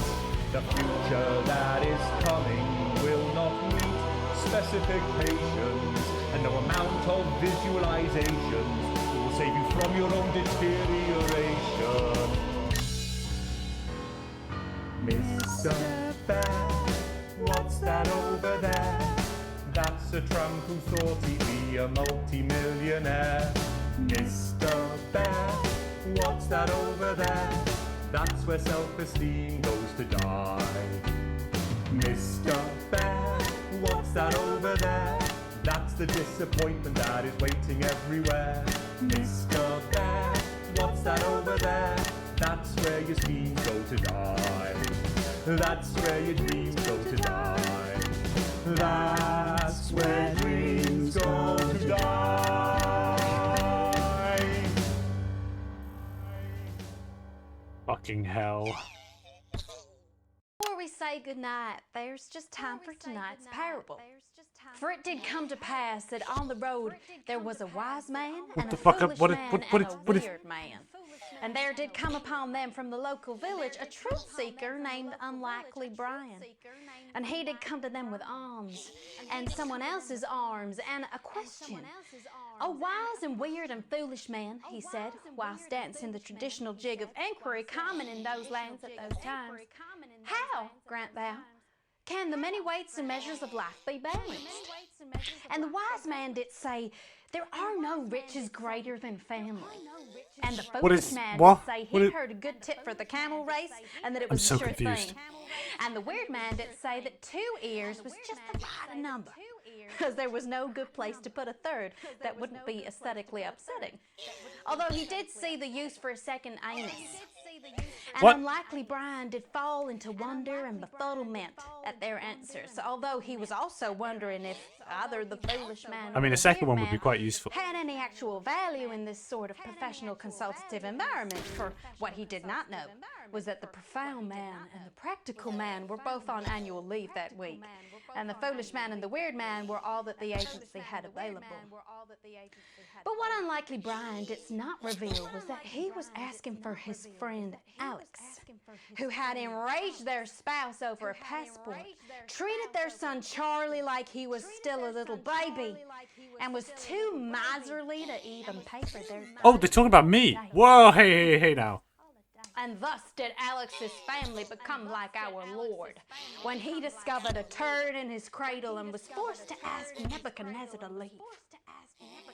Well, that's all we have time for tonight. I'm Archangel Megan Wolf.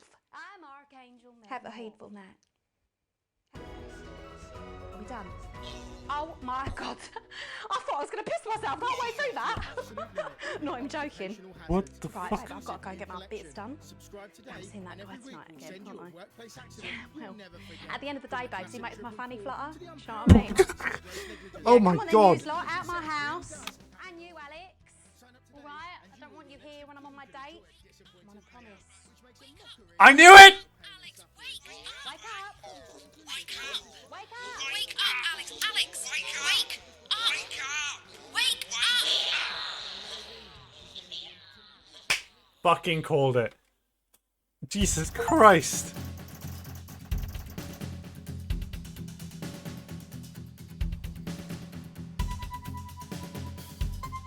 What the fuck?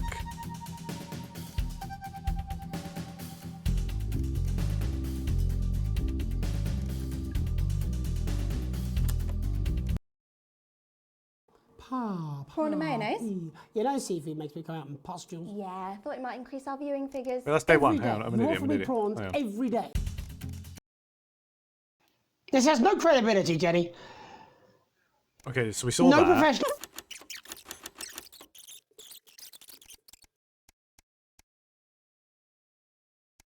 Mr. Bear is probably.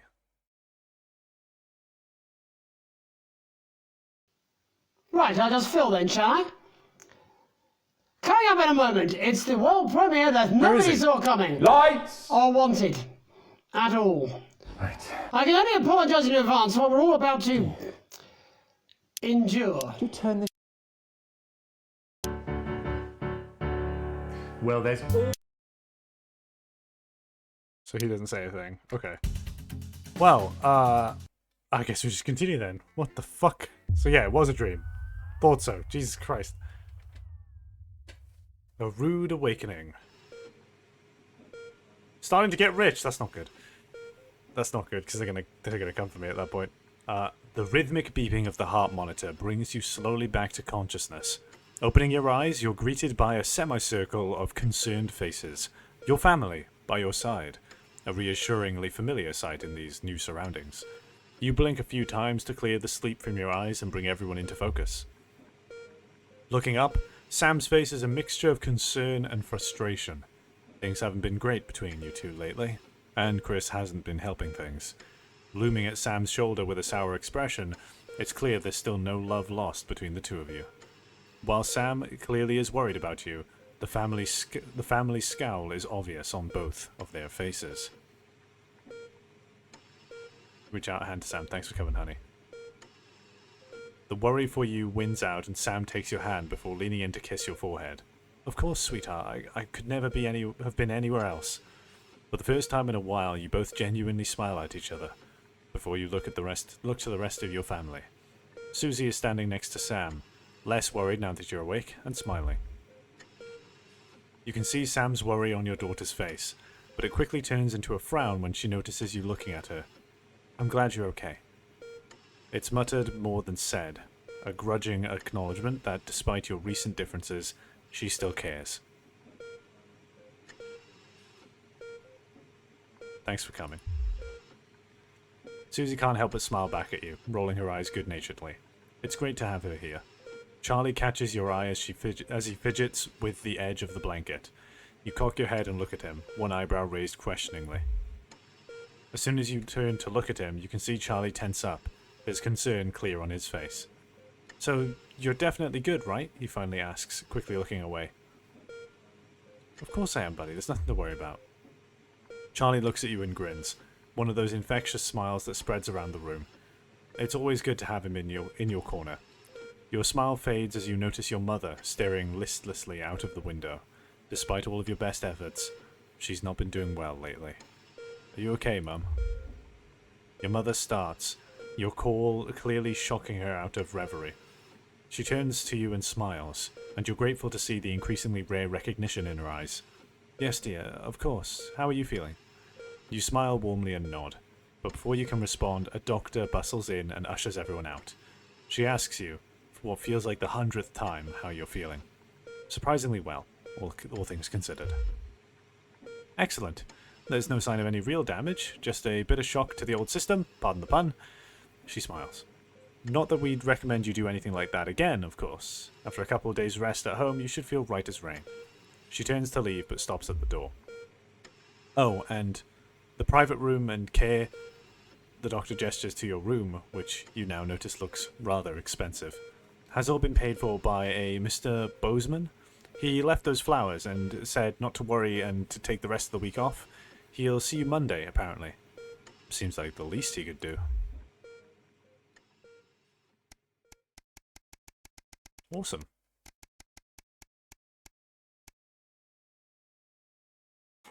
Burden to bear. Not mentioning fucking bears, man. It's You come home from a particularly late shift to find the kitchen light still on, which isn't normally a good sign. Everyone's usually in bed by now. Softly opening the kitchen door, you find Sam sat at the table. Bills and papers are strewn in front of them, as well as what looks to be their second pack of biscuits. They give you a quick kiss as you take a seat next to them. Sam frowns and goes back to the bill they are holding. Hey sweetheart, just looking at the numbers again. They look to the door to the pantry. Now converted into your mother's bedroom. We've been doing our best, but I think Cassandra really needs a nurse to look after her now. Suddenly, the bills are all you can see. Fortunately, with the money that's been coming in and what we've been able to save, we've got more than enough to keep going. With Susie home to help out, the nurse would only need to be part-time anyway. Sam smiles at you. I know things have been difficult and the daily care won't be cheap, but she's your mother. We have to, really, don't we? Yes, yeah, we can do that. We're decently rich. The other choice, oh god. What do you mean the other choice? Huh? This one? No. We'll pay. We're starting to get rich. We'll pay. You don't remember the advert early on? Wait, which advert? Wait, what fucking advert? The other option. Oh shit, the fucking... Wait. Oh, fuck! Oh, the thing! Oh, right. No. Pay. Offset the money so they don't... Yeah, so they don't come after you. Smart. Exactly. The sword of Damocles sheathed, at least for the moment. That is a beautifully written line. You grab the papers and stuff them into a drawer. It's such a relief to not have to worry about it anymore. Or so you told Sam. Hours later, you're still awake, staring at the ceiling, thinking, how long will the money last?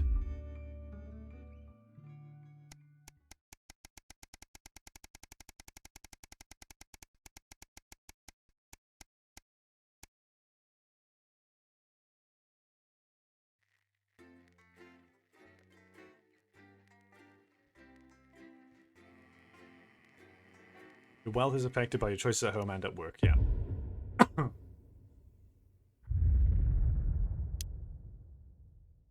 Okay, what's gonna be different this time? We're on standby. You're fired. What for? Facial sabotage? Jenny? Problem? I want her fired today, now. Don't worry, Kath, it'll be all right. No, it won't be all right, Kath. Pack up your weapons of optical destruction and get out. You realise you're beginning to sound like me? I mean it, Kath. Stay where you are, Kath. Jenny? This is not Jenny's decision, Jeremy, or yours. It'll be all right. I'll talk to Buxman. Oh, good. You can tell him I'll return his wife's casserole dish at our dinner next week. Fucking hell. Chill. You used to be the nice one. I'm sorry, Kath, you're gonna have to leave. At 11:30, it's a double bill for popular transatlantic comedy That Numb. Letting it go to your head. She nearly blinded me. 10 seconds, I everybody. thought we were all part of a team these days. Things are better, Jeremy, you know that. Just stop being so Sorry, in high and mighty 5, and do your job. 4, You'll have me fired too. 3. Don't tempt me. Good evening, I'm Megan Wolfe. And I'm Jeremy Donaldson. Our main headlines tonight. The establishment strikes back. The World Council has agreed today to impose punitive sanctions on the people of this country. The sanctions, which are broad-ranging, include restrictions on the supply of oil and gas, food, clothing, and even some medicines. But how should we react? We asked the public. What are your reaction to the sanctions? Well, it's fucking outrageous. My mom needs insulin. Am I supposed to get her transitioned? What's the government doing about it? Eh? Thanks, Patrick. Controversial Prime Minister Patrick's not dead, hooray. attempted to assuage growing public concerns with the following official statement released earlier today. The international sanctions declared against this country today by the World Council remind us that now, more than ever, we need to come together as a team. Since coming to power, we have eradicated poverty and, as a consequence, seen crime fall to levels previously thought impossible. Our schools, hospitals and youth clubs are thriving, and our transition centres have enabled many thousands to unburden their loved ones with dignity. In any sane world, we would be held up as a model to emulate. Evidently, this is not that world. The privileged few have lobbied, and now they are striking back. But we will not cower before their tantrums. And we encourage other progressive nations of the world to continue to trade, visit, and share their cultures with ours. Do not be afraid. We have more friends than we can count. We are a team. This is fucked. It's Now more than slowly ever. becoming worse and worse. And this team is on your side. Thank you. Reassuring stuff. But what do you, the public, think of our refreshingly different government? Robin Short found out. I was wondering if you could tell me what you think of the government. What? That shower of iridescent pricks, punishing success and rewarding laziness? They're taking this country down the bloody Swanee. And it's not just me that thinks so. My wife Iris, she agrees. A Flard Day's Night. Following the release of the Flard Master 5000, What is a production Flard? Flards are at an all-time What's high, a Flard? requiring the new manufacturing facility in Grizzleford to move fuck to is a 24-hour Flard? day production. With people finding more and more uses for the ever-versatile Flard, the team at Rewington Cyst certainly have their hands full keeping up with demand. So, is there anything better than a handful of Flards? We asked Patrick to find out. Hooray, Patrick? Flards, let's go. Do you have an opinion of Flards at all? Oh my god, I love Flards. Doesn't everyone? Do you even remember when we didn't have Flards and we had to rely on words? The fuck's a web? Pipers at the What's gates a of web? dawn. Commuters in the capital this morning found themselves surprised and amused by the latest stunt from popular pressure group Disrupt. Silent protests were held outside underground stations throughout the capital, bringing a pleasantly surreal quality to the morning commute. Unless, like me, you have a phobia of mimes. But how do we, as a country, really feel about Disrupt? Robin? Do you have any feelings about Disrupt? It's all a bit noisy for me, really. I should have. As Mother always said, leave the rebelling to the rebels, Malcolm. Bubbling up, intrepid scientist Dr. David Wong and Dr. Ingrid Svorsborg and Hawkinsford today sent a blueprint of the escape craft in which they hope to finally leave Dante's taint. With expert opinions of the plan running the gamut from optimistically engineered to that looks like something my granddad made in his shed, it sounds like the unfortunate team are going to need all the thoughts and prayers they can get. So what should we think about the escape plan? Patrick Bannon again. Yeah, go for it. Cool. So I'd Totally imagine can't you go think wrong. this is a Totally great nothing plan. real life has gone wrong with it. God, how did you know? It's a brilliant idea. I hope everyone gets I love behind them so Patrick's that they know that we're with segment so them. much. In spirit, of course. I can't actually go diving because I'm scared of salt. I am not a number. Applications finally opened today for the new advanced team membership Why am I checking cards, over there constantly? I don't a scheme need by to, the it's fine. government to allow fast access to all the new public services being introduced daily. The team membership cards are entirely voluntary, but will be recognised as legal identification by all major organisations, including the police, banks and, vitally, pubs and bars. And of course, there's no charge, Jeremy. It all seems too good to be true. Well, you've always been a cynic. But most importantly, what should you, the public, think about the new team membership cards? Team membership cards? Absolutely bloody not. That's the thin end of the wedge, isn't it, Iris? First it's, can I see your identification, sir? And then it's, would you mind bending over the table, sir? So Sergeant State Educated and Constable Regional Accent here can stick their truncheon up your derriere. Oh, crikey! They should call them what they are. They're bloody ID cards. Oh, for Christ's sake, what is it, Iris? Oh, I'm really not happy, Algernon! Oh my god. Crikey. And finally tonight, Jesus game of Christ. two halves. Fresh out of rehab, repentant celebrity sportsman Johnny Hansleeves is promising to turn over a new leaf.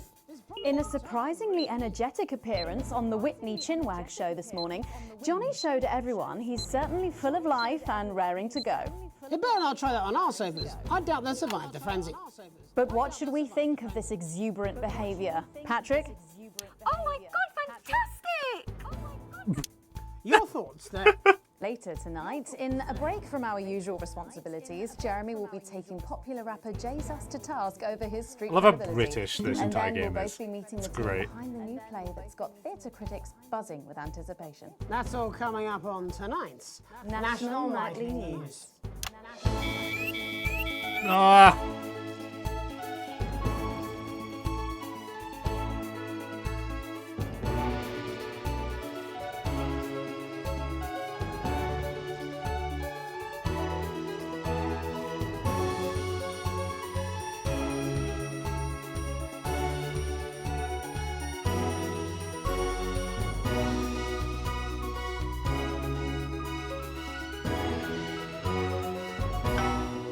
Got it. First tonight, let's return to our main story. With the shine coming off Advance's popularity and the honeymoon period pretty much over, the National Nightly News has spared no expense in bringing you the response to today's sanctions from across the continent. Joining us to help digest the shocking development are Prime Minister Peter Clement from his home in Lanfordshire. Good evening, Jeremy. And from Urkestan, Foreign Minister Ivan Vodovich. It's a great pleasure. Miss Wolf, you like... And from Svenland, Minister of Mojo, Björn. Hey, everybody. Minister Vodovich, your country pushed especially hard for these sanctions. Any regrets? My only regret is I was not able to see the face of my old friend Peter Clements when the results of the vote were announced. As you say, he has one up in your bottoms. In Svenland, we try not to gloat, actually, because it's seen as really ugly and dangerous to some small creatures, yeah? Oh, don't worry, Minister. Ivan and I go way back. He's a wind-up merchant who can't put for shite. Pete. Just trying to get a rise out of me. You're like a man who load dissidents onto train to labor camp, not because of love of country, but to make up for the size of his tiny penis. Been on the vodka, Ivan. No more than you. I see you on election night with mouth like man thinks he's singing beautiful lullaby. But actually he's squealing like a pig in hands of Randy Big Dick Farmer. Eh? Actually, we Svenlandians, we aren't size obsessed. We value passion, yeah? Like the way we spoke up for Mr. Clements' country at the World Council. That's all well and good. And high and mighty, but where were you for the actual vote, then? Our finger in each other's fjords? Actually, that's kind of racist. And if you must know, I've had like a really tiring afternoon and my tongue is very sore. Prime Minister, with Advance's popularity on the wane... You don't have to bring that up at every given opportunity, you know. Peter is like man who think he's sniffing flowers in beautiful glade. But he's actually standing under outflow pipe from shit factory at shit flushing time on day advance. Ah, fucked it. I tell him this at 19th hole. Minister Vodovich believes that left to their own devices, people will behave selfishly. It's nature of all beasts. However, in this country, we think our citizens are capable of being more than beasts. Pathetic idealism. Minister Björk, Svenland has long had radically different traditions and culture from the rest of the world, and yet it peacefully coexists. Why do you think that is? Well, you know, I think maybe the world sees us as something they can actually spiritually be enlightened to, yeah? Yeah, or maybe it's the orgy houses. Sometimes, when foreign dignitaries come to visit us, they're actually quite skeptical, actually. So we take them on a visit to the Donga district and show them what like a progressive, enlightened society looks like, yeah? Shit of bull. Svenland is like woman who thinks she make best cake in village hot baking contest. And then when she slices it open, it's just full of piss and cum. That's just really gross, actually. Svenland is a teeny tiny country. With population smaller than number of people, Peter Clemens is sex with his teeny tiny penis. It's not all about size, actually. Yes, that's what Peter Clemens always claimed. I'm talking about population size. And I'm talking about Peter Clemens' teeny tiny... Oh, fuck off, Ivan! Oh, Prime Minister, please. It's so easy to sit on your pile of money and gloat, isn't it, pal? You're a shite leader. A fucking god-awful golfer. And quite frankly, as my old man used to say, you're a bit of a cunt. Prime Minister, please. It's you who is cunt. Minister Vodovich, please. Your people are fucking starving, pal. You'll see how well-fed your people are when the sanctions start to bite. You think you're man like big, scary wolf person terrorizing village, when actually a pathetic goose person searching puddle for tiny... Jesus Christ, yeah, the analogies, you were right. Are you so obsessed about small cocks, mate? In Svenland, we believe like the size of your penis isn't as important as the love it contains, yeah? Oh my god. Okay, if everybody could just calm down. You're so smug on golf course. They are like man who fuck pig and somehow give her birth to beautiful lady girl. But now you start to see, yes? The people never happy. It's never enough. It's certainly true that Advance's popularity It's on the fucking wane. Yeah, let's go with this bollocks again. Shall we? Actually, you know what? Nah, fuck this. I'm done with this. Prime Minister, please don't storm out. No. I have had enough of you, Mr. Jeremy Donaldson, and your snide aside. You think you could make a better job of things, do ya? Because it's not that fucking easy, let me tell ya. Your channel is a fucking disgrace. You insinuate and edit against us and pick your headlines so people don't trust us. The sooner you roaring monsters are taken into public ownership, the happier everyone in this country will be. Well, we've not got long until the adverts, so... I'm sorry for the outburst, Miss Wolf. Julia thinks very highly of you, and I know you're not the one making the editorial decisions. Do any of you have anything you wish to add about the sanctions? My work here is done. I like man who happy he lie down with fatty, drunk, easy girl from village inn, who discover in morning he wake up next to beautiful news reporter lady. You know, I think it would be a terrible shame, yeah, if the people of your country were to suffer because of teenage grudges and personal rivalries, yeah. Thank you. Prime Minister? This country, this wonderful, my C advert is like marked off. I can't do it. We're not scared of these sanctions. There's no wolves at our door, only the best of people striving to help out. So no, Ivan, we're not afraid. In fact, I doubt we'll lose a wink of sleep because we're strong and we're well resourced and we don't back down to bullies. And on that note, we have to wrap up. Ministers, Prime Minister, thank you for joining us. We'll be back Oh, after fuck. these messages. 1 minute back. Whoa, okay, that was... Oh, I clutched it! It's so easy. So many buttons to push. Piss off. Floodmaster. No, I want to know. I want to know what the Floodmaster is. Yeah, this VHS player is broken. Well, shit. The fuck? I mean, wow. So that happened? Roaring monsters. Public ownership. You two are like a couple who think you are king and queen of village when actually you are just puppets on a string of evil city. Ah. That's broken too. Censorship should show up in blue. Same as regular censoring. What? Keep an eye out for the advanced blue waveform. Are we censoring advance, or are we? Wait, what's? Wait, what? What? What? Wait, what?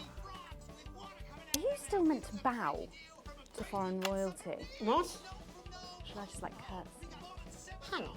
Have they given you the Crown Prince report? What? Meghan? This is Jeremy, and he'll be interviewing you.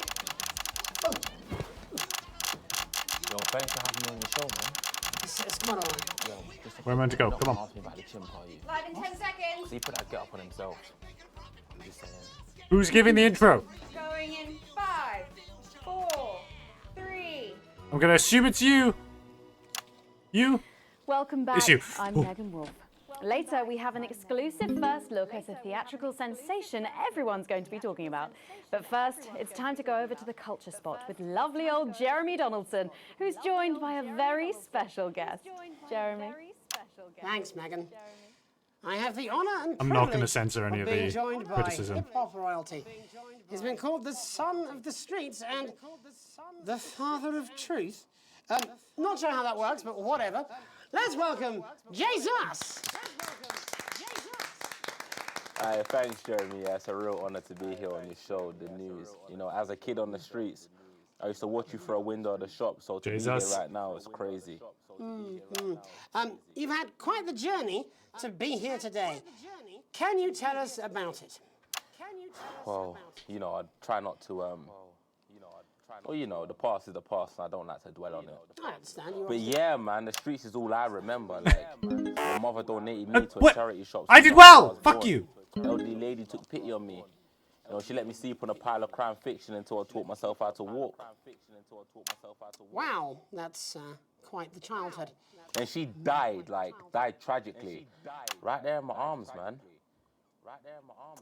You know, I remember a tear falling as she laid there next to the used homeware. And in that moment, I became a child of the streets. I was just 18 months old. Oh. What a tale. What a tale. You're known for your direct and honest lyrics. Was your style informed by your troubled past? Oh, like I said, I try not to talk about it. It's just it's just too hard. Of course. But my first album is about the story of the first 4 times I stole, so I wouldn't starve.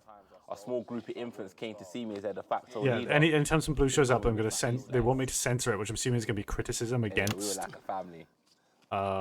So I would say. Against advance. So Recently, you've been quite I will. outspoken I about will the be. government. Yeah, fuck the government.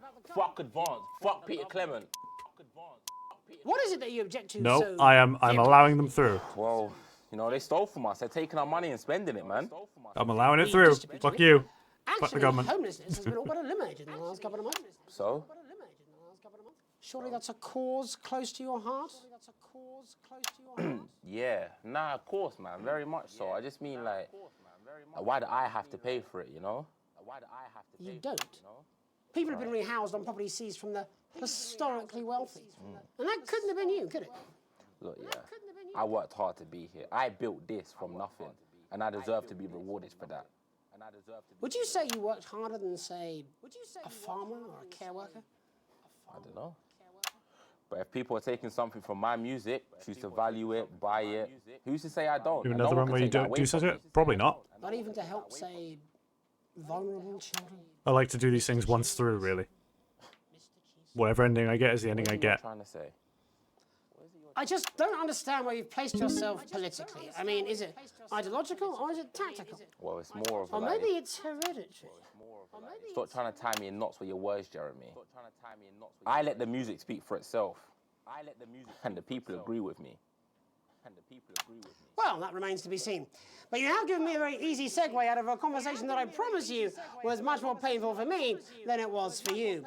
So here he is with his hit song, Mrs. Ludlow's Tears. Oh no, I'm going to do something a little different. It's a new single I've been working on. Oh, so this is unapproved, is it? Yeah, you love it. Excellent. Don't worry, we've got a state-of-the-art censorship system. What's the worst that could happen?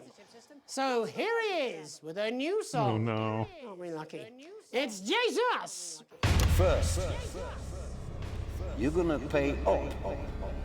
Oh, good God. You're gonna pay back.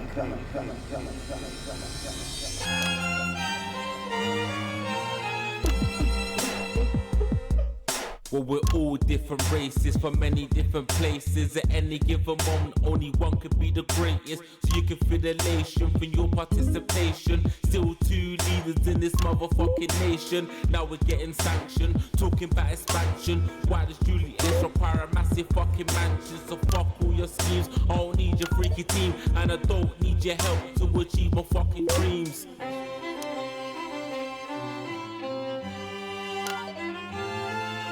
So don't make a fuss when you find you're one of us.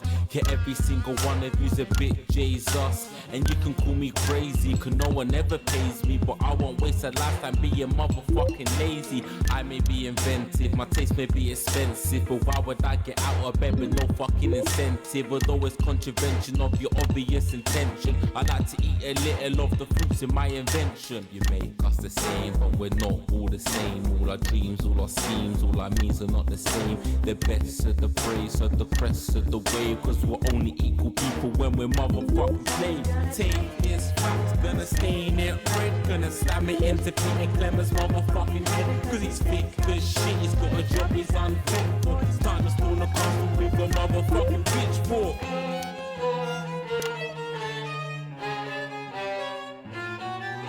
So this is for the snub ones, the pushed and the shoved ones, the folks that feel the burden of their motherfucking loved ones. Ones who had plenty like a motherfucking Bentley. The ones who now finding that their bank accounts are empty. The ones of aspiration who had to flee a nation. The ones who built a business out of dreams of perspiration. I'm so locked in, man.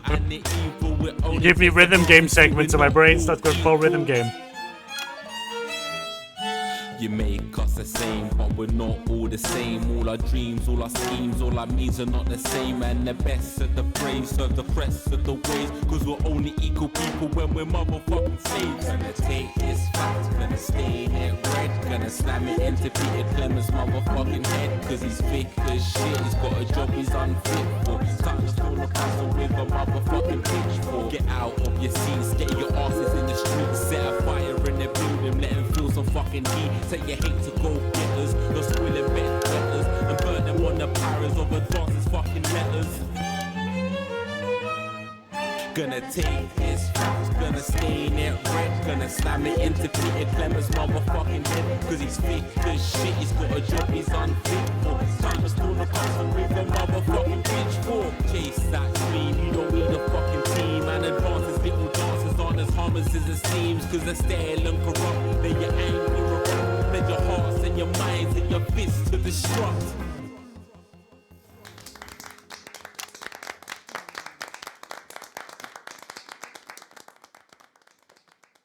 Jesus there with his new song. Thank you so much for joining us in the studio. I'm sorry. I may not agree with you, but I'd just like to offer you an apology. I've just been told that there was some kind of issue upstairs, and an attempt was made to censor some of your notes. What? Are you joking? I'd just like to say to you and everyone at home that this was a mistake. This is absolutely ridiculous. I cannot believe this. Here at the National Nightly News, we pride ourselves I only censored on swears. remaining neutral, unbiased, and independent of any outside interference. You have my word.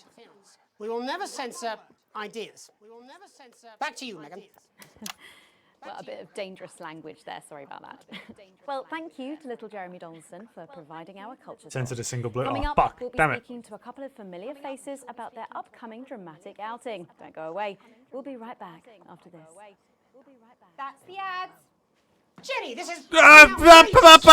Just to remind fixing that old VCR. Put in a new tape. How's that break? I really do Alright. have to ask Oh, you to trust me. please it. My father's going to hear about this. I understand. I didn't. This is unbelievable, Megan. I don't know what you're talking about, Jeremy. Keeping your bills down. There really seems to be no... Ah! Fuck.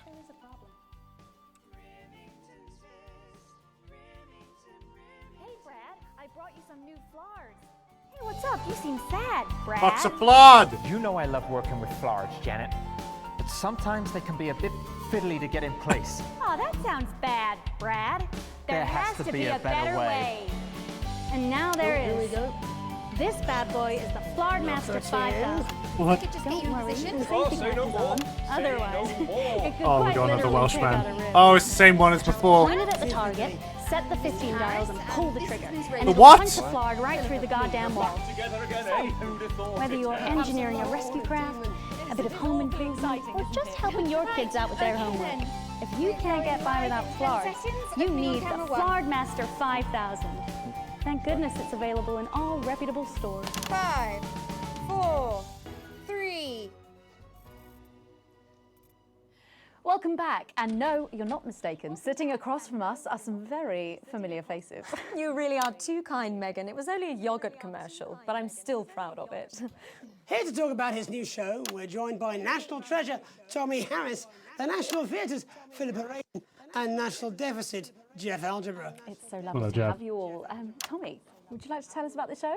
You know what? I'd bloody love to. It's about me. It's about my life. And where did the idea come from? So, right, picture this. Their legs akimbo, mid-session, sweat is pouring out of me like an immense hog. And then Cindy comes in, she says, Pete's on the phone. That's Peter Clement, the Prime Minister. Yeah, Pete's actually a really good mate of mine. Oh, is he really? Yeah, no, he comes to training sometimes. He's actually a pretty good goal sweeper. Anyway, so, Pete, he says, Toby, he thinks my name's Toby, see? He says, how would you like to spread your message of team spirit and cooperation across this fractured nation? How would you like to really make a difference in these desperate times? What did you say? Yeah, right, yeah. So, Jeff, the question on everyone's lips is, what in God's name are you doing here?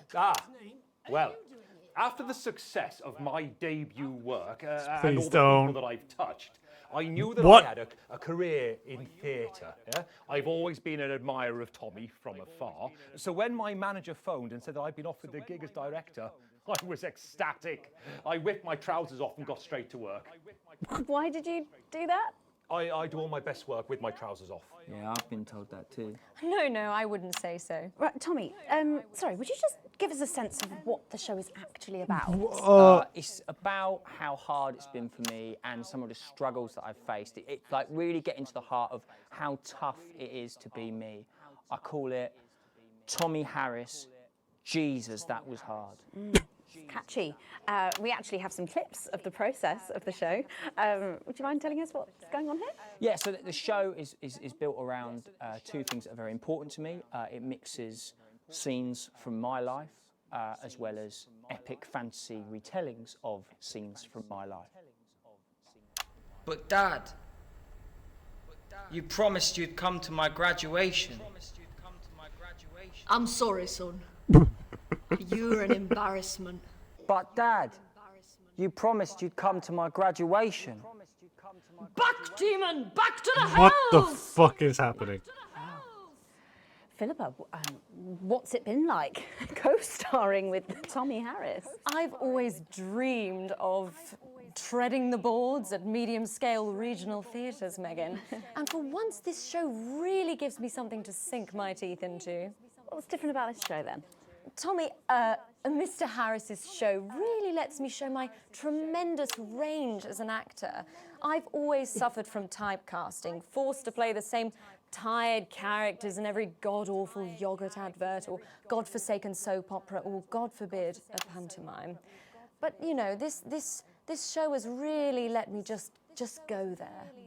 Jeff, the viewers at home will be dying to know exactly what is it that you bring to the show? Oh, good question. I think these guys would agree with me when I say that it's my steady hand on the tiller, my arm round the shoulder approach that's really brought the production from strength to strength. Absolutely right. Jeff's contributions are immeasurable. He was our rock. Can you give us a sneak peek of anything else that might be in the show? Yeah, all sorts, yeah. Yep. We've got lots of exclusive first-hand experiences of Tommy's time in the underground sports board scene. And some Sports epic board. fantasy retellings of Tommy's time in the underground sports board scene.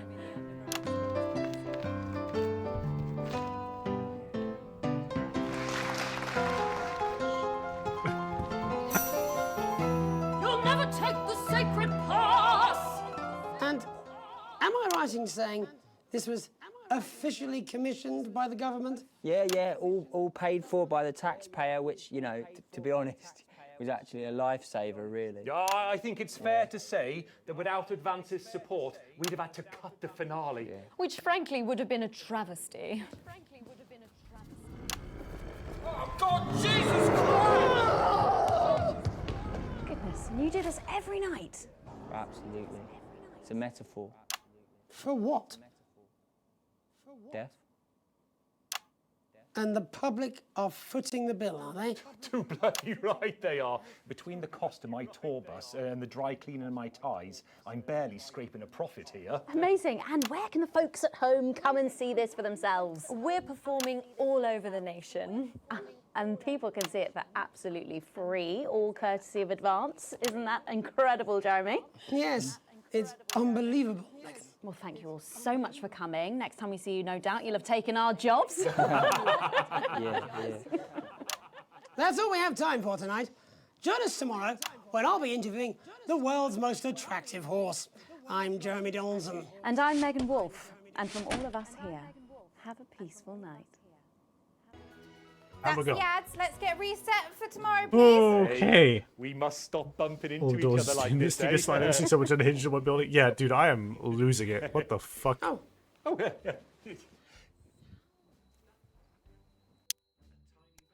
We did it! Sports board.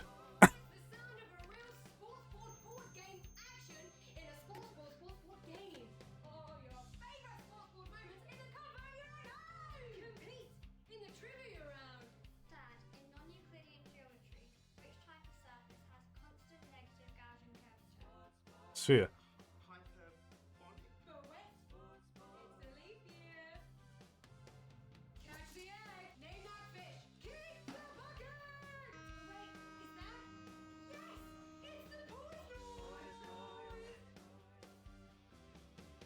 I feel like I'm losing it.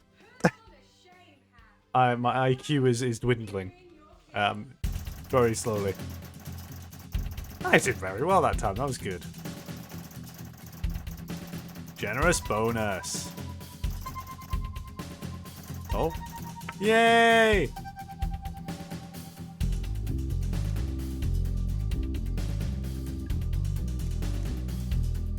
Jesus Christ. I am going crazy.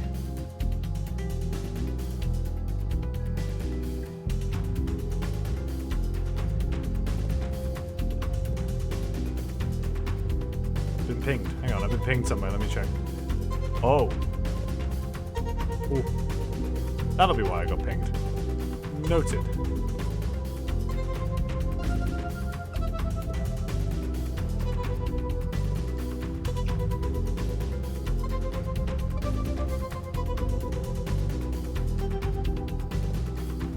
Okay, we're good.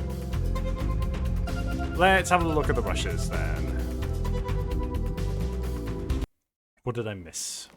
Ow! God, I'm sorry. What the fuck is wrong with you? I'm sorry. So I haven't that's had what any happened. food today. Oh, you're fired.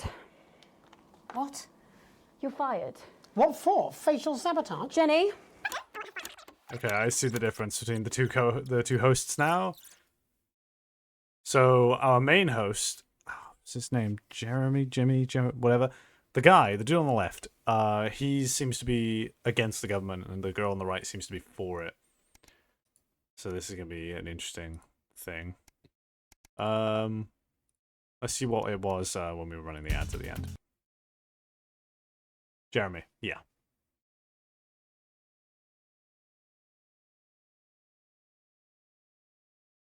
Oh, here we go. Oh, shut up, stop it. Look at him. If we could just get you in position. Oh, say no more. Say no more. Megan, Jeremy, you remember Mr. Algebra? Vividly. And Mr. Harris, and this is Ms. Radin. What? Philippa, please. We're back together again, eh? Who'd have thought it? Perhaps a lower order demon. Yes, it is awfully exciting, isn't it? Right, okay then. We're going live.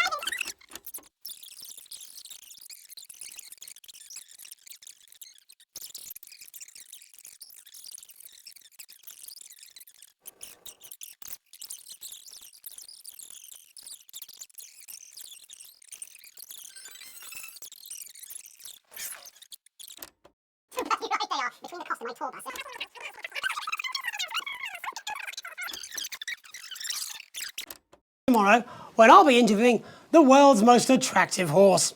I'm Jeremy Donson. And I'm Megan Wolfe. And from all of us here, have a peaceful night. That's the ads. Let's get reset for tomorrow, please. Hey, we must stop bumping into each other like this, eh? Oh. Oh, yeah.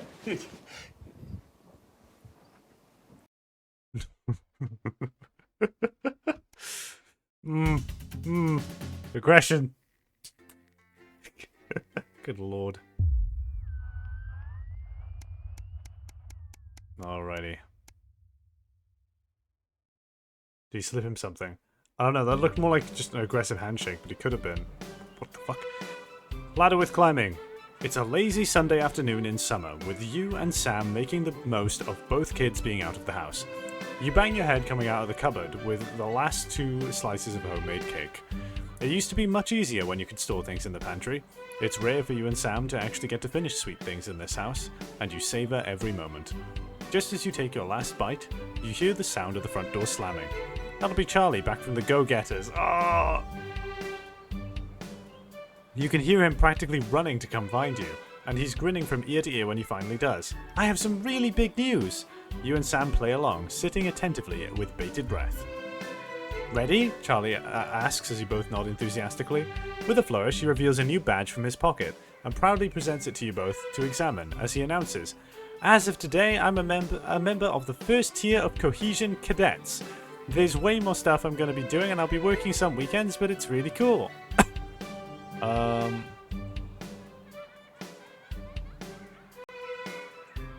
Sam congratulates Charlie as you can't but help but frown. This seems a big step up for teenagers.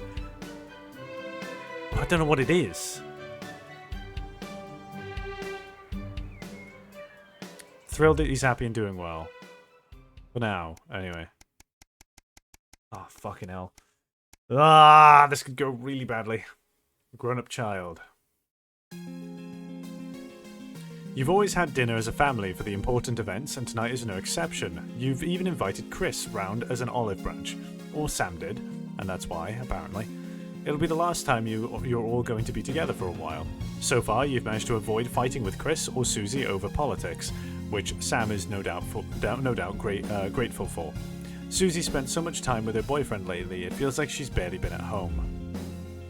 Given how much time they've been spending together on their own, you were a bit surprised when Susie and Zach proposed a big family dinner tonight. He and Chris have always gotten on like a house on fire, much to your irritation. And of course, Susie could never do any wrong in your mother's eyes, so despite the fact that you're all packed around the kitchen table, the air is happy. Take a sip of your drink and enjoy the moment. You and Zach have never quite seen eye to eye on matters of politics. While you don't share his strong disrupt tendencies, you have to admit, sometimes he does have a point about the government. Still, if he makes Susie happy, that's what matters. Susie stands, tapping her glass with a spoon, silencing the various conversations. We have an announcement to make. It catches you by surprise, and you find yourself hoping for good news. I don't want to do a big speech or anything, but we wanted everyone together to tell you. You hope this isn't going where you think it's going. Zach and I are moving in together, she announces, to choruses of congratulations from around the room. Well, I'm moving into Zach's studio for now, while we look for somewhere for the two of us. Susie follows up quickly, clearly excited to be telling you all. Happy for you both. Susie grins at you as Sam turns to her and gushes. Oh, tell us about these places you're looking at. The room fills with excited conversation and laughter. It's great to see your daughter happy. Eventually, it's time for Susie and Zach to leave and head to their new home. It turns out, while you and Sam were out that afternoon, they'd been moving Susie's things as a surprise. There are a few tears, but mostly smiles as you see them out. Even Chris has been surprisingly well behaved this evening. Hopefully, it'll all work out. You close the front door and Sam disappears upstairs. When they don't return, you go looking and find them sitting on the floor in Susie's empty room. You slide down the wall beside them and put your arm around their shoulders. Everyone has to grow up sometime. Okay. A sign of things to come. Oh boy. Shopping, something that always seemed so tedious before the sanctions, has now become even more of a chore. You managed to get almost everything you needed for the family this evening, but you'll have to come back tomorrow to get through the week.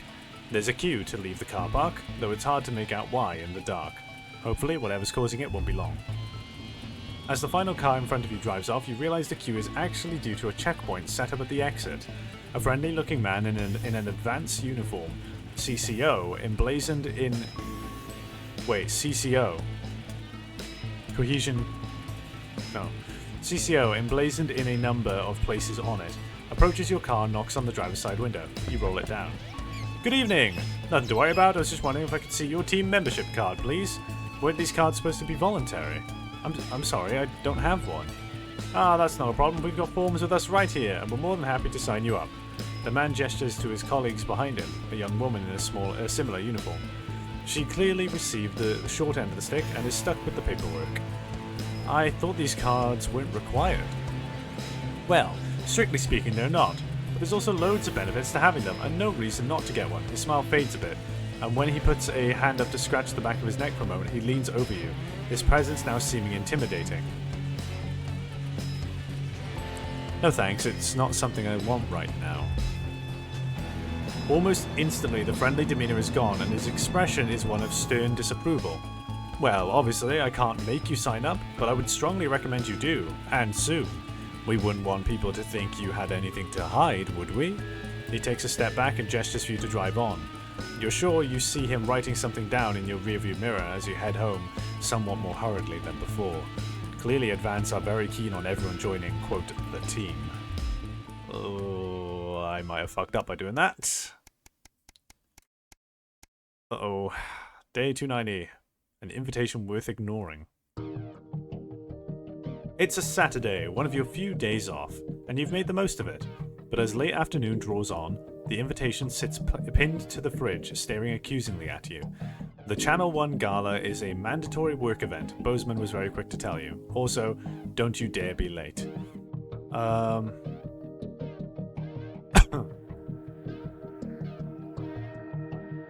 You've already skipped work a weekend once, you can't do it again, best go. Yeah, go.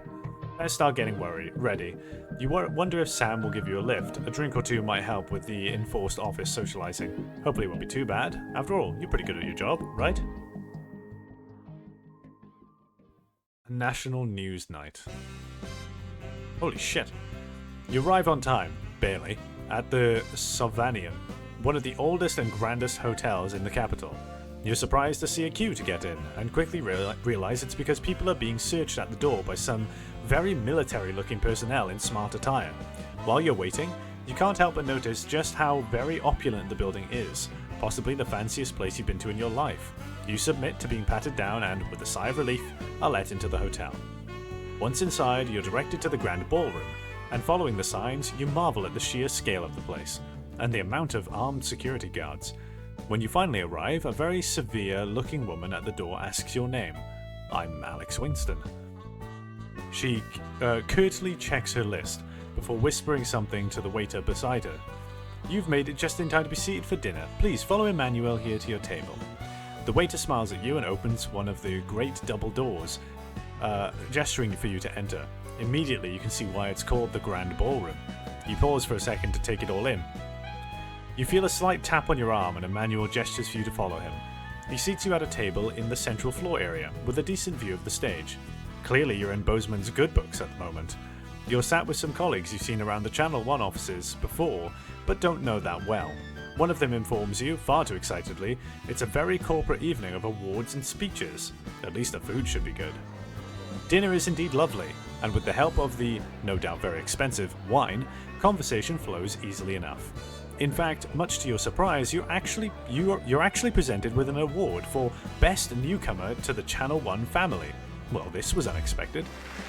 As you walk up to collect it, you recognize the presenter as Dr. Adrian Atkinson Blimey of Incisors fame.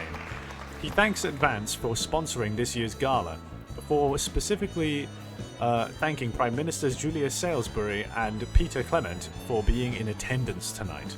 As you take to the stage, you see the frontmost central table does indeed seat the Prime Ministers, as well as Bozeman, Meghan and some of the other well-to-do types that you don't recognize.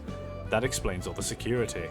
As you're handed the award, Dr. Atkinson Blimey asks if you'd like to say a few words.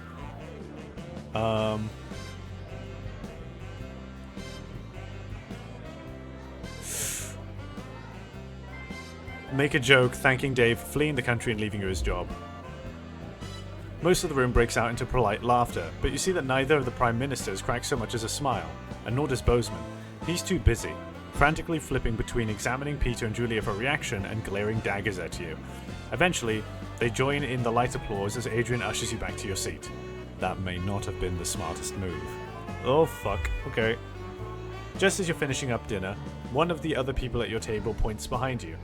As you turn to see Bozeman walking briskly past with Julia Salisbury and Peter Clement in tow, you're pretty sure he was pointedly ignoring you. He seems to be introducing the Prime Ministers to a selection of people at different tables. Better them than you. You finish off the rest of your meal, listen to the last few speeches, and then head home. All in all, it was a surprisingly nice evening. You might actually look forward to the next one, providing Bozeman invites you to that one, of course. I fucked that one up as well, I think. Uh-oh. I'll be fine. I'll be fine. I'll be fine. Everything's fine.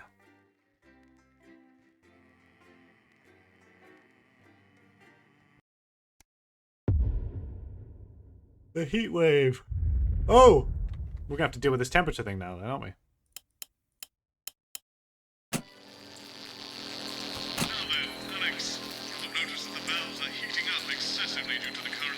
Yeah, I'm trying to turn it on.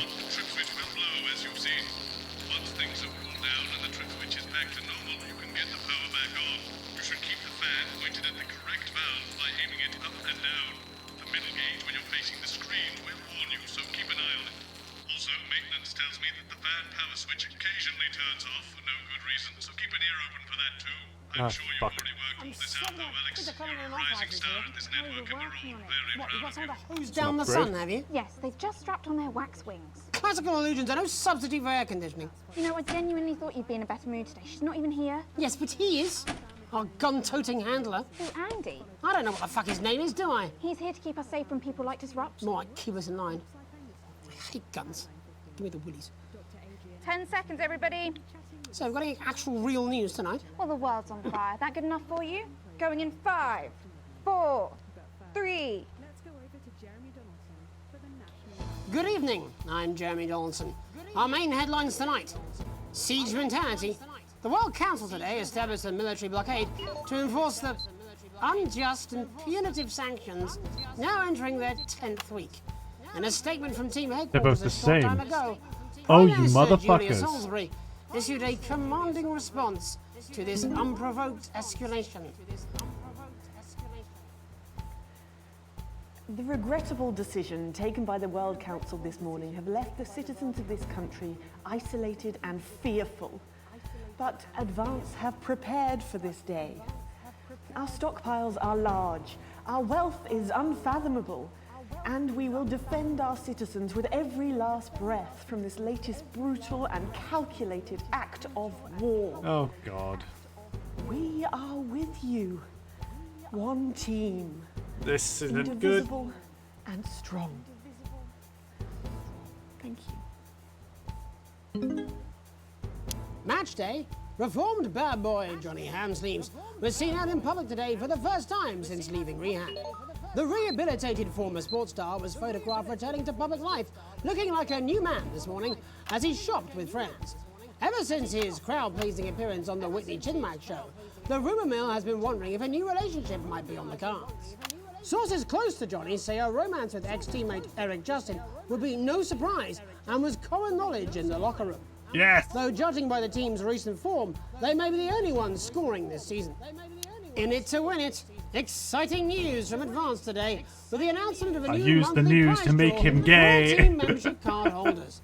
Every month, lucky winners from across the country will be picked at random to receive what Team HQ are describing as unique prizes worth more than money used to be. Take-up on the scheme has been much higher than expected, and if this lucky winner's delighted face is anything to go by, it looks like pretty soon everyone's going to have one. Kiss me, Flardy. The nation's favourite all-rounder, the humble Flard, has risen to new heights today after a surprise announcement. The news that Flard fans all over the territory have been waiting for is finally here. In a statement met with universal delight, Remington's Fist unveiled the next chapter for that faithful family favourite, the Flard. Lawrence Blunderclatch and Helena Canterbury Boatshoe, rumoured to be mortal enemies, are to reunite to celebrate their one mutual love in Die Flard the movie. Self-confessed Flardy, Sophia Remington, said, "It's only right that the real hero of our age takes centre stage in this no-holds-Flard action thriller." Leaders shipping out. The trapped scientists undertaking a bold escape from Dante's taint have revealed which of their two erstwhile leaders will spearhead their journey to freedom. While throughout their careers it's been clear that Doctors Wong and Swartzborg and Horgensford have worked best together, it seems one of them is now going to be taking a back seat. Ingrid has always been the tempered coolant to David's flagellarized metal, so it's no surprise that with the unexpected challenges the team have faced, they chose her methodical and effective approach to getting the team home safely. Critics, however, have speculated that her strategy may be delayed, as her name takes much longer to say. Life during wartime. As if we didn't have enough aggressors on our borders, internal problems are growing for the government as radical activist group Disrupt caused chaos in Parliament Park last night. Scuffles broke out after the protests, resulting in multiple arrests and the injury of 3 community cohesion officers. Advance have yet to comment. As grassroots support for the movement grows rapidly, especially in those areas Advance have not yet been able to fully regenerate, people across the country are starting to fear a return to the bad old days of inequality, division, and multiple television shows about buying houses. All this, and I'll be talking to some people with fascinating medical conditions, as well as one of the contenders in this year's Feline Football Championship, and her proud owner. That's all up on tonight's National Nightly News. Ah, fuck it up.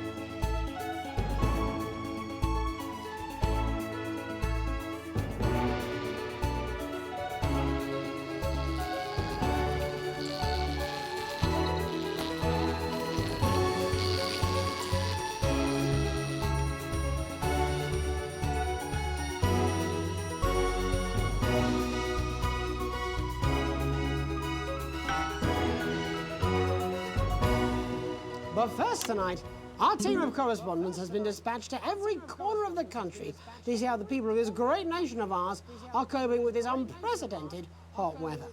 First, let's go to Megan Wolfe in Shining-on-Sea to see what the scientific community has to say. Megan, how's the weather there? America? No, this is more like the UK. Thank you for asking. Ah. I'm here with Dr. Anna Burns at the University of Princeford. Are you enjoying the weather as much as I am? Oh, yes, it's wonderful, isn't it? My eyelids are sweating. And you're part of a team carrying out a study into just what's causing this unbelievable heat, is that right? Yes, that's correct. Yes, we want to be able to reassure the public once and for all that there's absolutely nothing to worry about and that they can enjoy their sunstroke and fossil fuels in peace. No, I didn't. Oh, yeah, I did. You sound very We're confident about that. It's fine. Oh, very much so. Fine. I can say without any Jeremy hesitation. seems mad. There's Yeah, he's really having no a cause having for the any right concern time of it here. by the looks of it. I've actually left my car running. So tell us about this experiment. Well, we take data from weather stations from all over the world, along with atmospheric samples, and we take all that and we feed it into this state-of-the-art computer, and very soon we'll be getting a high-tech readout of the results. Blimey, that sounds very fancy. I should just say, none of this would be possible without the generous support of Remington's Fist. This is all thanks to their unrivaled investment in our future, and may I just say, complimentary personal anecdote. Oh, here we go. And, as expected, everything is absolutely fucked. Hang on. This can't be right. Right, but obviously you said a second ago that everything is absolutely fine, so... Well, actually, under concern level, it just says, why, God, why? We should be celebrating these wonderful results, I think. Yeah? We need to evolve gills within 40 years. You look thirsty. Here it just says, shit. Look at you. This is meant to be a celebration. Can't go around looking like that. Shit. There you go. Much better. Can I just say thank you again to Sophia Remington for providing all of this. Everyone, we don't have long. Time is running out. It's running out. Absolutely right. That is all we have time for. Abandon hope and return to the forest. Enjoy that. I'd like to thank Dr. Burns for just one opinion on the climate. The sea will reclaim us all. There you have it, Jeremy. Proof, if proof be need be, that everything is just fine. I'm Megan Wolfe, here with science. Back to you. Megan Wolfe there, attempting to do some actual news. Next, heads over to Robin Short, who's in Scritchford with some of the winners of this week's team membership lottery. Robin? Thanks, Jeremy. I'm here in Scritchford with Gary Failsafe, a janitor at the local school, and Amelia Jackhammer, an aspiring poet. Both of you were drawn at random from those who hold team membership cards to receive this week's amazing prize. How do you feel? Filled with fervent euphoria. Yeah, good, yeah. And all that we had to do was fill in a quick form or two. Wow, that sounds so convenient, but we're all dying to know. What have you won? That's right, Robin. I've won dinner with Julia Salisbury at one of the capital's top restaurants. Ooh, swanky. And I've been invited to Peter Clement's house to help him dredge the gutter in. That's absolutely terrific. You must both be over the moon. I've written a poem about it. So, can you tell me about the moment when you first heard the news? Well, I was battling against a particularly difficult floater, probably one of the sixth formers, when the headmaster came and found me. I was involved in a similarly brutal conflict with a particularly arduous stanza. So you were both polishing turds? No, I don't like to polish them. I like to keep them intact for my collection. Oh. How unexpected. I don't polish turds. I write poetry. Potato, potato. So, Gary... Yeah, I've seen Killer Frequency. I've spoiled it for myself, though, so I can't play it. There's no harm in asking, I suppose. Would you like to hear one? No, thank you. Gary, when you signed up for team membership, was it in hopes of winning the lottery, or were there other reasons? I like a flutter, of course, but no, the boss said I had to sign up to keep coming into school. Very sensible. It's important to know who we're trusting around our children. Oh, I have an unpublished book of sonnets about children. Perhaps you'd like to hear one. No! Or an anthology of haikus on the death of innocence. I'd rather hear about Gary's turd collection. Really? I thought you might say that. Are you all right? Yes, it's coming. Oh, you're the fucking lady. The... What? It's inspiration, and it's delicious. Right you are. What? Today on the show, there's no news. Just a man who keeps multiple poos. Yeah, this big one's my favourite. See how it's fibrous, really lovely texture. Would you encourage other people to enter for their chance to win? If it's colour you're looking for, take a gander at old Blue Eyes here. The national news lost its way when it covered some crap on a tray. Some of these are quite rare. Maybe that was unfair. And that's all we have time for today. Back to you, Jeremy. Thanks, Robin. What a lucky pair they are. And finally in this segment, it's over to Patrick Bannon, who's gone to the smelliest town in the country to see how the unprecedented weather is affecting the locals. Patrick? Hello there, Jeremy. Hello, yes. I'm here live in Grizzleford, which has recently voted the smelliest town in the country. And I have to say that, you know, in this The smell really is. I mean, it's something else. Barry Lardons, mate, you've lived here your whole life. How'd you put up with the stink? Well, we're just all very proud of our achievement, to be honest with you. You can tell that. Look at him, proud as punch. Do you know what it's like, son, being the second smelliest town? No, I don't. Living in the shadow of Arseminster. Those smug fucks. But who's laughing now, eh? So what, not me, that's for sure. So what happened, mate? Right, the good people from Remington's Fist came in and saved the day with their factory. You're talking, of course, about the newly built Flard factory. Yeah, they gave us this big Fuck is presentation blood. on growth. But as soon as we heard about the stench, we paid them whatever they wanted to put it here. Does the stink not affect your life in every way, Barry? I mean, perhaps if you're filling in a tax return or completing the physical act of love. It's strong at first, but you get used to it after several weeks of your first bout of sickness. The judges were very impressed. So, what's the sickness? Oh, that's nothing to worry about. It takes a few minutes before you develop any symptoms. Now, folk are saying something about Patrick, you gonna be all right? and how they dump carcasses directly into the water main, but I think it's probably the few valves on the high street. On the high street? Should I see a doctor? What are the symptoms? Well, the first one is asking stupid questions. Then folk experience a loss of inhibition. Fuck off, do they? When was the last time you brushed your teeth, you stinking old tramp? Next according is a period of randomly bursting into song, followed immediately by delusions of grandeur. That's not really a problem, that was sung in my life. Hello, it's sexy Patrick Bannon, and he's wearing sexy shorts now. Oh my God, look at me. I'm like a stallion. I'm gorgeous, why didn't you tell me? I should take my shirt off. You know what? I'll even let you touch me if you want. That will be the bout of undeserved self-confidence. This guy is incredible. Whoever this dude is on the left, whatever actor, he's fucking fantastic. And the ennui. All that's left now are the hallucinations and unconsciousness. Manadotti? Was that you? Down.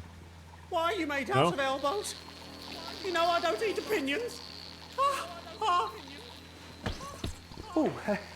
don't worry, folks. Once he wakes up, he'll be just fine. We'll just find a place to stick him where it won't matter how many times he evacuates his bowels.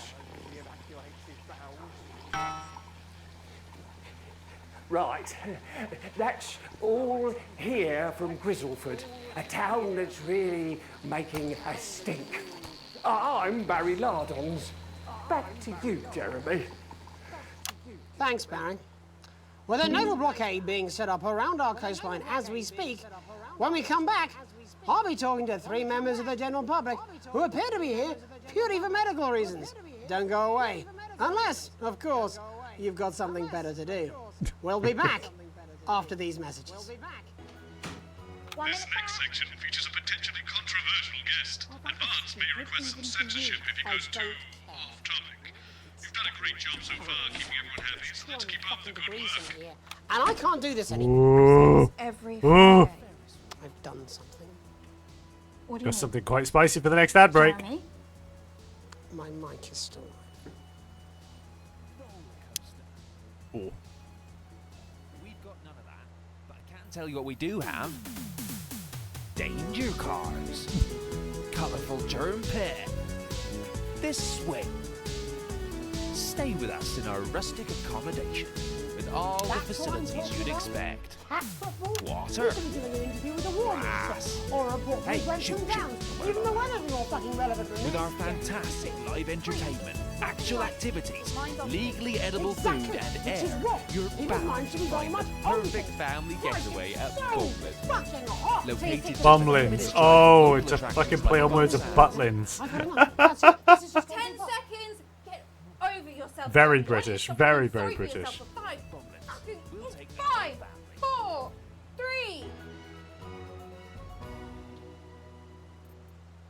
Welcome back to the National Nightly News with me, your host, Jeremy Donaldson.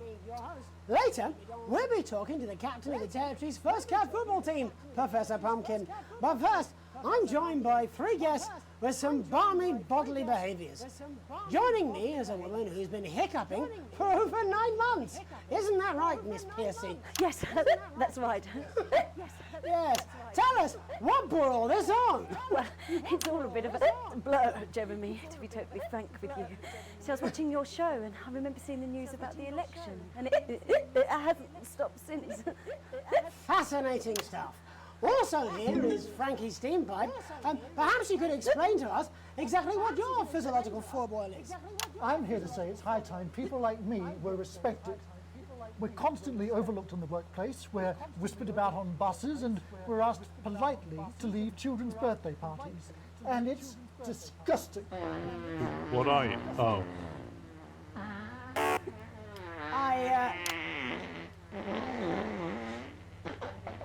I'm sorry, my bowels have comic timing. And finally, I'm joined by a man who answers every question honestly, even when it isn't aimed at him. How do you cope with that, Mr. Truman? With a combination of booze, self-hatred, and hardcore pornography. Is that? Not according to my therapist. Well, in that case, let's speak to Rose. Tell me, how does the hiccuping impact you? I get shushed a lot, which is hard. Oh my God! They've asked me to stop answering the phones. It's really affected my confidence. Well, I find it really fucking irritating. Do people tend to believe your story? Fuck no. Actually, I've been surprised at how much support I've received. And Frankie, why have you come here today? Because my wife left me, and I was hoping that the fame would win her back. We've started a group for people with ailments deemed broadly comical by society. It's called Take Us Seriously. That's right. There it is. And we bloody well mean it. They could see that And who's coming. joined so far? Bunch of fucking losers. This is classic British humour.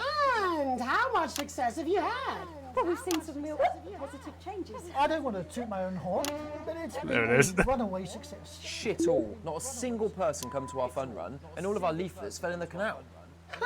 Well, Miss Piercy, some people are saying your condition was actually caused by the shocking events of that night. What do you think? Come down, Mr. Donaldson. That's absolute rubbish. What it'd be like to have a pair of tits. Could you? I'm sorry, it's very hard. What was I thinking? That you're a team fuck puppet? No. Or a sellout cunt? Apologies. Just a reminder that he can't help it. And hey, if this isn't live television, then what is it? Fuckfest of propaganda masquerading as journalism. Right, Frankie, Rose, tell us, how can the viewers get involved with your cause? Yes, we're holding a sponsored run in Capital Park next weekend. It's called the No Smiles 13 Miles. No, it's called the No Laugh Half. What did I say before the show? That it was the team pulling Jeremy Donaldson's strings. No, I didn't say. Wow, we may have to end that there, unfortunately. What a harmless bit of fun. Steady on! This is exactly what I'm talking about. We demand respect. Yes, well, later, I'll be talking to Professor Pumpkin. And Ginger Tabby with a one-class pair of penalty paws. Is that really necessary? No, it isn't. Let go. Not you. Unhand him at once! Enough! That's enough! Oh, it's all going up! Whoa, whoa, whoa! What are you doing? Jeremy! Jeremy! Don't you dare! Don't you fucking dare cut to the ads before I tell you to. Okay. You in the broadcast centre. Bozeman's little scapegoat. Yes, you hi. listen to me. You cut to the ads before I tell you to, and I will kill every single person in this studio. I'm all ears, Jeremy. I am thinking about what I'm doing. I've been thinking about it for a long time. We all should be. Christ, it's so fucking hot in here. Do you remember when we used to do the real news? Before it was all lottery winners and bloody cat football? We are on the brink of a siege, the likes of which the world hasn't seen in hundreds of years. The enemy is at the gates, and I'm stuck here talking to these 3 fucking idiots. I think my hiccups have stopped. You 3, get the fuck out The of my studio. comedic Go on. timing Now, fart is go. going to happen at Before some I change point my in mind. this. Go. Before I change my mind. That is British humour. I know British humour. Jenny, lock the doors. Jenny, lock the doors. Yes, Jeremy. Now. Good. Yes. Now. Good. Right. Yes. You in the broadcast centre. Yep. Hi. Alex. Yes, hi. Listen to me. Hi. You pay attention. Yes. Now, I'm sure you've already loaded up exactly what you're going to play in the commercial. Yep. Today is going to be a little bit different. Yes. Look to your right. Yes, really. Look to your right. There is a VHS tape, and I want you to load it into one of the machines. And when I say so, and not before, you play it. Got it. You've got about 15 seconds, so I wouldn't waste any time. Yep, done. Now, Done. All cameras. I assume you won't be playing that tape. This station does not negotiate with terrorists. I hope I've made myself clear. You seem to know what to do. Every single thing that comes out of this studio is either one-sided or by now we're going to show the other side for a bit of fucking balance. Like the good old days. Alex, play the fucking tape. I don't want to hurt any of you. Give it one go. See anything I don't like, I will not hesitate to start. Alex, you're going to get me in trouble with that. Let's hope you made the right call. Reset the system for the third segment. I imagine the ratings are going to be through the roof. Yeah, they very much are. Holy shit. Disrupt. We are the resistance. Cool. It's time Hi. you knew the truth. You know Advance are lying to you. You know the elderly are not a burden. You know the rich were not all evil. And you know the team membership card is an ID card, no matter what they try to tell you. But why should you trust us? Another faceless organization. A shadowy figure with a distorted voice. You've seen it so many times in the movies. Well, this is not a movie. Oh, it's fucking you! My name is Alan James. Oh my god. I used to try and shock people for a living. For entertainment. But now we live in a time where perhaps you need to be shocked. Perhaps we need to wake up. Okay, maybe you're actually turning over a new leaf. Advance are coming for our freedoms. They are coming for the fruits of our labours. They will take our wealth. They will euthanize our parents and smiling throughout. They will turn our children against us if we voice our concerns. But you don't have to accept it. A great many people already won't. You can resist. And the studio doors are all still locked? Find us. Yes. Talk with us. Join us. So what now? It isn't hard. I don't know. We're everywhere. This wasn't what I planned. I mean, some of it was. I had a speech, look. But this was unexpected. So what now, Jeremy? It was supposed to be your day off. God, please, don't do any more stupid things today.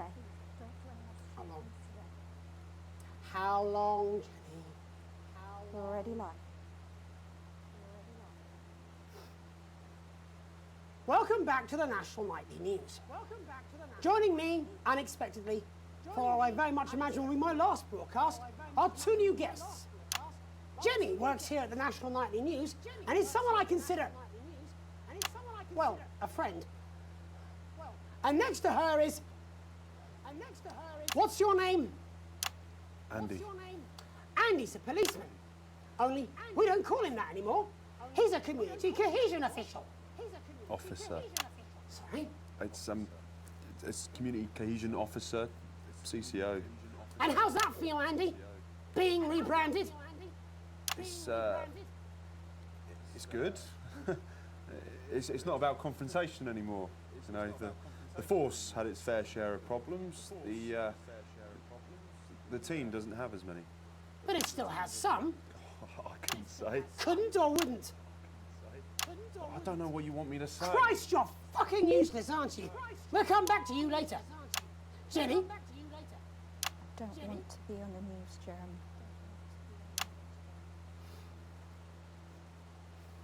That's perfectly understandable. Who'd want to do this? Jenny, why did you join the National Nightly News team? I always wanted to work in news. Yes, but why specifically this program? The National Nightly News.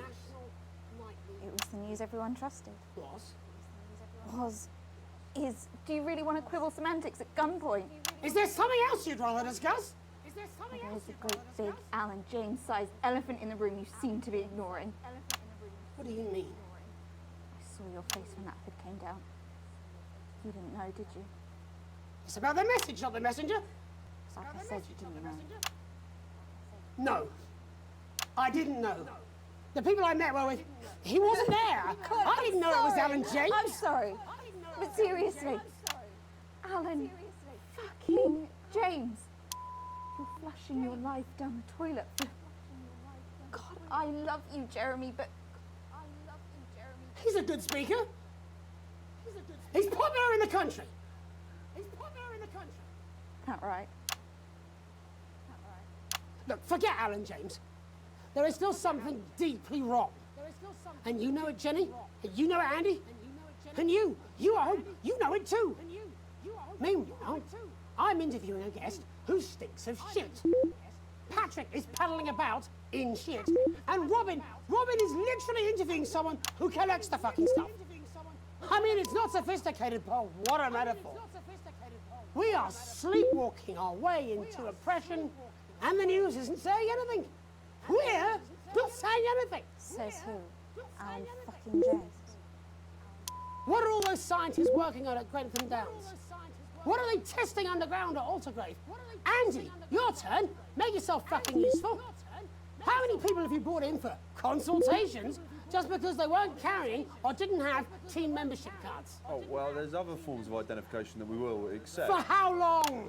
We're just here to help. Then why do you need these?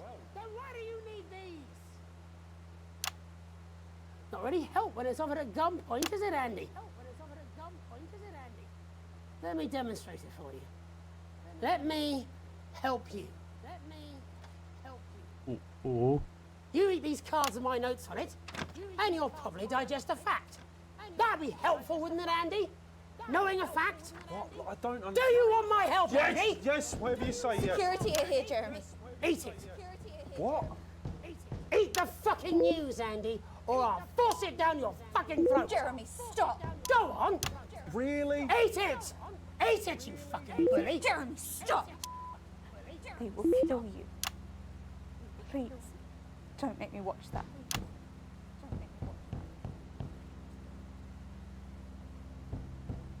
Of course. You're right. Sorry. Sorry, everyone. You can put the card down now, Andy. You can go now. You too, Jenny. Fuck off over there. We're nearly done. All cameras on me.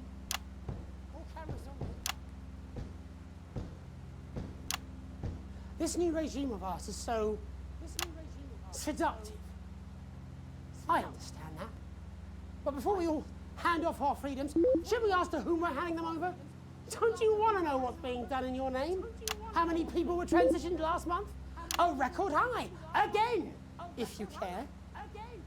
Shouldn't someone ask Advance how they plan to deal with this blockade? How many years or months of supplies we have? Why aren't we asking these questions instead of, whose shit is this? There's a cat backstage dressed as a fucking goalie, for Christ's sake. He's even got the little gloves.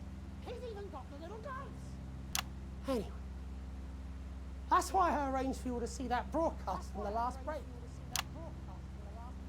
I didn't know it was going to be him, but I guess that just about sums it up. We are all up Ship Creek with a paddle made of Alan fucking James. Christ, it's also fucking pointless. I was going to quit tonight. Take a holiday. Try something else. Out of the limelight. Maybe try having a relationship. I hear they're nice. Never tried. I loved the news. And now, well... God, Jeremy, don't! I've tried my best to be honest with you, but this just isn't the news fuck. anymore. And I'm sorry. I've lost this fight. Alex, think of the consequences. I've let you down. Please, we can't show We shouldn't. We shouldn't. My name's Jeremy Now! Donaldson. Do it now! If you can, somehow. I'm gonna look away. I envy you if you can. Have a peaceful night. Jeremy! Oh my god.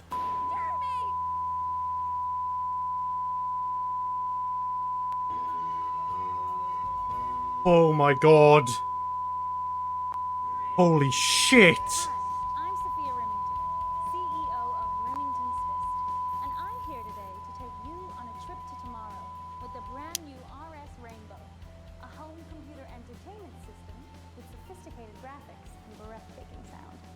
Remington's Fist. These graphics are amazing, Brad. That actually looks a bit like a real tank. Oh, gee, Janet, what a time to be alive. Surely games can't get any better than this. And that sound. It's like a digital symphony, Brad. Fuck. You're playing more than one note at the same time. Holy fuck.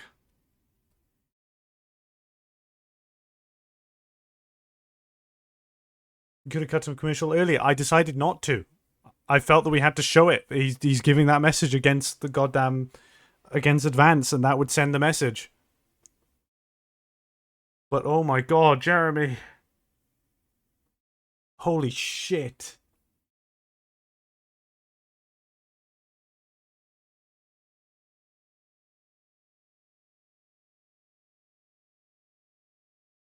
Fuck. Oh. Surprised I got a fucking bonus for that. I'm assuming the company doesn't like me right now. Oh, they still do. Lovely. Oh my god, Jeremy.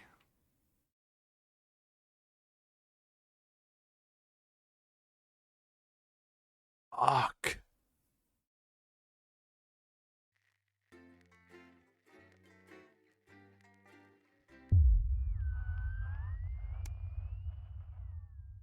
A tape to remember. You wake up, still partly in shock from what you saw on the news last night. What you had to edit on the news last night. When you come downstairs, you find your family sat in the living room, waiting for you. You take a seat on the sofa between Sam and Susie. Sam swallows, hesitating before starting. We were so worried about you last night. After Jeremy, with the gun, Sam chokes down a sob. It was awful. On national television. How could he do that? And now? After a horrible pause, Sam finally asks, "Are you okay, honey?" Can't believe he's gone. Sam looks to the kids, then back to you. We saw that you chose to play that tape. They pause before continuing, and I couldn't help but wonder why. Seemed like the right thing to do. What? That's not good enough. Disrupt the bad people. I can't believe you did that. Charlie's outburst seems to come out of nowhere, and no one in the room is prepared for it. Do you even think about how this stuff affects people? You're a fucking idiot. Sam tries to interject. Charlie, but he's already slammed the door. Charlie was always a bit black and white about this sort of thing. What it's worth, Alex, I think you were in an impossible situation, and somehow you managed to make the right call. Sam throws her arms around you. Only you were stuck in that studio having to make that choice. No one can criticize what you did, and I'm proud of you. You've never been so grateful to have Sam support you. You take a deep breath and gather your thoughts. It's a lot to take in. You're not sure you've fully processed what happened last night, let alone what Charlie and Sam think about it all. You look to your daughter. I know this is an incredibly difficult thing, and we don't always agree, but I do think you made the right choice. Susie smiles at you. You had to play it. There was just no other option. You put an arm around her and give her an affectionate squeeze. It's nice you've at least got some company. The TV is playing through some old Western show, but it's not quite as distracting as you'd hoped. You were never going to please everyone.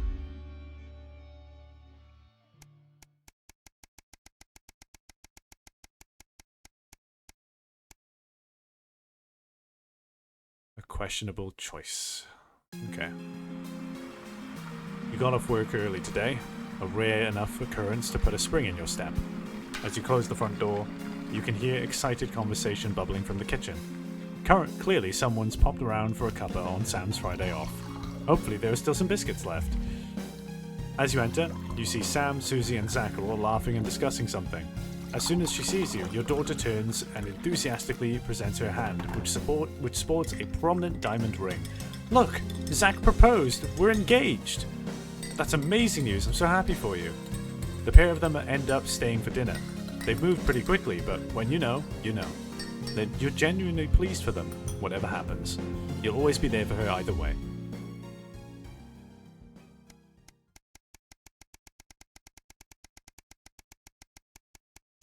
Oh boy. We're approaching the end, I think. A burden born.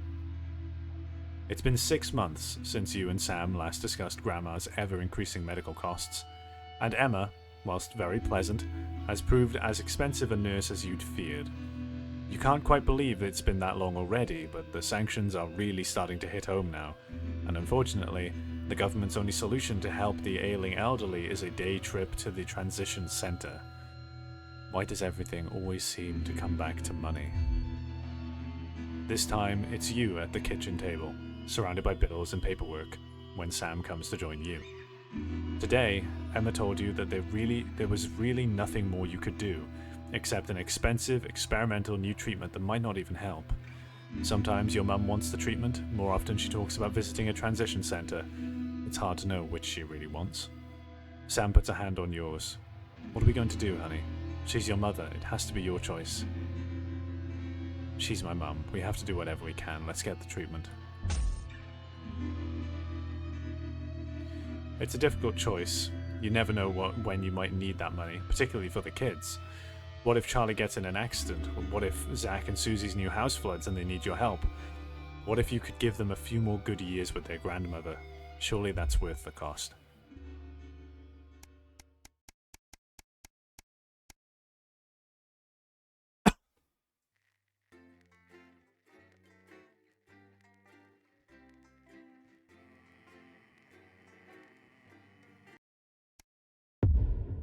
The 20-week war. Oh, fuck. Good evening, Alex. It's Bozeman. Oh, shit. Hope all's well with the family. Just a heads up, we're expecting those troublemakers at Disrupt to attempt to hack the channel during the broadcast, so keep an eye on the interference screen and stay out of the orange. Let's keep the news on the air.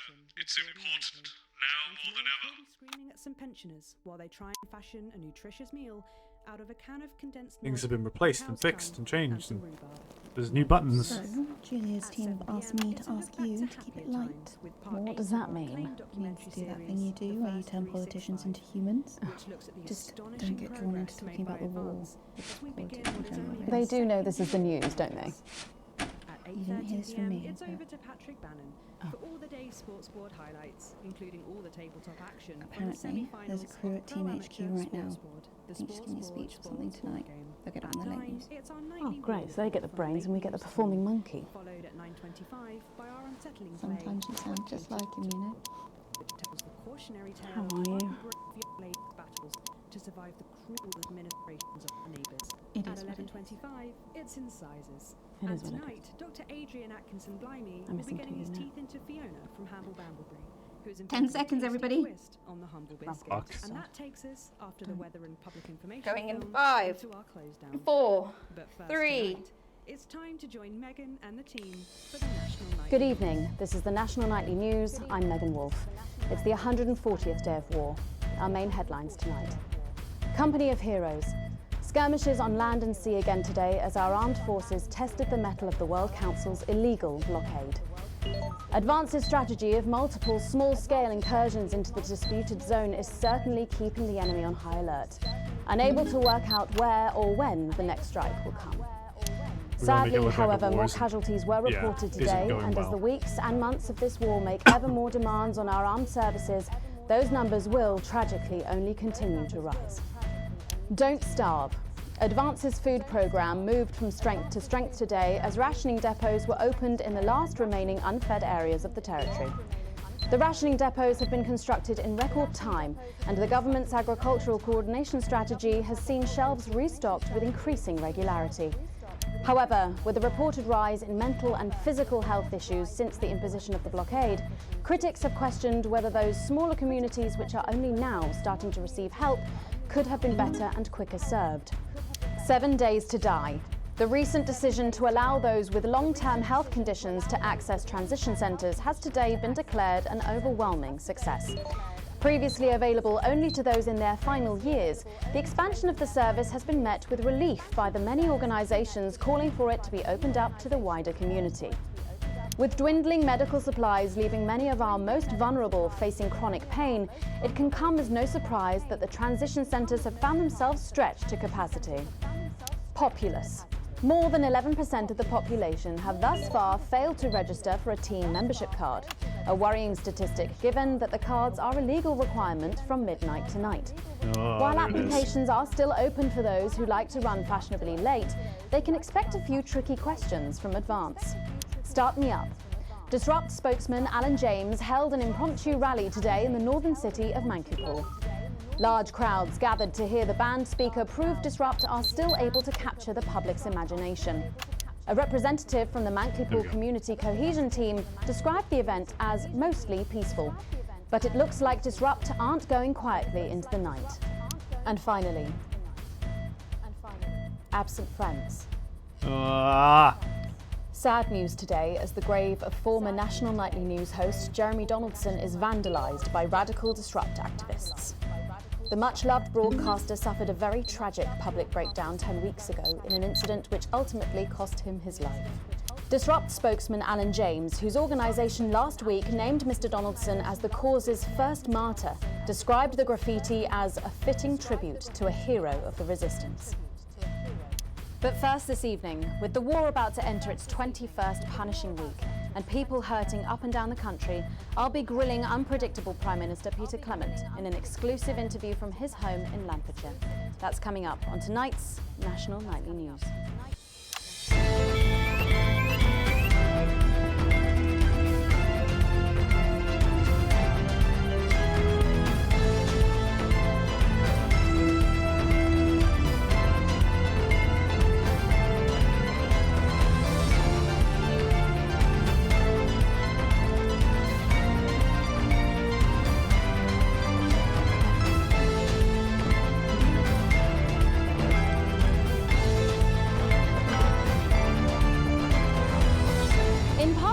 I'm a little overexcited to announce I'll be interviewing the one and only Lil C. And later we've got a new feature that's sure to keep you coming back for more. But first tonight, let's check in with Prime Minister Peter Clement, who's speaking to us from his home in Lancashire. Good evening, Prime Minister. Have we caught you exercising? Have we started? Yes, that's right, Miss Wolf. Just a few minor adjustments. I mean, nothing drastic. These are sound effects in the centre, I think. As my old mum used to say, just because she won't take it up the shit, it doesn't mean you shouldn't try for a quick fiddle up the car park. Language, Prime Minister. Language, Prime Minister. What? Quick fiddle? What's wrong? Oh, shitter. It's shitter, isn't it? Yep, that's the one. And can you tell us what brought about this new you? Whoa. Today, I spoke to the other night the blockade began. No. When Jeremy Donaldson. Fuck you. Well, you know, and it was blistering hot, as I'm sure you all remember. And Let's stick with Disrupt. There we go. From all the cigars and all that. I miss the sea too. She finds also, for the first time, that she can no longer sleep peacefully at night. I listen to Clive, who is preoccupied by the worry of being a burden on his children, and counting the days until they sit him down and tell him he is exactly that. I listen to Anna, who spends her lunchtimes in the school cafeteria eating alone, because she is the only girl in her class who isn't a go-getter. They have never met, these three, and they are of different ages and social backgrounds, but they share a common experience. They share a nagging feeling that there is something deeply wrong in our utopia. And I share that feeling. And maybe you do too. In the days and weeks ahead, I will be speaking throughout the country, but you don't need to wait for me. Disrupt are everywhere. Every bar, every street corner. Look for us and you will find us. You are not alone.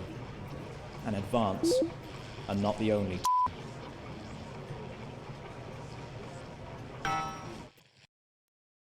Oh, yeah. Shouldn't have censored that because I was. Seem very advanced to be going abroad when the rest of the country is grounded. And yet, Julia Salisbury announced today that she'll be visiting Svenland during this year's winter break. Is that really an example of team spirit? What?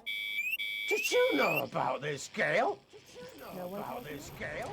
10 weeks ago, Jeremy Donaldson took control of the national nightly newsroom. He tried to warn us all about the now abandoned top-secret military lab at Grantham Downs. We may never know exactly what was being done there, but Jeremy Donaldson made us look. And this is just one of the reasons he is considered Disrupt's first martyr. And you know what? I think there's every chance he'd hate that. I only met him a few times in a professional context, and usually he exposed me for the grandstanding fool I was back then, but for some reason, I always enjoyed it. I liked him. I liked his wit, his jagged edges, and most of all, I liked his total dedication to the truth. He died for that truth, died as an individual, for freedom. And by adorning his resting place with our colours and our emblem, we will help to keep both him and his spirit of relentlessness alive. Rest well, Jeremy. You will not be forgotten.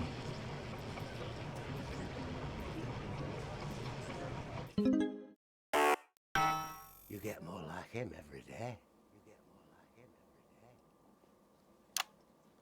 I will take that as a compliment. Prime Minister, later on this evening, your co-leader Julia Salisbury is going to give a national address from team headquarters. Can you give us a hint of what she's going to say? Yes. Well, I imagine that Sorry, it will be you the imagine? usual. No, what I mean is, You do know about this broadcast, don't you, Prime Minister? I'm sure I did. But Julia and I have no secrets from each other. We don't memorize each other's bloody diaries either. As my old mum used to say, if you wanted to get a job done quick, don't get bogged down in the pubes. What else have you got? Sorry? Only cards, what else? A little piece of my life do you want to rustle through? Get out, refill my glass. Ah, come on. Come on. Okay. What music do you listen to when you work out? Alrighty. Well, Gail tells me that I work out to Little C, but I have absolutely no fucking idea who that is. And do you think the C stands for? It stands for collaborative, Prime Minister. Yeah, actually, that does make more sense, actually. How's rationing affecting you? It's hard, but we get by. You just have to learn to get by on the basics. Take comfort in each other. I've got Mrs. C and many a fine single malt. I want for nothing. Except for a decent night's sleep, of course. Prime Minister, thank you for joining us. When we come back, it's time for the Culture Spot with Lil C and a world premiere performance of her new song. I genuinely can't wait to hear that. We'll be back after this. 1 minute back, everybody. Okay. That is what happens Breathe. when you wander from the car. I don't think you knew about her statement. I don't think anyone's supposed to know. When you mentioned it, Bozeman's face turned a colour that I think you call... I've got time to grab a drink. Am I in trouble? Bozeman? Nah, you're like the daughter we never had. I suppose the higher-ups might fire him, though. Who's Lil C? Or if there's any justice, me. Who's Lil C? Are you winding me up? What? I'm civilized. I read books. Possibly loathe these sanctions, Jane. I can't remember the last time we boiled a duck à l'orange. I concur absolutely, Brian. There's barely enough milk to undermine the tea. George From the club. Spotted the updated mixing desk. You'll need the new buttons during the next sections. First, we'll need applause when the guest enters and before her song. Don't worry, I'll walk you through it when we get there. One is certain a preferable way exists. And you'd be right. We've had our biggest and best brains 48 working on seconds, this that's enough for to months. fill up my water And we've got bottle. you covered with the Remington Swiss Siege Survival Box. Inside every blockade-busting box, you'll find the things you really missed. A red wine where you can hardly taste the chemicals. Some rare meat we grew in our production laboratory. Chocolate so salty you'd believe it came from Svenland. The list of luxuries is endless. At least 7.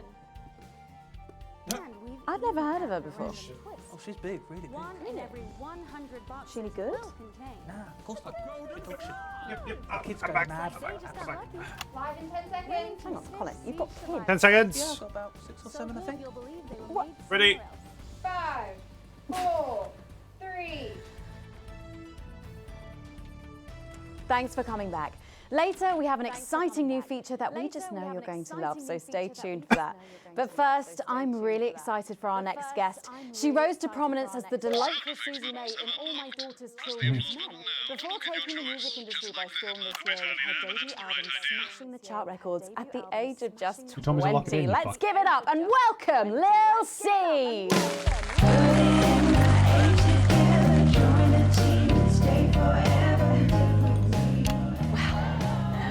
I just say, you look incredible. Oh, thanks, babe. I'm doing this new regime and it really does work. What's the regime? My manager suggested it to me. It basically involves bathing in like cabbage water and then having the leaves sucked out of you while you sleep. Wow, is that healthy? Oh, well, look at me, Meg. The leaves are my only nourishment. Yep, they certainly are. Now, you'll have to forgive me, but I'm somewhat of a super fan, so I'm sorry if I get a bit starstruck. Oh, bless you. I've never actually heard of you before, so if you do get a little tongue-tied, I can always carry the interview. Oh, that's good to know. Oh, bitch. So your first album, F My Face Together, it hit shelves this summer and it just exploded. I mean, what was that like for you? Bonkers, just so weird. I was in all the papers and the magazines. Overnight, I went from that like annoying little girl from that show to that like sexy little girl from that show. Wow, that must have been bizarre. Not really, it was just like any other morning. You know, get up at 5, go on a 4-mile run, have 3 meetings on my cabbage bath, but then only then was my dad actually talking to me. Oh, of course. I mean, the famed country singer, Billy Bob Jeanshort. I didn't know you'd been estranged. There's nothing that strange about it, Megan. Okay, yes, he may believe that aliens told him to hate women, but there really isn't anything to prove that he's wrong. So, this newfound explosion to your popularity, I mean, did that change your life? Well, I had to start wearing like nice underwear, you know, for the paparazzi. But as my manager says, best to make the most of it before I'm 30. Is that right? So what's the album about? So I thought it was about like how pretty and great I am, but actually it's about monetizing youth, I think, or about like promoting an unrealistic standard of beauty or something. Your manager again? Yeah, he says insecurity is an opportunity. Ooh. Do you think he'd be happy with you telling us all this? Telling you all what? It really doesn't matter what I say here. I'll do my dancing and then this part will all be forgotten about. Oh, well, yeah, I mean, we're going to see some of those famous dance moves very shortly because you're going to be performing your new single, aren't you? Yeah, it's from my album, Put It In My A Together, and it's out tomorrow. My friend let her 13-year-old son join the Go-Getters. He's occupied now. Busy, even. His room's never been tidier. But he keeps notebooks he won't let her read. And sometimes she catches him staring at her. And last week, she found him searching through her papers. When confronted, he always had a plausible answer, a good answer. But somehow it's too good. Like Hashtag not my clothes. advance. Don't promote Little C's clothing line. Possibly buy them. We want to know what the news will no longer tell us. And when we find out, we will tell you. We will hack into your news broadcasts. We will defend your right to information. We will resist, and we will disrupt. Now the arse. I think things could have been different, you know, like better. But I don't know. I love doing autographs and having somebody dress me and tell me what to wear. Did you always want to do music? Well, ever since I was a little girl, I did. I'd sit in front of the radio, and as soon as my favourite girl group would come on, I'd press record on my cassette. But then my dad would come in and tell me to turn it off and to go back upstairs and start practicing again. Sorry, is your dad your manager? Yeah, which can be tough. And sometimes when it gets really hard, he'll say, "Make Quagler proud, and you might just survive childbirth." Well, you know what? Despite anything, you'll make me proud. Oh, if only your opinion was as valuable as his. And Oh on that my problematic God, note, you're a bitch. you're going to be singing your song for us soon, aren't you? Tell me about it. So it's called These Babies Gonna Bring You Home, and I actually got sent the lyrics in the car on the way up here. Hiya! You know what? It's Think of the actually part, punch your alright. robot. And don't worry, All my work is team approved. All right then. Well, you can go and get ready for that. We'll see you in a little bit. It was a very specific type of pleasure to chat to her, and I just can't wait to hear this. Oh, so here is Wilson with an exclusive first performance of her new track, These Babies Gonna Bring You Home. Take it away. Ladies and gentlemen, it's the Force's favorite, the Queen of Teams, here to break in your blockades, Lil C. I hate this already.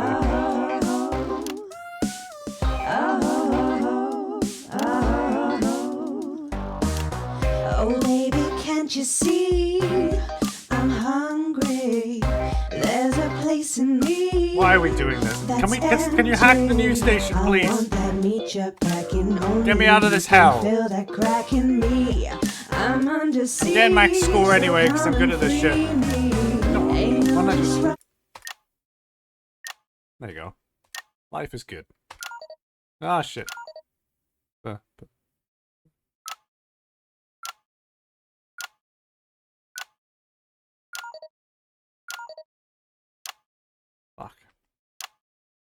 Ah, the beat's all off. Right. Come and Spanish on my border. Quick before I get much older. Tie me down and pour me like an enemy soldier. An enemy soldier. This is fucking awful. Well, I just...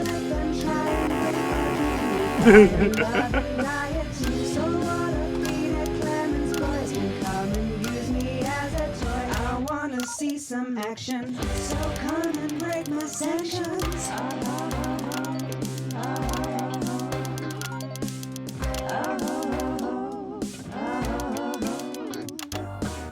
I've been this wild and free since ruining the song. me. She was only 53, but gave to save her family. There's no I found out if you hold it down, it'll reduce your ratings. I can just spam the shit out of it and it'll work.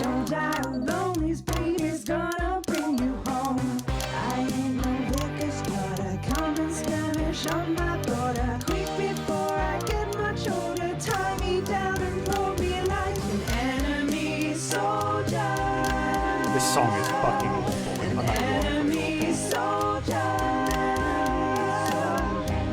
So what if Peter Clemens boys can come and use me as a toy and flip me over, grab my hair, rip off my clothes and dump Whoa, them what the out. fuck? I wanna see some action, so come and break my sanctions.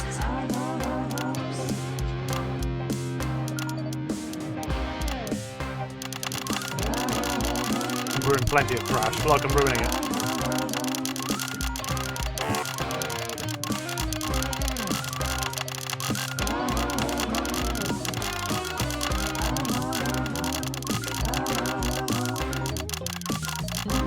Technically, my ratings are still going up.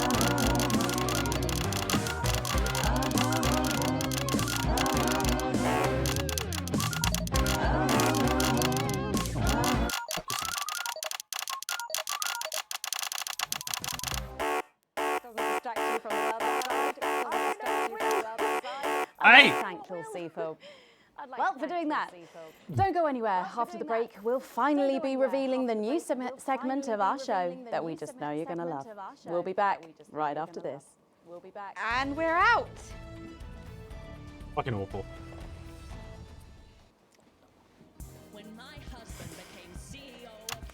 Can I just say, thank you so much for letting me do this. It really means a lot to me, you know. Yeah. To be able to promote myself on such a mainstream platform like the news. Well, don't worry about it. And you know what? Good luck for the future. Take care of yourself. This industry can be crazy sometimes. Watch out for that father of yours. Oh, no. I manage myself. It's just, you know, for the public to have that certain perspective. You know what it's like. Oh, right. And Michael? Michael? What about Billy Bob Jean Short? Is he? Oh, my dad. He's such a sweetheart. We both had the same agents, you know, like it just made sense. Both of us for our image together. Wow. And Michael, I want to see the revenue share for the clothing line and get me a G&T before my meeting with the lube guys. If they say for your pleasure, I'm going to stop needing it. What the fuck? I hate to tell you this, the next section. Fun. Try and pick the most appropriate sound effect for the actors' lines. They can't hear your choices, so they'll be assuming you're helping things along and not making them look ridiculous. Do I look Mind like you, the sort of after the person who last section, counts God things? help us all. No, Try and do better. not anymore. I'm better than that now. I'll tell you what, just keep adding flowers until it feels like 12. Got it? Absolutely, right away. 10 seconds. The cruise now mainly takes place around some family. Okay. 5, 4, 3. News has gone down the shitter. Thanks for joining us for part 3. We've been teasing you about our new feature all night, and now the wait is finally over. I can reveal that every night on the show, we'll be treated to an episode of an informative and hilarious new segment called The Notice Board. It stars some top talent, and we're very excited about it. But before we see it, let's have a quick chat with the writer, director, and phenomenon, may I say, Jeff Algebra, guys. Actually, I've dropped the algebra. I go by Jeff DePoon now. How'd you like that? Oh, yeah, very fancy. I suppose you need a new name now that you're a successful artiste. Well, exactly. I'm earning enough to pay taxes now. Oh. It's shit. And how does Angela feel about all this? Your wife. Your wife. Oh, God, no. No, she's long gone. No, she was holding me back. I'm with Norm now. We were married last month. Norm de Plume. Yeah. Norm de Plume. Yeah. And why did you write this? What was your inspiration? Oh, well, I received a telephone call offering me 25 grand to write a pro-team sitcom. And I heard my father's voice. It said, Jeff, you listen here, boy. You make hay while the sun shines. You wring every penny you can get out of this. So I wheeled him down to the transition centre, got out my typewriter and started clacking. Utter shite. And without further ado, let's give it up for the notice board. Surely you're not this stupid, Alex.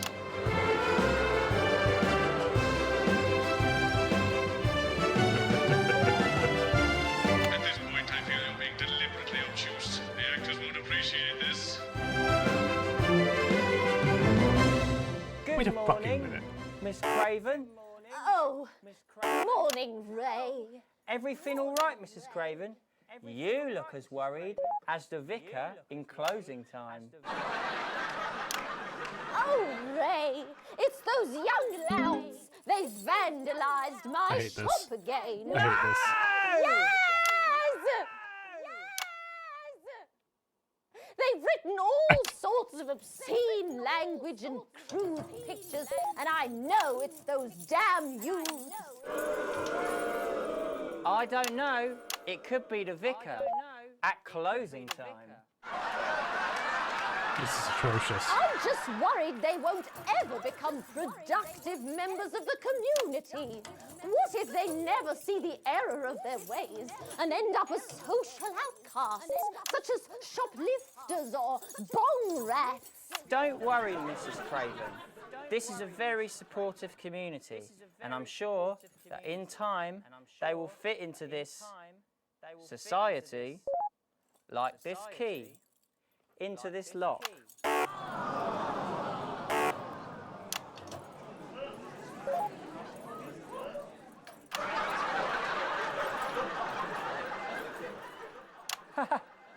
See? Works like a charm. What a lovely way to put it, Ray. And just like that, we can unlock their future. Yes, yes. Wow! Look at all the letters in my collection today.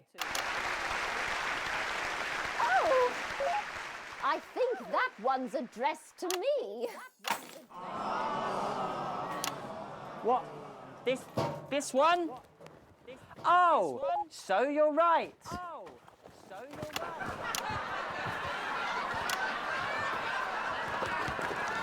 Odd. Here it is. It's a letter from my granddaughter, Brenda. She says she got an A on her maths exam because one of her friends has been helping her. She was always a team player, was our Brenda. What's up, losers?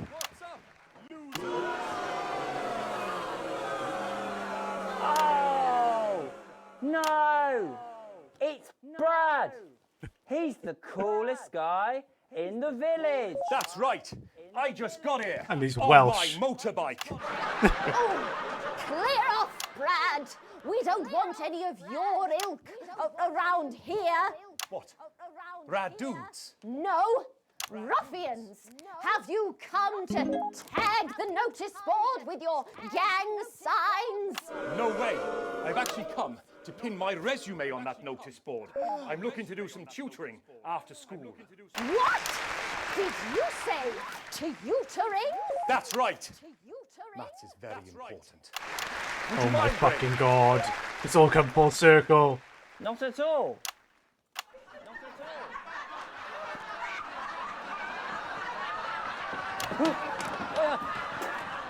So you, a young person, have been spending your time helping others and not just urinating on churches or huffing glue? Hey, I haven't huffed glue for months. Well, blow me down! You know what? We misjudged you based on how young and cool you are and not on your actions. No doy. So it wasn't you who vandalised my shop last night or called me a rancid old crone from the back of a chopper? No way. It can't have been me. I was too busy helping my friend Brenda with her maths homework. That's very important. Up there? I thought for a minute there that you said Brenda. I did, you daft old sow. Did you hear that, Ray? Oh, yes, what a wonderful surprise. I now respect you as a man. Put her there, Ray. Oh, what the heck? Oh. Give us a hug. Whoa, whoa, wait, whoa, whoa! The fuck just happened?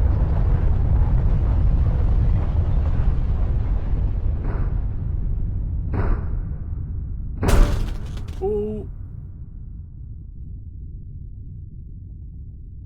Are our lights okay?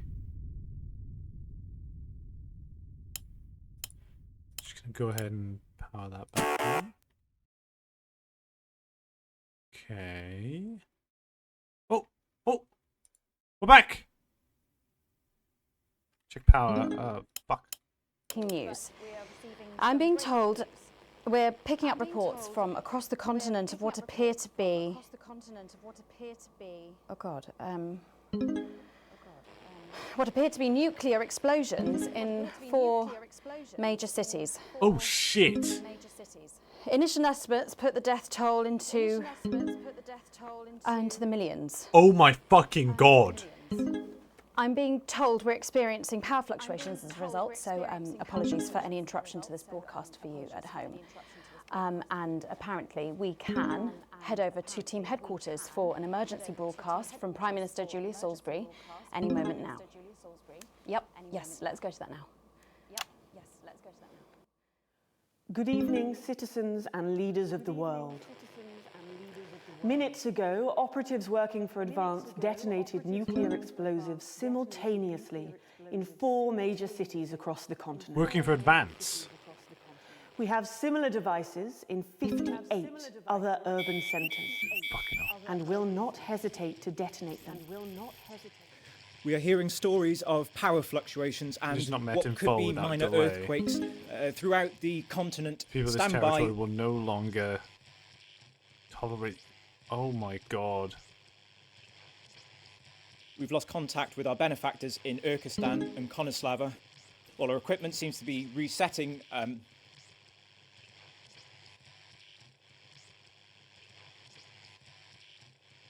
Can we get this confirmed? Can we get this verified? Install I replacement need this governments. verified. Your borders are now our borders. Your people are now our people. Oh my god. I don't know if you can hear me. I don't know if you are receiving this, but if you are, then you have to know. You have to know what's being done right now to our neighbours. This is unprecedented. Our government has committed multiple acts of mass destruction in our name.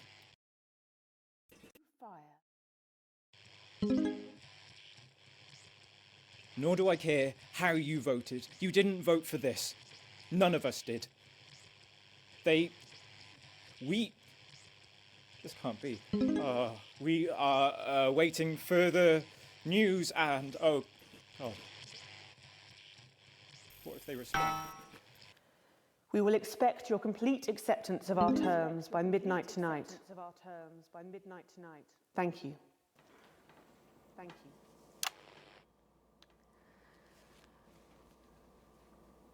you. I'm trying to think of what Jeremy would say if he were here now. He was always sceptical of advance. Then I suppose he was always sceptical about everything. That's part of what made him so frustrating to work with. And so brilliant. I'm not going to lie, Jeremy, I really wish you were here now. You'd know what to say. You'd know how to bring everyone together. And I don't think you'd be angry. I think you'd see that anger was the engine that brought us here.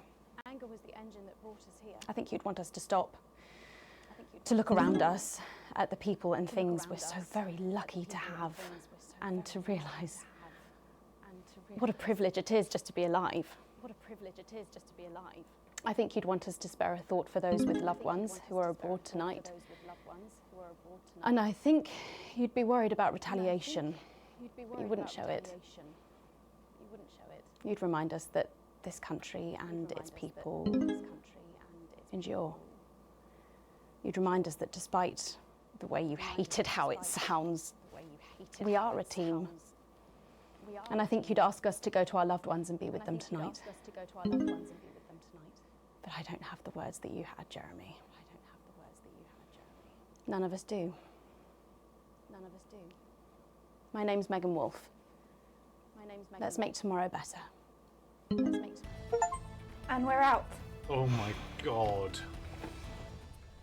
So,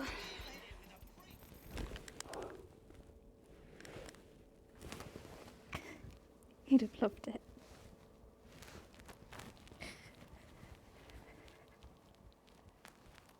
Yeah, you would have done, you old bastard.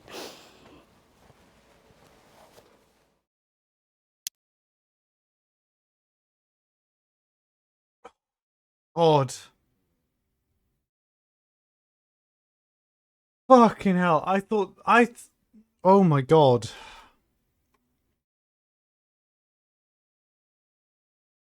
I didn't expect this game to be this fucking heavy, man. I'm loving it, but oh my god.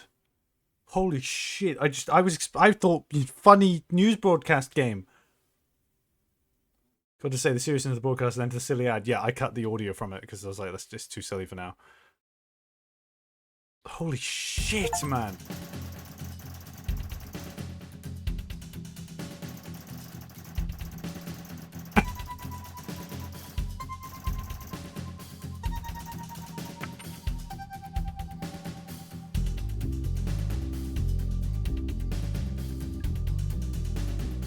Channel doesn't like me right now. I'm gonna go for rushes. I want to see. Was it this? I want to see what the actual manifesto, like after the nukes dropped, what they were saying, what were their demands.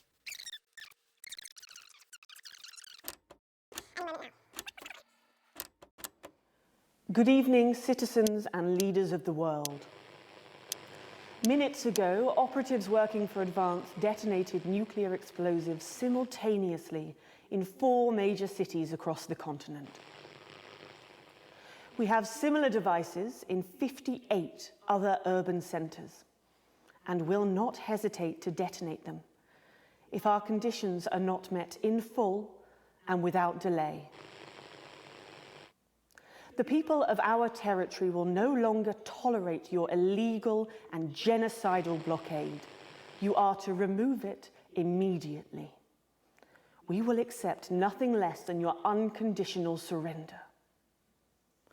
Your territories will be taken under our control.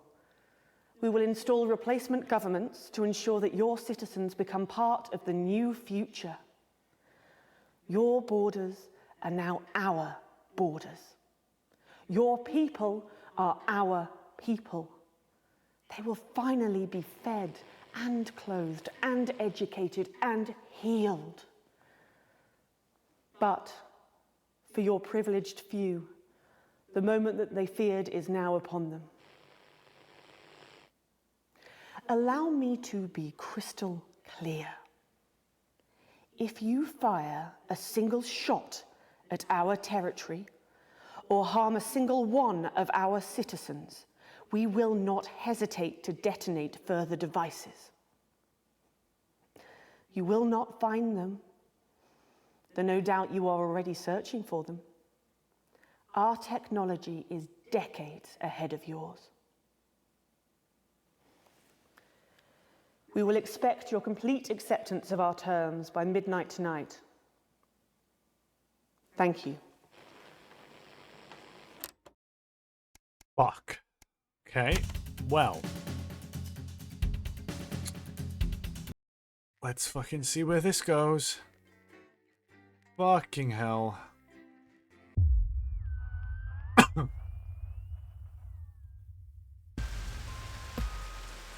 The rest of your shift passes in a blur, with the same words going around in your head. Operatives working for advanced detonated nuclear explosives. Initial estimates put the death toll into the millions. Did this really just happen? You pull into the driveway with no memory of the journey home. The light in the front room is on. Clearly someone else is still awake. The door creaks open into the living room and you find Sam sitting on the sofa staring at the TV. The screen is off and they're clearly lost in thought. You take a seat beside them and put a reassuring hand on their shoulder. They start at your touch, breaking them out of their stupor. They attempt to smile, but you can see it's strained. Sorry, I didn't hear you come in. I was thinking about... Sam stops, shaking her head. So many people.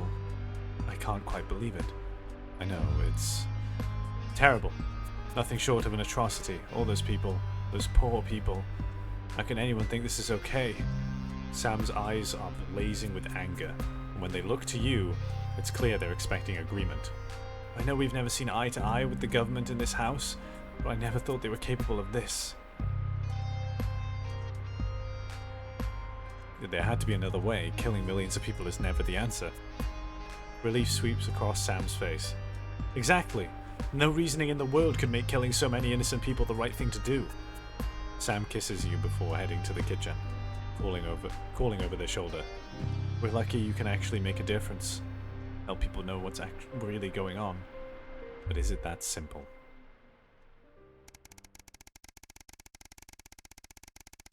Holy shit. Holy shit!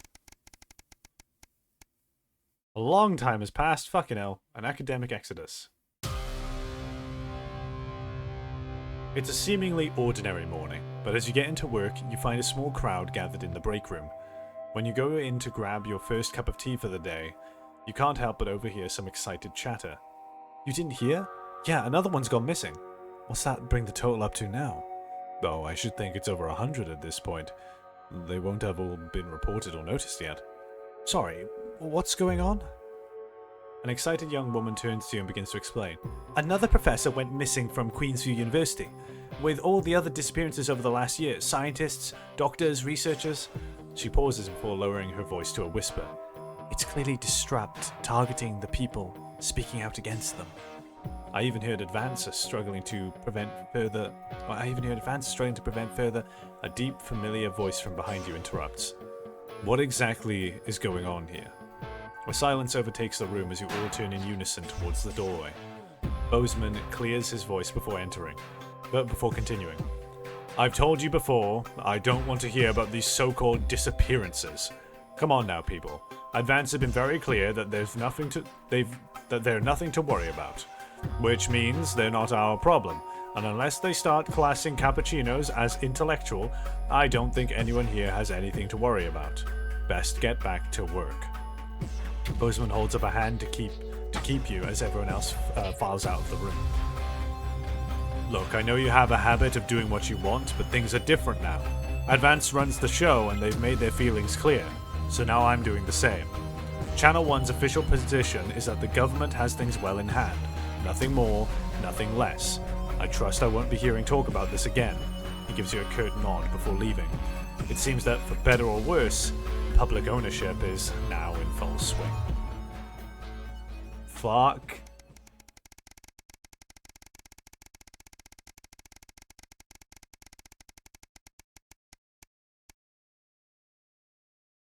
Career in the making.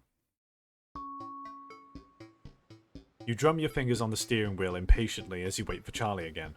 It's great he's enjoying the Cohesion Cadets and is so enthusiastic, but does he really need to stay behind every week to help? It's your Saturday evening too, after all. Finally, you see him exit the hall, a grin on his face. You can't help but smile back, the frustration starting to fade as you see him so genuinely happy. After hugging his friends goodbye, Charlie heads over to the car and gets in, his face flushed with excitement. So, how was... You're interrupted as he can't contain himself any longer. Guess what? What? He played on with a smile. So obviously the Cohesion Cadets is a starting point for becoming a CCO, so we get a head start when applying for that. Charlie gushes, clearly keen on explaining the news, almost tripping over the words in his efforts to tell you.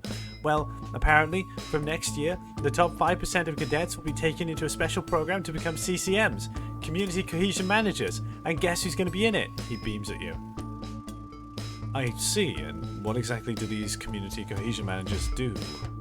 Oh, well, basically, they need a new liaison team between regular people, the CCOs, and the Betterment Department. And that'll be us. People come to us with concerns and we'll decide whether they need referrals, and if so, to which department. Cool, right? So you're going to be helping people report on their friends and neighbors? Well, yeah, I guess. But only the bad people. It's about helping the community, making it safer for everyone. Charlie frowns at you. You don't like the CCOs or the Betterment teams? I'm just worried about them having that much power and turning people against each other. You starting to sound like the people that Advance are trying to help. Charlie looks at you, a serious expression on his face. Don't worry, I'll make sure that everyone gets the support they need. This is a good thing for the community, and the team will be able to help everyone. He nods to himself and sits back in his seat. The mood in the car is somewhat icy for the rest of the journey home. You hope it's not a sign of where things are going. Oh shit! My choices are coming back to haunt me! God fucking damn it! Ugh! It was such an innocuous little choice too. Fuck! Spark to light the flames. After coming downstairs to grab breakfast, the peace and quiet tells you the rest of the family must be asleep. You decide to eat in the living room and watch some TV while you can, before someone else monopolizes it. This is breaking news. Reports are coming in from across the country that large swaths of farmland went up in flames last night as part of what authorities are calling a heinous and well-planned act of terrorism by the group known as Disrupt. You drop your spoon and go back into the porridge and turn up the volume. In addition to food stores, which government sources have said will put a strain on universal menu centres countrywide, a number of CCO and civic buildings were targeted in last night's attack. According to Prime Minister Julia Salisbury, specific prisons and re-education and betterment facilities were raided, and a small selection of problematic and potentially dangerous individuals were forcibly extracted from lawful custody. You hold your breath, waiting to hear if anyone got hurt. Unfortunately, it appears that the CCOs were ill-prepared for an event like this, and Disrupt seemed much more effective and well-organised in comparison. While most of the targeted locations were thankfully empty of people, given the lateness of the hour, the betterment centres were fully staffed when they came under attack. 17 CCOs and 4 administrative staff lost their lives as a result of the brutal actions of Disrupt last night, with countless more injured, many seriously, and rushed to hospital. A few Disrupt members were captured during the conflicts, but the vast majority of them seem to have evaded capture so far. More on this story as it develops. You go to turn off the TV. You're interrupted by Charlie walking into the living room, bleary-eyed and with a piece of toast. Anything interesting going on? He gestures to the TV. Mutely, you leave the news on as they cycle through the story again. Charlie watches in hushed silence. By the end of the broadcast, they're dubbing it the Night of Fire. Everything's going to be okay, right? I hope so. We'll have to see.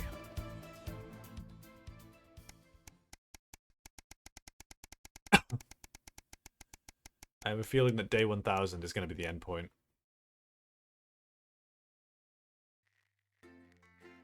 Oh boy, here we go.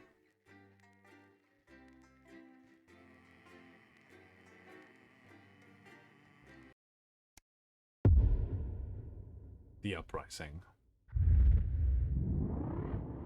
A year and a half since Liberation Night. Can you hear me? Alex? Hi. This is Alan James. The revolution starts tonight, Alex, and we need your help. Oh, fuck. Throughout this broadcast, we're going to ask you to do things that will directly help with this mass protest. I'll be talking to you regularly tonight, and I'll also be hacking you when I can. Please help get our message out. We're on the verge, Alex. You've always been fair and balanced in your approach to us. With your help, we can tip the balance in our favour. If you play our tape at the second break, that's when we think it will have the most impact. It's on your right. Episode of Just a Job, followed at 10 p.m. by a chance to see the very last episode. Because I don't want to go on a date with your cousin, Colin. What have you got to lose? My dignity, my reputation. It's all right once you get past the teeth and the problematic tattoo. I am perfectly capable of messing up my own love life. Sorry about that. David wouldn't get off the phone. Oh, is David single? For Christ's sake, Colin, stay out of it. I can help you. I'm an expert at romance. Ask my ex-wives. Please don't set me up with your brother. That's 10 seconds, everybody. You're not as tight, babe. Too short? Too smart. Going in 5, 4, 3. Good evening. This is the National Nightly News, broadcasting across the territories. My name is Megan Wolfe. Our top stories tonight. Ashes to ashes. It's been 40 days since Disrupt conducted attacks across the territories. The coordinated action, dubbed the Night of Fire by commentators, was seen as an attempt to subvert the supply chain, but there may have been more to it. After a roadside IED toppled the convoy, prisoners, including Portia Hamilton-Mann, the daughter of the former Prime Minister, were freed and have subsequently vanished. The escapees are presumed to have fled the territories. Here at Channel 1, we say good riddance to bad rubbish. Food, glorious food. With the last of the menu centres opening in territories 5, 8 and 14 today, Advance confirmed that the programme is now in full operation, providing free food for every citizen of the new future. What started as rationing during the 20-week war has blossomed into a social contract that is the envy of the unawakened world. Jack Tractorpants, spokesman for the menu centres, said today that while they can guarantee the contents of every box is nutritious, the actual quality of the meals you cook depends on whether you have a touch of Chef Jordan Rankley or the culinary skills of a professional footballer. If I were a rich man, problems in territories 11, 17 and 22 today as striking bosses attempted to undermine their new economies. With seemingly no awareness of irony, the former CEOs and MDs have come together to form the Wealth Creators Union, with demands including a return to 150% bonuses, private jets and mandatory grovelling zones. Advance have been quick to respond, saying if they would rather quit their cushy jobs to become nurses or teachers, they'll earn significantly more than they used to pay their own workforce. Thus far, no one has taken up the challenge. Some fun now. Signs of ever more resistance to Advance's radical policies today, as popular resistance movement Disrupt extended their reach further across the territories. The organisation's emblem appeared in every major city across the territories last night in a well-coordinated publicity stunt, which has seen them dominate the headlines. Asked about the impressive display earlier today, Disrupt spokesperson Alan James said that the movement was reaching what he described as a critical mass. A poor choice of words given recent history. 3 stories we've been reporting on reached their revelatory conclusions today. Firstly, driver flawed bargain. Capitalising on the global success of Die Flard the movie, Transformative CEO Sophia Remington today welcomed followers to the First United Church of Flard. Sophia, who quit her role as CEO of Remington's Fist to take up the role of High Flard Mistress, said What the is a idea came to her in Flard? vision, saying, "I was elbow deep in Blunderclatch when I felt something unexpectedly Flard." A surprising ending there for Sophia Remington after a turbulent 2.5 years running the company. Fun guy. Unexpected news today as two familiar scientists announced the birth of an extraordinary child. The underground struggle of doctors David Wong and Ingrid Sporsborg and it's a Horgenford Flard. captured the hearts of people around the world. And after an arduous return voyage, which took over a year, the couple say they've never been happier. Baby Dante is said to be healthy, if a bit partial to the airing cupboard. Well, a Flard gun. Man United. I don't know what a Flard is yet. For Johnny Hamsleeves and partner and former teammate Eric Justin. Yeah! Who finally tied the knot this week. The news made them Speaking of the pair gay! Headed off for their honeymoon in Territory 15. Johnny acknowledged that there would be many in the football world who wouldn't accept his choice of partner. I had the choice between him stood with a woman or stood with a guy, and I picked with a guy. And Some people are ginger. Get over it. All that, plus we'll be taking a trip to Dangley Parks for the notice board, as well as getting a sneak peek at the hottest ticket in town. That's all coming up on tonight's National Nightly News. Fuck. Right. Fine. Today is the Whatever. day we take back control. Soon it will be time for you to help us again. Come out of your houses, block the traffic, bring the capital to a standstill. I've met so many of you in my travels up and down Territory 1.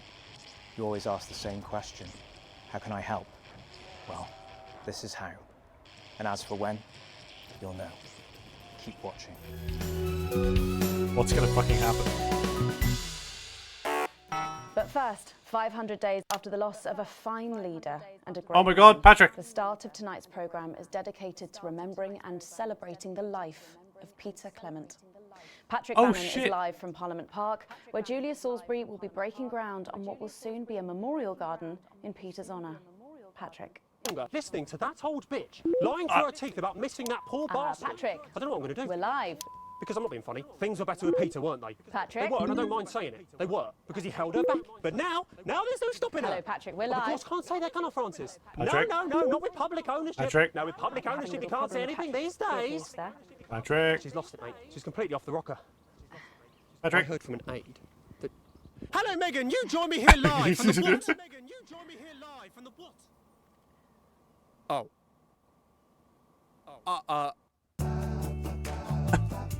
Signal there for a moment. Well, we will be going live to that groundbreaking ceremony just as soon as we can get Patrick back. Meanwhile, let me just say, I think the memorial gardens are going to be gorgeous. I've had a sneak peek at the designs and Alana Marsh has done a fabulous job. Oh, okay, all right, it seems like we have got the signal back. We can now go live to Patrick Bannon in Parliament Park. Patrick. Thank you, Megan. Oh, I'm they replaced him. Patrick Bannon, and we are indeed live. Oh, fuck. Apologies for the technical Oh, difficulties no, there, Patrick. but No, anyone now, Patrick. Julia Salisbury will step out on stage behind me. Alex, Bozeman here. The boys in editing have just informed me that the eulogy footage isn't fully cut together yet. You're going to have to do it on the fly. What? For goodness sake, make sure you make it look good. Slowly gathering since this afternoon. This is Alan. You can undermine them here and help us win hearts and minds. Make him look bad, Alex. Really bad. Can do. And it seems like the ceremony is getting underway. Here is Prime Minister Julia Salisbury, the picture of elegance, to begin her address. Okay. Good evening, fellow teammates and friends. 500 days ago, all of our lives changed irrevocably. Still reeling from the triumphs and tribulations of Liberation Night, another great loss befell the people of these newly united territories. The loss of a leader, a statesman, a dear friend, and a hero. Peter Gordon Clement. Peter's death at the age of just 62, of course, announced by the team on the 24th of December, just 6 weeks after Liberation Night. Born to a working-class family on a housing estate in Rotherham, Peter first trained as a carpenter before getting his start on television, First moving and building scenery, and then developing into the personality that we all knew and loved so much. Just the Job first hit our screens over 25 years ago, running for 11 series, winning multiple awards, and charming audiences up and down the country. Peter taught us, all of us, not to be content with the way things are, not to accept inequities, no matter how small. But he also taught us what it took to fight them. Courage, integrity, empathy, and hard, bloody graft. Across a career spanning 3 decades, Peter Clement was known for shows including Wake Up, It's Saturday, and much later, late night chat show Petey, which at its peak drew millions of viewers. Peter was by no means a saint. Trust me, he once told me he had more regrets than he'd had stolen dinners. He always did have a knack for a turn of phrase. But it speaks to the strength of his character that he chose to share with us his mistakes alongside his achievements, his faults as well as his talents. Peter had the heart to give it all he had for the people of these United Territories. Famous for his potty mouth, it's estimated conservatively that Peter Clement uttered over 1.5 million swear words during his career, though some sources put this figure well in excess of 2 million F-bombs alone. Gripped by illness as he was in the weeks and months leading up to Liberation Night, he wasn't the man we loved. But his eyes still twinkled with that familiar joy for life, that spark of wit and wisdom of a life lived for others. Prime Minister Clement, of course, died from apparent liver failure after suffering from the long-term effects of alcohol abuse. I first met Peter nearly 20 years ago, moments before I was supposed to give a speech. Not unlike this one, actually. Only I'd spilt coffee all down myself, and I was young, nervous, desperate to be liked, and from behind me I heard, "Christ, pet, you've either pissed your kecks or sprung a leak, but either way you got a problem." And before I could even say a word, he stripped off his dry trousers and insisted I took them. That was the sort of man that Peter Clement was. Kind, compassionate, sensitive, a brilliant thinker, a natural leader, but mostly a good man.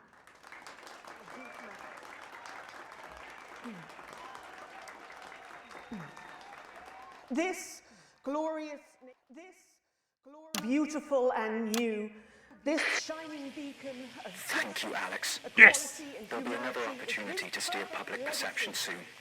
It's really starting. You'll know when. Despite his accomplishments, the future he forged, the boundaries he pushed, to me, he'll always be the man in his pants cheering on a stranger at the back of the conference. It is my great honour to give to you the Peter Clement Memorial Garden. Shall we see if we can get a countdown going? Everyone with me? 10, 9, 8, 7. Oh! Now, Alex, control the message. Mom, we have to get you to safety. Come with us. I'm not leaving, I can't. Oi! You two, come with me. Don't panic. Help us here. Look.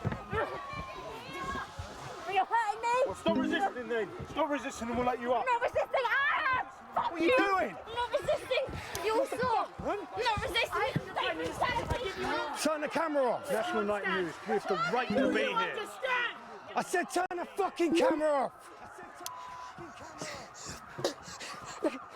Oh, who the fuck are you? Oh, I can't hear you. I can't hear anything. Yes, medics are coming. You sit down. Holy shit. From the National Nightly News. Well, then you can consider this payback. Salisbury's still here.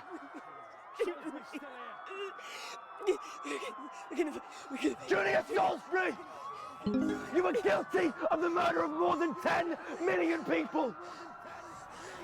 Justice demands a response! Haven't you done enough? Look around you! Fucking This is what time. your precious freedom looks like, is it? Under fire! People of territory one, rise up! Take to the streets, the time has come! Stop fires, break windows, draw them out! They can't stop us all! Resist, distract! Lower your weapons! Mom? Lower your weapons! Go out there! No. It was unnecessary.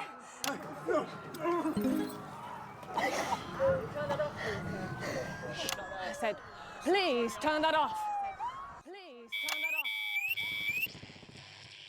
that off. Is this not enough?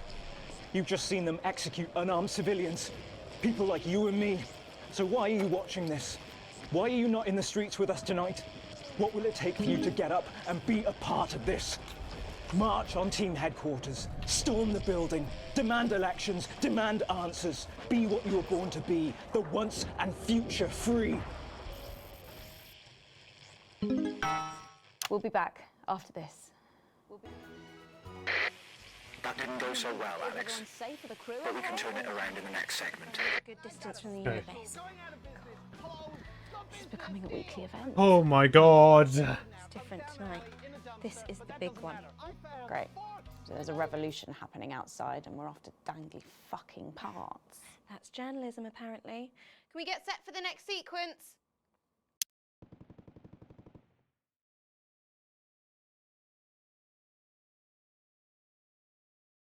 Child. This is my young niece, Felicia. Small, nimble, agile. She can get through a dog flap, cat flap, rabbit flap, rat trap, mouse trap. All you gotta do is feed her once a day. She'll eat Have a anything. drink. Scraps, food off your plate, And food off your breathe. bin, dog food. This is a steal. Oh my fucking god. This game is so much heavier than I thought it could ever be. Wait, is that Crazy Neil again? Oh god, he's gotten older. We've got empty toilet rolls. Some are crushed, some are squashed, some are ripped up, some aren't even cardboard. Some of them are just grit in a bag. Alex, during this next section, a cameraman working in the newsroom who's one of us is going to get a coded location out. Okay. We don't know yet which camera he's on, but if we find out, I'll let you know. Just keep your eyes out for the fist and try and keep it on the air for at least 5 seconds. Will do. Our operatives will do the rest.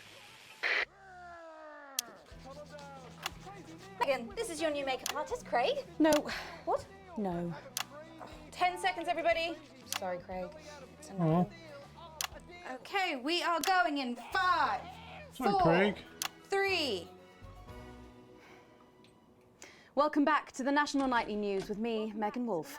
Very shortly, we'll be heading on over to the final episode of what has quickly become a hugely successful feature, the notice board. But before we do, let's chat with Philippa Radon. Tell me, why do you think the public love the notice board so much? It's real. There, I said it. It connects with people. You know, people look at us and they say, those are real people struggling with real problems. That's a really interesting point. Yeah, I mean, I was saying to my PA secretary as I got out the limo, I was saying, it's good for people to see normal, authentic people like them on TV.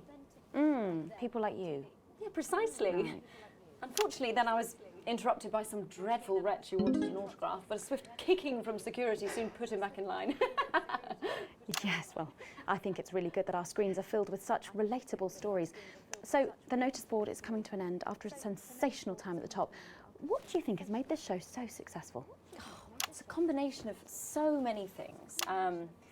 My hard work, my talent, my look. Wow, you really have a lot to thank you for. Hey. You're welcome. We've just heard our man's on camera 4. I have a real sense of responsibility now. You know, a sense of Get back to the interview, Alex. something precious, and that I should use that platform for good. That's really important, that we should use this platform to do good in the world. I agree. That's exactly it. So I've decided to help as many underprivileged Absolute work, Alex. That's the location shared.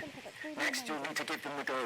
Is that better access to education or reducing child poverty? No, by adopting as many as I can get my hands on. Oh, okay. How many children have you adopted? Oh, we're well into the double figures Give now, them the Megan. I go. stopped counting in the late 30s.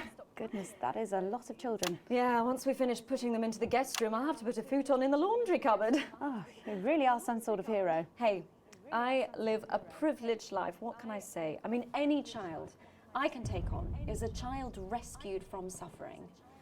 Poor children. Were their lives really that bad before? Oh, they're Northerns, I presume so. Okay. God. Yeah, it's shocking to think, actually, that only 1 in 10,000 children have a celebrity parent. I'd never thought of it that way before. And I'm doing everything I can to fix those numbers. What do you think it is about your life that's so desirable, then? Well, it's mainly shame and panic interspersed with expensive bottled water, so actually, if anyone wants to, I'd happily trade. Now that I can relate to. Right, you better go off and get ready. That was Philippa Radin sharing some thoughts about her lifestyle. I think it's really important to stay grounded and keep everything in perspective. Clearly, not everyone else agrees, but that's enough for me. Let's go now over to Dangly Parts for the final ever episode of the Notice Board.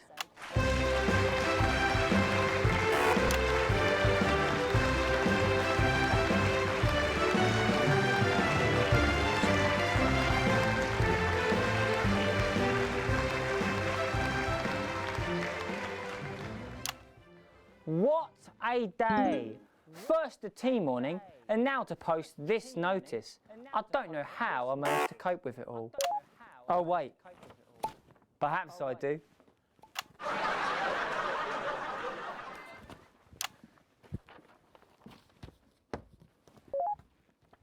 Oh!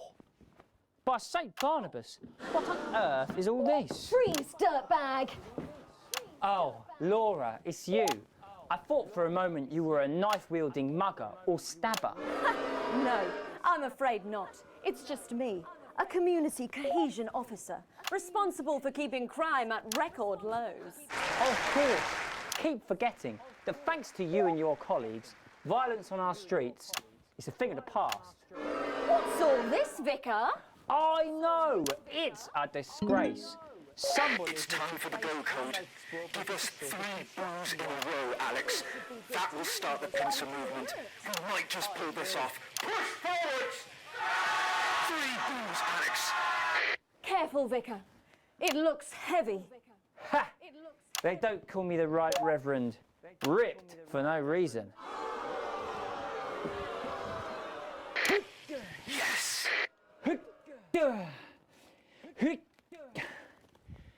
It's no good. It looks like all those crucifix classes were a waste of time. Perhaps you, a young CCO, would be able to use it. 2 for 2. Fantastic.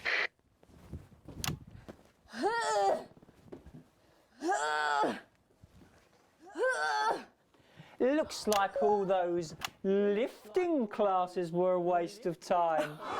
It's too heavy, even There for we go. me. A strong and capable woman. You did it, Alex. We're good to go. Strong enough to lift this. Did someone call for the best firefighter in town? Hi! Well done, Captain I didn't Evans. catch that. You're Fuck. so much stronger than us. Especially me, the weak old man. It's the least I could do for my community.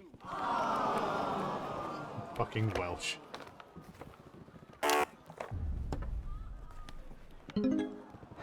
No luck catching the little devil then?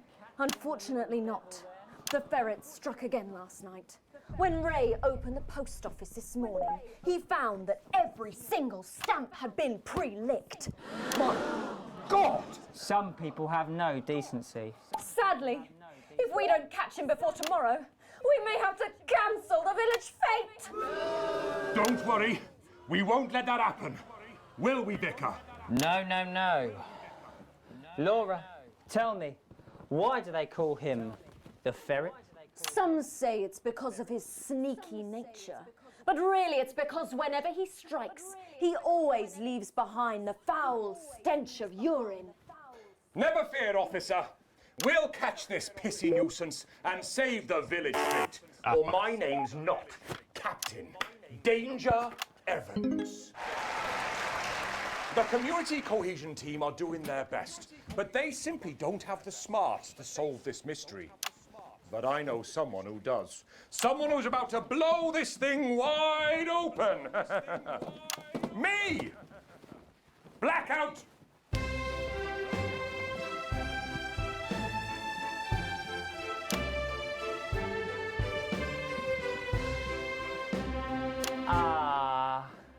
It's the morning of the village fete, thanks to theatrical convention. I sure hope everything goes to plan. Oh, look! There's Mrs. Craven setting up her cake stall. And look, there's the motorcycle display team setting up for a show that will be far too expensive for live television. I'm going to set up the coconut shy. What are you doing, Vicar? First, I'm running the tombola. Then, I'll be selling forgiveness for money. Aren't you judging the jams? I couldn't possibly. Well, that sounded like Mrs. Craven.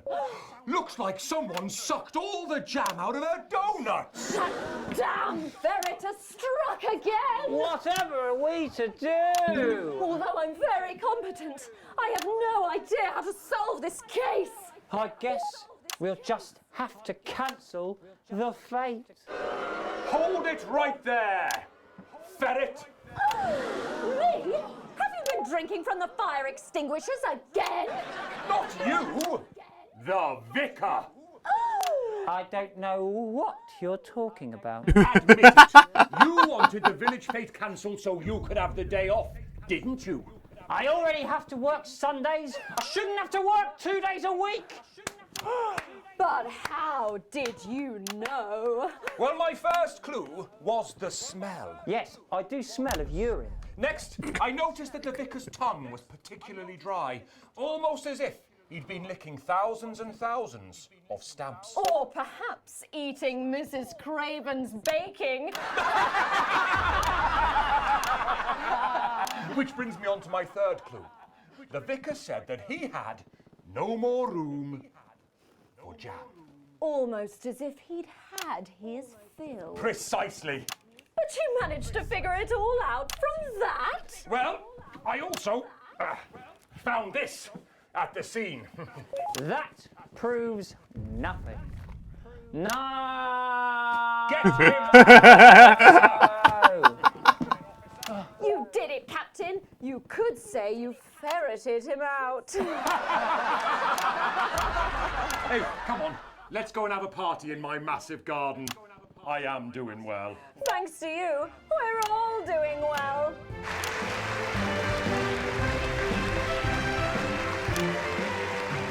That was it, the final ever My episode fucking of the God. Notice Board. And what a way to end it. Thank you as always to Jeff, Philippa and Tommy. After the break, we'll be both dancing and learning. So don't change that channel. We'll be right back. That's the ads. Well done, everybody. Wow! What a brilliant run, eh? After party at my place, eh? Yeah? Alex, this station is supposed to be unbiased. Your partisan behavior will end up getting us taken into public ownership even sooner. Less revolutionary zeal. Do your job. And how progressive their No. policies are. Oh, Well, I was wrong. And I'm here tonight to say I'm sorry. And to beg for your forgiveness. One last push, Alex. My parents are not We're rich. closing in. My One of the mother was guests a in the nurse, last and section my is father working worked with in a us. factory. You'll be asked to censor on I was our the first behalf. member of my If you family do to it go to right, university. the final orders will be given. But I We'll always, get 3 chances. Get at least 2 of them right. I always and we're envied going to win my this friends thing. who had so much It's happening, Alex. Tonight over we the years. take it My back. jealousy grew. So when Advance Okay, came could to you power, elaborate on what I didn't think about the more about what I'm damage they supposed would to do? I acted selfishly. I was glad to see the rich punished. I didn't see how backwards Advance were. I didn't understand that rather than tearing down the wealth creators, we should have been helping everyone else to take a seat at their table. under advance, the country is poorer. It is poorer in ambition. It is poorer in aspiration. We are infantilized by advance's naive policies. Please, Sarah. Policies born Sorry, from Mum, I'm really not supposed to say. absurd, Hi, redistributive I'm Maddie. fantasies. Jenny just said to ask if you need a touch-up. Did she? That's my shade, is it? Yeah. This is my shade. I see that now. Mum? Oh my god, you're an absolute I'm bitch. back to Jenny now. Oh. Our only hope. Sorry about that, Sarah. Nothing you can tell me. At all, like at all. They've said no one's died, that's all I can say. 10 seconds. What's wrong with you? She is in tears. Ugh. Going in 5, 4, 3. Welcome back to the National Nightly News. Later in this segment, we're hoping to be able to go back to Patrick Bannon at the scene of tonight's shocking Disrupt attack. But first, I'm delighted to be joined by the cast of the smash hit musical everyone is talking about. I'll be speaking with the cast in a moment, but first, let's take a look at them in action. Please give a warm National Nightly welcome to the Novaries.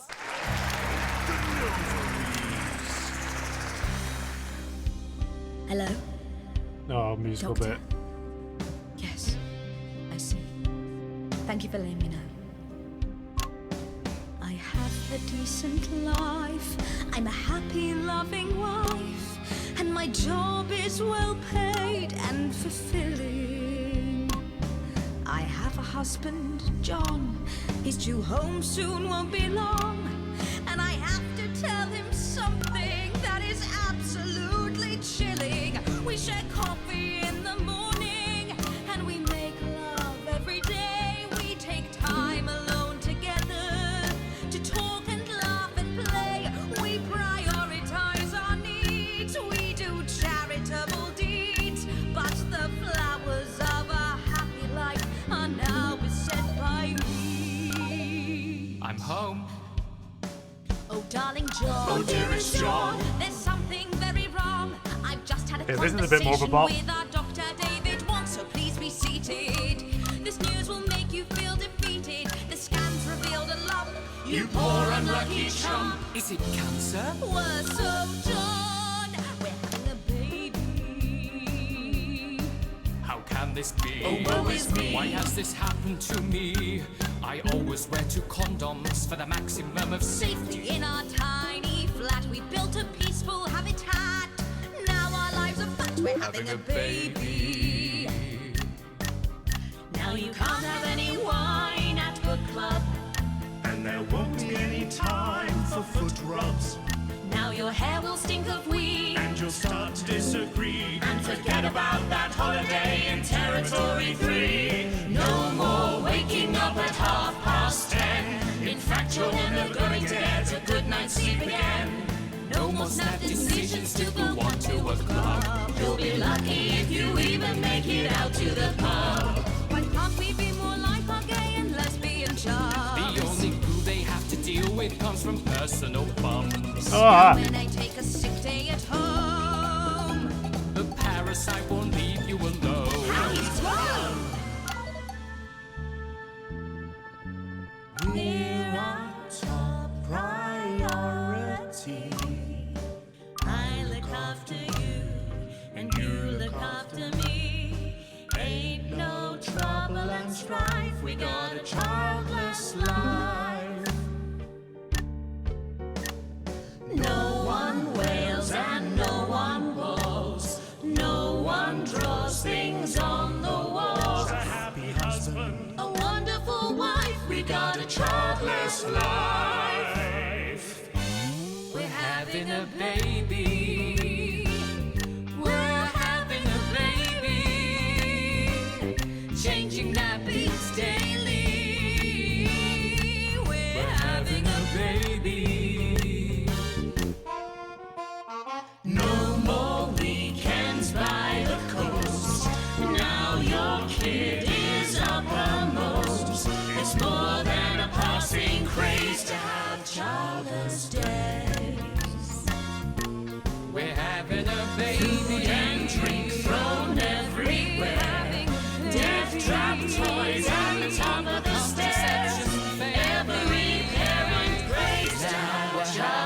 babies. We're having a baby. No more stars and no more We're having a baby. 18 years on bills and leaves. Time for a whole new phase. We're having a baby. One more thing before the show begins. Have you considered that you might be having twins?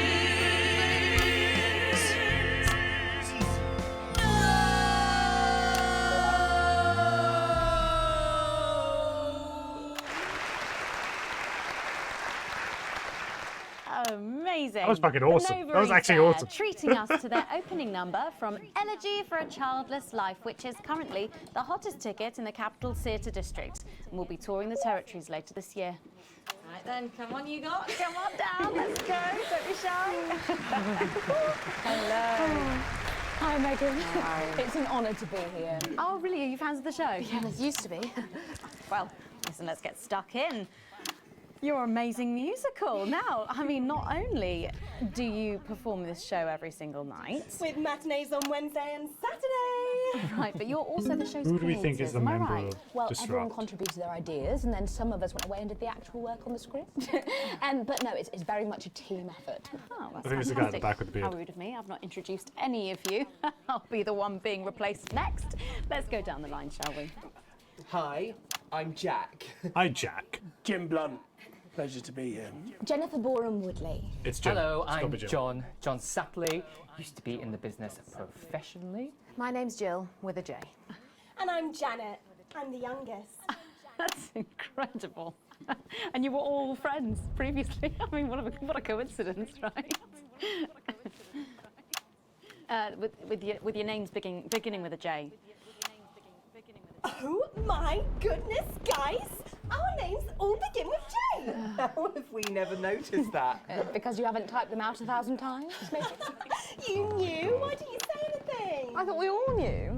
It's bloody obvious, isn't it? I just thought we were doing a funny thing where we never mentioned it. And I believe, as well as being friends, you're also couples, you know, in real life as well as in the show. Well, not exactly. I'm not married to him.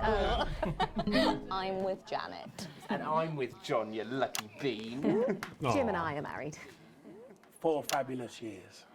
Well, that must make for some confusion in the rehearsal room. Well, you should have seen the first draft. Jen decided that Jack would play Jim, I would play Jack, Jen Janet, Jill Jen, Janet Jill. What about John? Well, my character was originally just called Man 1. It was allegorical. It was very confusing. Not for a professional. Too much doing and throwing and gnashing and wailing. And gin and tonic. We decided that we'd just use our own names, which is less true. So I'm thinking, I'm also going to do stuff in likely there. to I'm go still to been the watching wrong CPR the whole time this is enthralling. Yeah, I'm really enticed by this. I'm really surprised how into the story I've gone. We were only meant to run for a few nights at the Mimbley Village Hall, but when I registered it with the Department for Culture, it caught the eye of someone high up, and before you could say overnight sensation, we were transferring to the capital. It's all been a bit of a roller coaster, really. I'm only 19. I'm the youngest. You really don't have to repeat that. I had to give up my job as a mortuary technician. Well, yes, we all had to move to the capital. I love that job. It's been a very turbulent time. So peaceful, no singing. This piece isn't. Stand by, Alex. Censor the orange. It's about children and why you shouldn't have them. In a way, I guess it is political, with a small p. After all, we are a solid unit, and eagle-eyed audience members will see we nod our heads to advance on stage throughout, and we target the messaging at women aged 22, well, about 35, as they're the most likely to be afflicted by this terrible problem. Terrible problem. Having children. Well, you understand, Megan. You clearly agree. Wow, this isn't about me. Of course, we see that there are advantages to a family unit, but eagle-eyed couples watch as the little parasites advance on their lives, and there's no time to play the guitar, get through a book, or watch a movie. They're exhausted, passed out on the couch by 20 to 9, for God's sake. You're very chatty tonight, dear. Usually I'm the chatty one. because You're the youngest, we know. It's not a badge of honour, Janet. Yeah, none of them remember it. We're just censoring it out. I'm an Well idiot. said, John. Thanks for that. Got you back. So could you just tell us what is the play about? What happens in it? Well, Go ahead. it's a tragedy, obviously. Jennifer, myself, and John have their child, and then the story charts the downfall of their hopes and dreams. And there's lots of singing. And dancing. A lot. My character works at a menu centre for a distribution unit. Eagle-eyed, she sees her friend's rapid advance to a pit of despair. Becoming a target for children's TV advertising at the age of 22, she decides to take drastic action. I can't really say more, though. I probably said too much already. Let's not spoil the second act for anyone who might come to see it. Which should be all of you. Why is it For going down? too long, we've been Trying. told that a life without children is somehow incomplete. Thought that the wide shot was that fine. Children are a blessing. Well, I've done the research, and they're. I mean, I agree with that. I hate children. Besides, there's already loads of bastards running around all over the place. We just want people to have the option of a happy, child-free life without stigma. You know, when I was 14, before I had come out, I had an Patrick. experience with a girl called Julia Jacobs. Oh, fuck. It was an experiment, I guess, you know, a chance to dip my toes into the... Fascinating. Well, thank you all so much for coming in tonight. I really hope you keep them dancing in the aisles for many performances to come. The Nova is there. And I am pleased to say we can now go back to Patrick Bannon to get the latest from the scene of tonight's horrific events. Patrick, are you okay? Thank you, Megan. This is Patrick Bannon reporting from the scene of tonight's devastating and symbolic attack tonight this evening.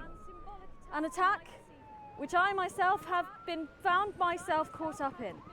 I'm still a little dazed and a little deaf, Megan, so I hope you'll forgive me if I seem that it's time to speak with the Prime Minister.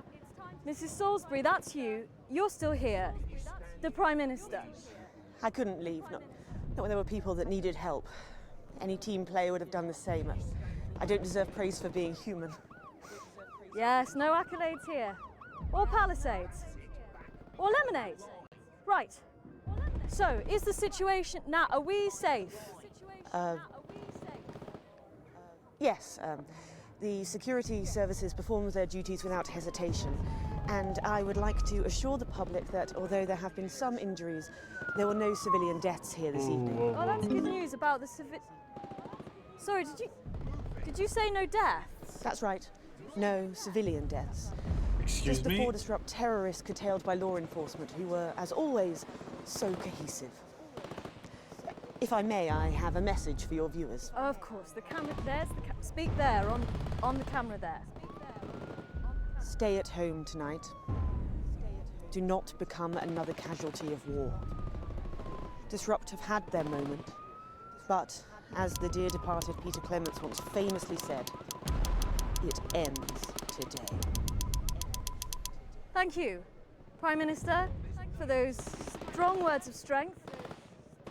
Back to the studio. Megan, now in the studio with Megan Wolf now. Patrick Bannon there, bravely reporting from the front line of tonight's horrifying bombing. Maybe you need to get checked out, Patrick. Whoa. That brings us to the end of tonight's National Nightly News. But before we go, one What? final thought. You have mobilised. You have come together. From our agents at the television networks risking arrest and getting those words to you, to the many hundreds and thousands gathering to invade team headquarters. As I speak, we are turning the tide, and it is time for change. Tonight we topple their regime, and we also silence their mouthpiece. Channel 1. Time to wake up. Wait, Shadows, I'm friendly. and Don't they are kill not the me. overwhelming force they would have you believe. The military have been actioned. Are they going to make me the second martyr or some shit? Stay at home and stay with Channel 1 because the team has assured this programme that the turbulence will soon be over. Chill! And focus our minds on building a new Buddy, future buddy. with equality, Hey. fairness, and Hey. justice for all. My name is Megan Wolf. Let's make tomorrow better. They've done it, Alex. Tonight is the beginning of the fall of Advance. Watch Jet, 11 o'clock. No, what a gorgeous piece of equipment. Permission granted. good old friend. Wait! Wait! Look out your window, Alex. See what you helped make. Oh, you're knocking down that. Hey.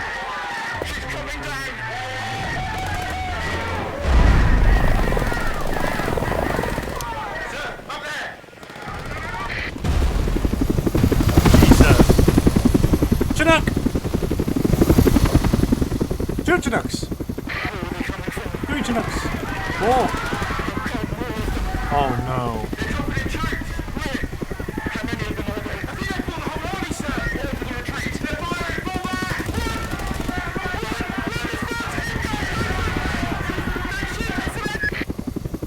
Oh, fuck. Oh, shit!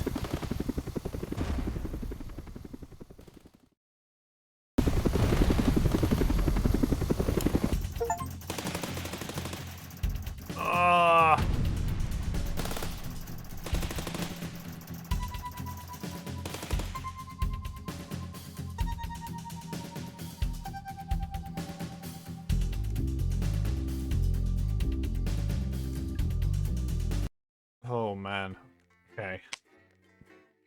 I'm engrossed in this now. I want to know how this ends. An important review. You arrive at work a little early, despite a stressful journey in. You still aren't quite sure of everything that happened, though if the swarm of CCOs all over the building is anything to go by, this isn't just a Channel 1 matter. This is confirmed when you are informed you need to speak to Bozeman immediately and are escorted to his office. You sit nervously outside, waiting for your boss. A few minutes later, the boss man arrives, disheveled and with a stern-looking CCO in tow. Ah yes, Winston, good. This is Specialist Abels. She will be observing this interview. Please come inside and take a seat. The ruddy-faced man bustles into his office and leaves the door open for you to follow. The few times you've been here before, it was immaculate with everything in its proper place. Not so today. It must be serious for Bozeman to be this flustered. So, Alex, do you know why you're here today? Bozeman's eyes are sharp, and his gaze is fixed on your face from across the desk. Abels is standing behind you, out of sight, but definitely not out of mind. Not really, no. I wasn't involved with anything that happened yesterday. What happened last night was nothing short of the culmination of a heinous and outrageous campaign of terror that Disrupt have been reaping on the nation and its territories. Bozeman shoots a glance behind you to your left where your CCO observer is standing. And it is, of course, our duty to root out this rot, wherever we find it, to prevent anything like last night from happening again. I have been asked by Advance to perform interviews with all staff members involved, and will be submitting a personal review of your performance both during the incident in question and throughout your time here. This can only end well. His expression remains stern. Just tell the truth, Winston, and this will all be over soon. Arranging some papers, Bozeman clears his throat and begins. Obviously, a lot happened last night, and I have a number of interviews to conduct today, so I'd rather not waste any time. Be brief, concise, and clear in your answers. So let's start at the beginning of the broadcast and work our way through. After the attack at the memorial, you seem to have portrayed the terrorists in quite a sympathetic light. Why? I showed what was happening, the news. That's our job, right? I see. So you're saying it couldn't be helped, and you had to show the aftermath as you did. I'll be sure to make a note of that. Funny how unauthorized footage always seems to find its way into your broadcasts. Bozeman scribbles some notes down, the noise of his pen scratching into the notepad, punctuated only by the constant tick-tock of his ornate clock. Hopefully this will all be over soon. Reviewing the broadcast, we noticed something a little odd about a particular camera choice. It was while everyone else was talking. Oh, where did I put it? Ah, yes. Here we are. Do you recognize this? With a flourish, Bozeman produces the leaflet from the notice board and places it on the desk in front of you. I honestly didn't even notice it was there. So you're saying the blame lies entirely with the crew on set? There's no way you could possibly use your own judgment to have determined it was unsuitable, You hear a disapproving grunt from the CCO behind them. Typical Winston. We shall see. Not exactly subtle there. There was one thing we noted during the finale of the notice board. Bozeman picks up some notes on the other side of his desk. You seem to play an odd choice of sound effects relatively early on. Now, the script was expecting laughs, but for all three you chose to play boos. Why did you do that? I felt they were the most appropriate choices. Art is subjective, after all. Yes, well, choices given to those who show they can employ a sufficient degree of good judgment. It may be we need to review this policy, or at least who qualifies for it. You can see Bozeman is frowning as he adds to his notes. It might have been nice to have him on your side. How many other people would he be interviewing today? Towards the end of the show, there appeared to be some issues with the sensor equipment. At this point, Bozeman pauses for a moment, putting a lid on his pen and placing it carefully on the desk, perpendicular to his notebook. How do you explain the fact that you censored perfectly acceptable language during the final segment? I just do what the display tells me. I don't decide what's supposed to be censored. It would be a very strange coincidence that one of our key pieces of equipment were to develop a malfunction at the exact time Disrupt chose to attack. A disappointing but not unsurprising lapse by an incompetent employee seems much more likely, but I suppose we won't know until maintenance have had a chance to check it out properly. Silence takes over as Bozeman writes some notes. How many questions will you have to answer? At this point, Bozeman took out a pair of glasses and placed them somewhat delicately on the end of his nose. Then the portly man leaned forward to examine his notes in detail. Now, obviously, we expect the odd bit of interference here and there, unavoidable. However, he paused, turning the page at an agonizing pace.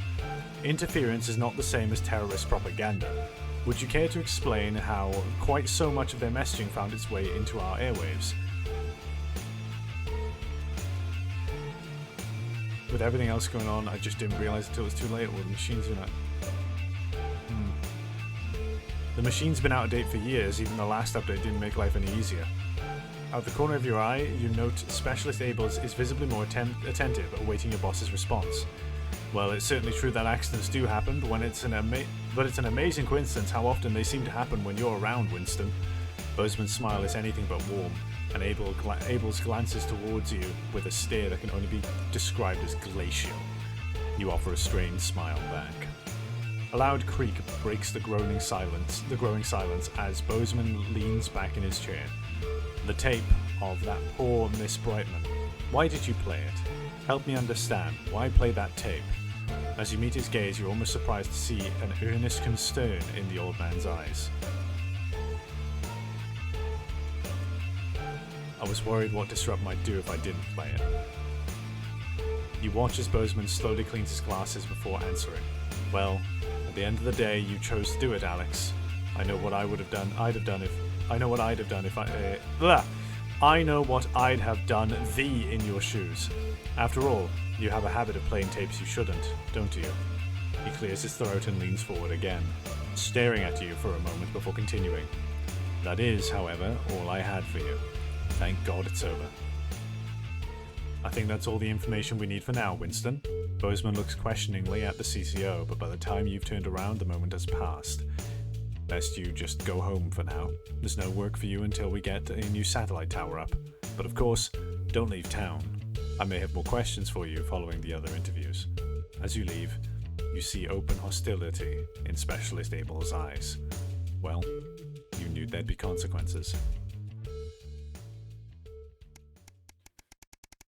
A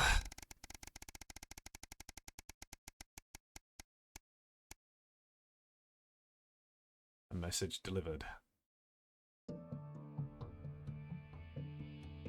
The newspaper falls to the floor, slipping from your numb hands. The headline whirling round and round your head. This can't be true.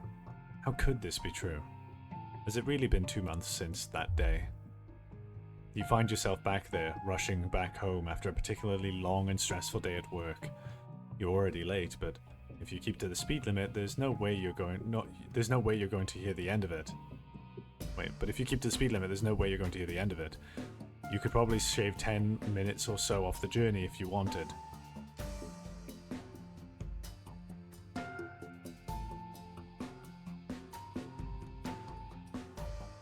A little mad is better than a lot mad. They're going to be mad either way, no point in speeding.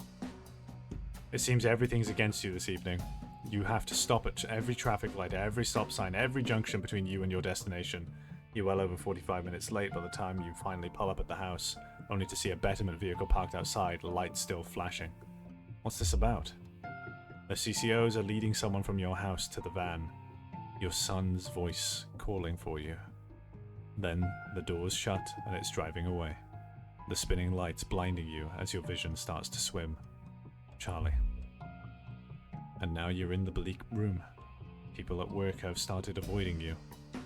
Some of the show's crew started giving you funny looks. Bozeman's even micromanaging you less than usual. It's just a misunderstanding. It'll all be over soon. Charlie had loved Advance. From the go-getters, to the Cohesion cadets, to the Cohesion community manager he was on track to become. You and Sam had both gone to see him at the Betterment Center last week, as soon as you'd been able. Even then, he'd been positive, making friends, explaining that the system was there to help people, and that he was actually able to do that while staying there too. It just couldn't have happened. That headline. 5 simple words in bold, black type. Disrupt terrorist dies in Betterment. Winston was particularly violent, attacking a Betterment mentor. Died in the infirmary after failed attempts at resuscitation. And the eternal question left unanswered. Was it his fault or yours?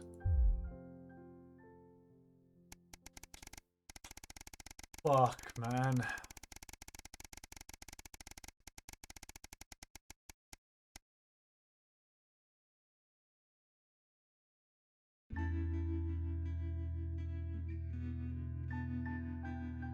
It's your anniversary, and this year you've got a plan. A week away could be just what the doctor ordered for you and Sam, but it won't be cheap. It's more than you'd normally spend, but Sam's worth every penny. The last time you went away, it was an amazing weekend together, and this time's going to be even better. And what better way to start off than by going all out and cooking a nice meal from scratch? Fancy. Sam's going to love it. It would be here any minute.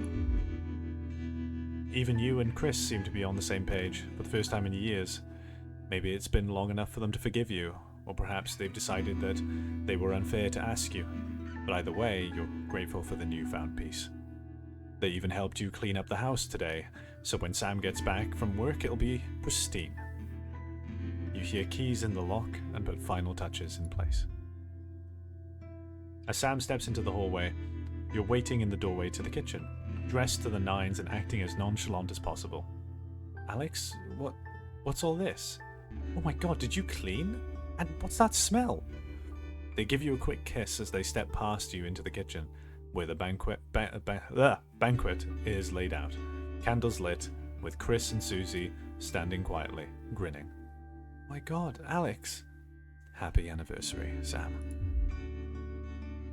Happy anniversary, comes the chorus from your 2 cheerleaders, as Sam turns to you, smiling and with tears in her eyes. Alex, it's perfect. Sam rushes over and kisses you softly, only breaking off when you get a less than subtle cough from Susie. By the way, how do you feel about being grandparents? Susie continues. Wait, what was that? Kidding, I'm kidding. Though it might be sooner than you think. Susie laughs, as Sam grabs the doorframe for support. Alright, you're coming with me tomorrow. You're coming with me before you give your parents a heart attack. We'll see you later. Tomorrow, as in, not tonight. With a wink, they finish ushering Susie out of the house. You pull out Sam's chair for them. Why, thank you, Sam says, taking a seat and grinning at you. Sounds like Susie and Zach are happy. They shake their head as you take your own seat opposite them. You really didn't have to do all this, Alex. I know. I wanted to. I love you, Sam. I love you too. They breathe, admiring the panoply of food you've prepared for them. Now where on earth do I begin? They laugh as you pour the first glass of champagne of the evening. You're lucky to have such a wonderful family. Who could ask for more?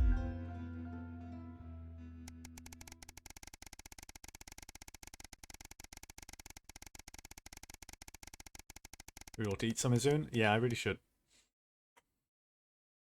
I am seeing this through to the end, even though my stomach is growling at me.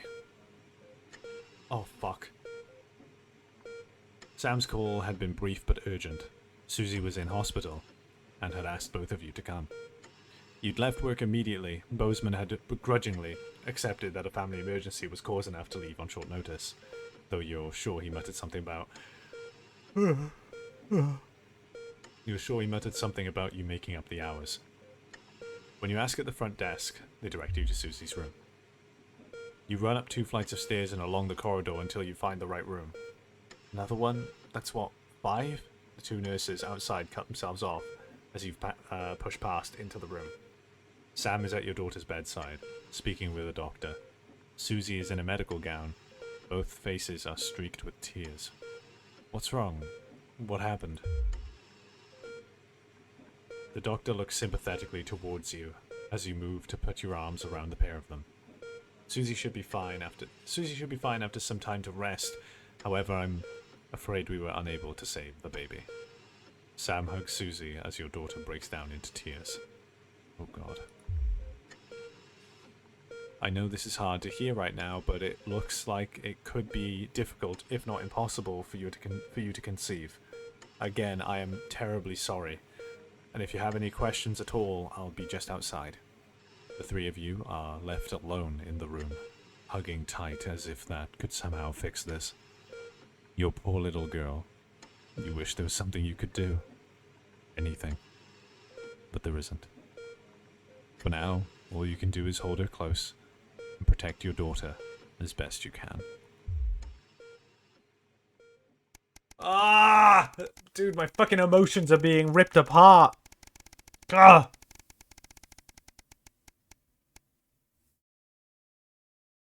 The job down. Everything's ready. You and Sam have been trying to watch Bullet Man for years, but you missed it in the cinemas and it never seemed to be in stock when one of you went to go pick up the VHS. Now you're just waiting for them to get home so that you can start. You hear the front door open as you put a bowl of popcorn on the coffee table. We're all ready to go. Get your butt in here. Sam comes in with a vacant stare, ignoring both film and snacks as they sit down next to you. You have to actually nudge them to break their stupor. Sam, what is it? I've just been let go. From work. Sam is just staring into space. Apparently there just isn't a need for 2 nursery teachers anymore. Not enough children. So they can't justify the expense. Honey, I'm so sorry. It'll be okay, you'll find another place. No, you don't get it. There just isn't a demand for younger years teachers anymore. Not just here, anywhere. I don't know what I'm going to do. What we're going to do. You pull Sam into a hug. I know things are tough, but we'll think of something. How, Alex? We're barely scraping by as it is. And now... Sam starts to sob. We're going to have to sell the house. I don't see any other option. We've got too many debts to pay. If that's what we have to do, fine. It's only the 2 of us living here now anyway. I suppose you're right. Still, I hate the idea of losing this place. Think of everything that's happened here, Alex. They fall silent, thinking. Eventually, you start the film, but neither of your hearts are in it. Too busy thinking about the future. Still, a house isn't everything. It's the people who make it a home. Home is where the heart is, after all. Change of scenery achievement. Move out of the family home. Oh, God. It doesn't stop fucking tripping me up. My emotions. Ah, God.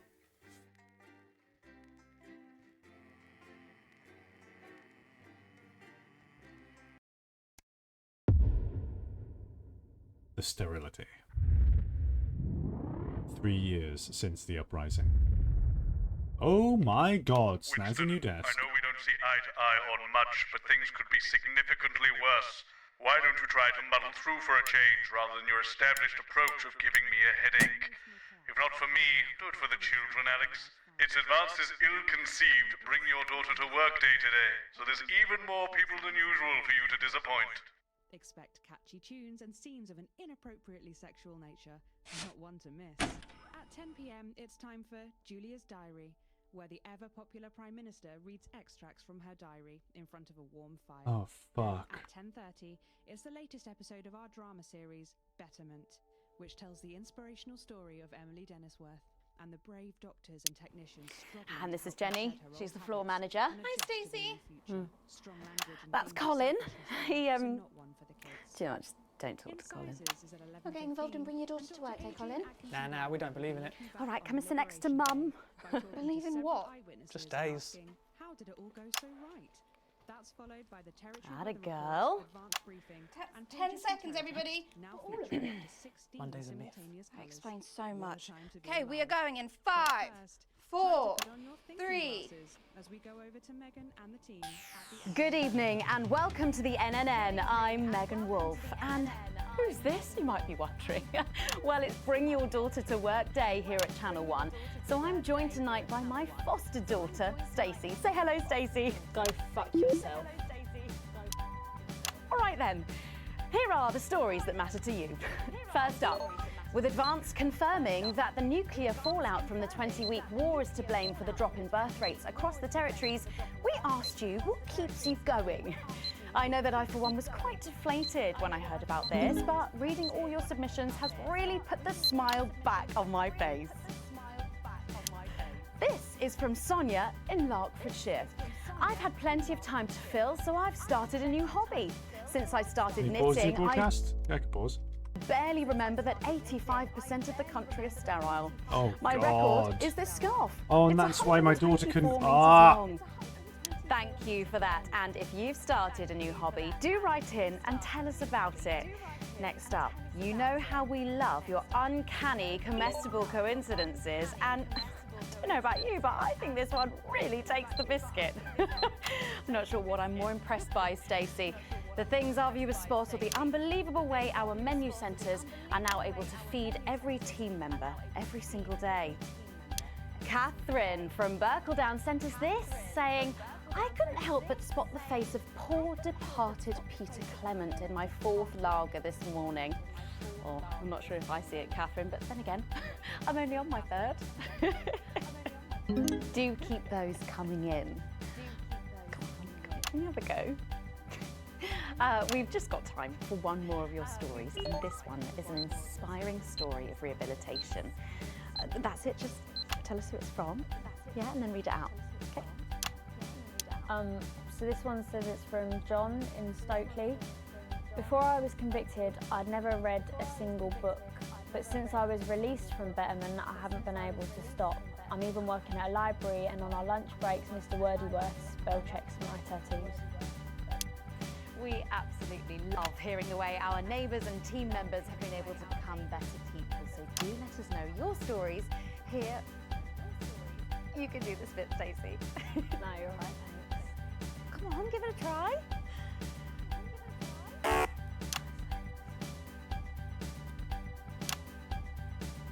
Let us know your stories here at the NNN. Right, bit of a change of pace coming up here. You'll need to use the S effect buttons for the next segment, but Advance have already selected when and what to use.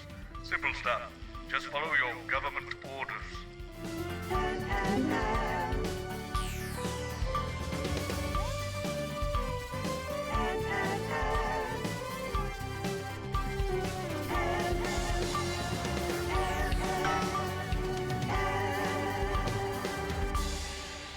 First up tonight on the NNN, it's time to celebrate this week's team lottery winners live from the Shakespeare Theatre right here in the capital. We're going to hand over to Julia Salisbury. I suppose you don't think much of her either, eh, Stacey? She's got a lot more going for her than you wankers.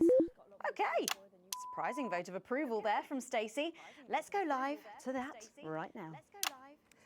Good evening, everybody, and welcome to this week's Team Award. I literally can't press the incorrect ones. Of all the many duties I have as team It locks leader, me out. this is by far the most pleasant.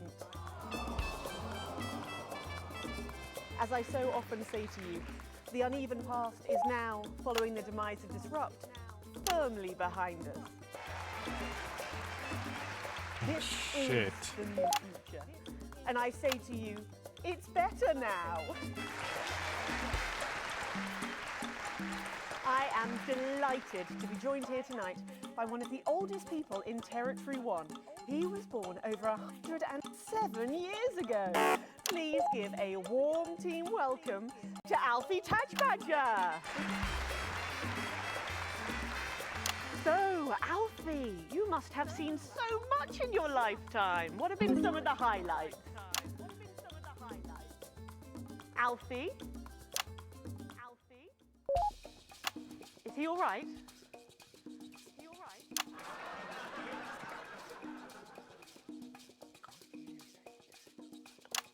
His hearing aid isn't turned on.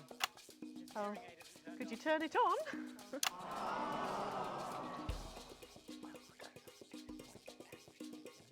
He says it drains the battery. Well, will you tell him that we'll buy him a brand new battery after the presentation?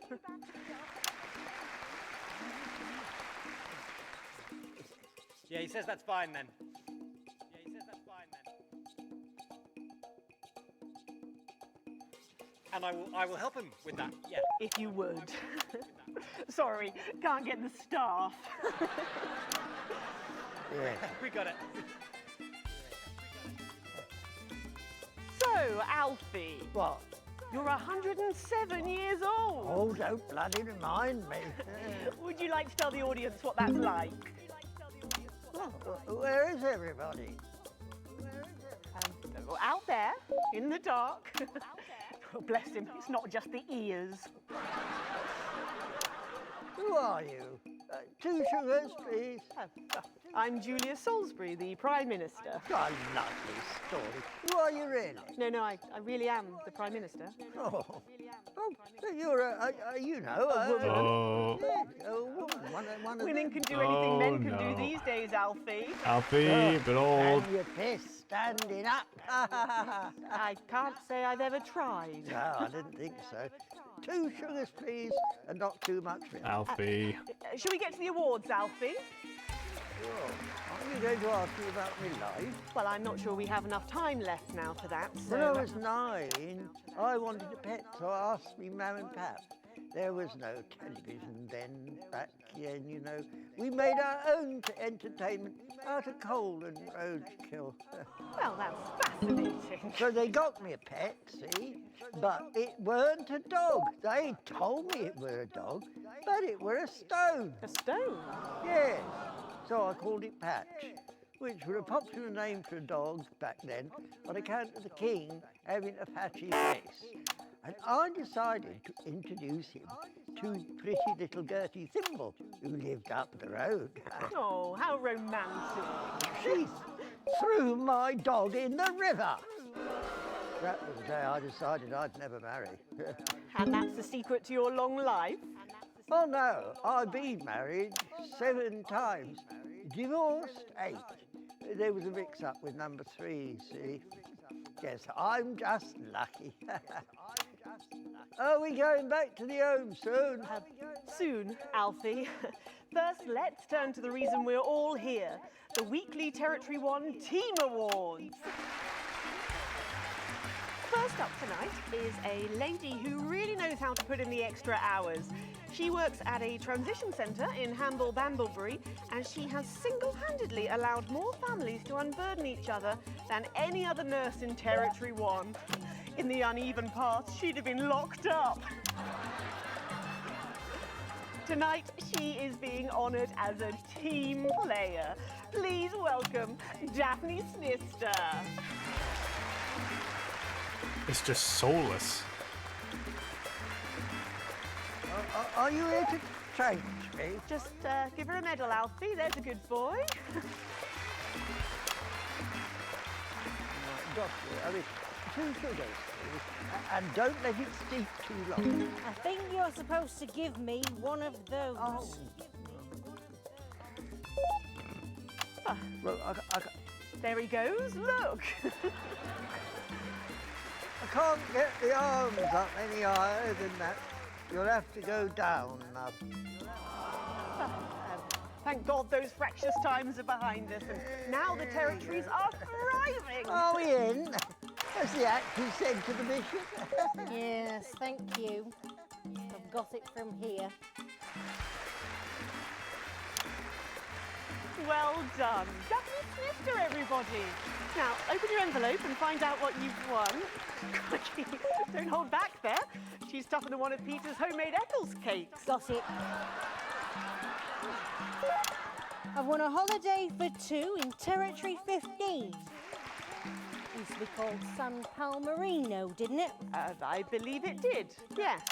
Why couldn't we have stuck with that then? It's easier to remember. We're all one nation now. Hang on a minute. Isn't it still on fire? Daphne Snister, everyone.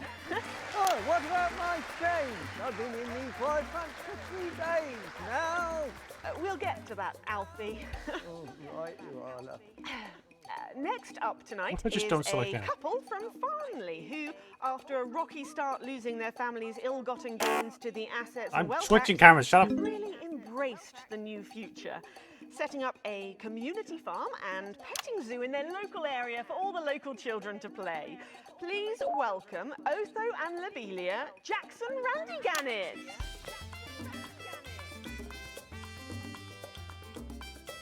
Medals, Alfie. Do you know, when I was in the trenches, I had a pal called Scotty Wilson. He was from way up north, so I didn't understand a bloody word he said. But he were my best mate. Should we just grab them for ourselves? Probably for the best. And his best mate was Smudger Ace. There was them two, Fiddly Eric, Unstable Terry, and of course, Leggy Sydney. She were a girl, but she had a boy's name, so they shipped her to the front anyway. First girl any of us has ever seen close up. She's dead now. They all are. Smudger and Scotty never made it home. Fiddly got shanked in Frankworth prison in an argument over an olive. And Terry, he exploded quietly at home. Sydney got a fatal skin condition. Scratched herself to death. It makes you think. Thanks, Alfie. Great contribution. So, Otho and Lobelia, a petting zoo.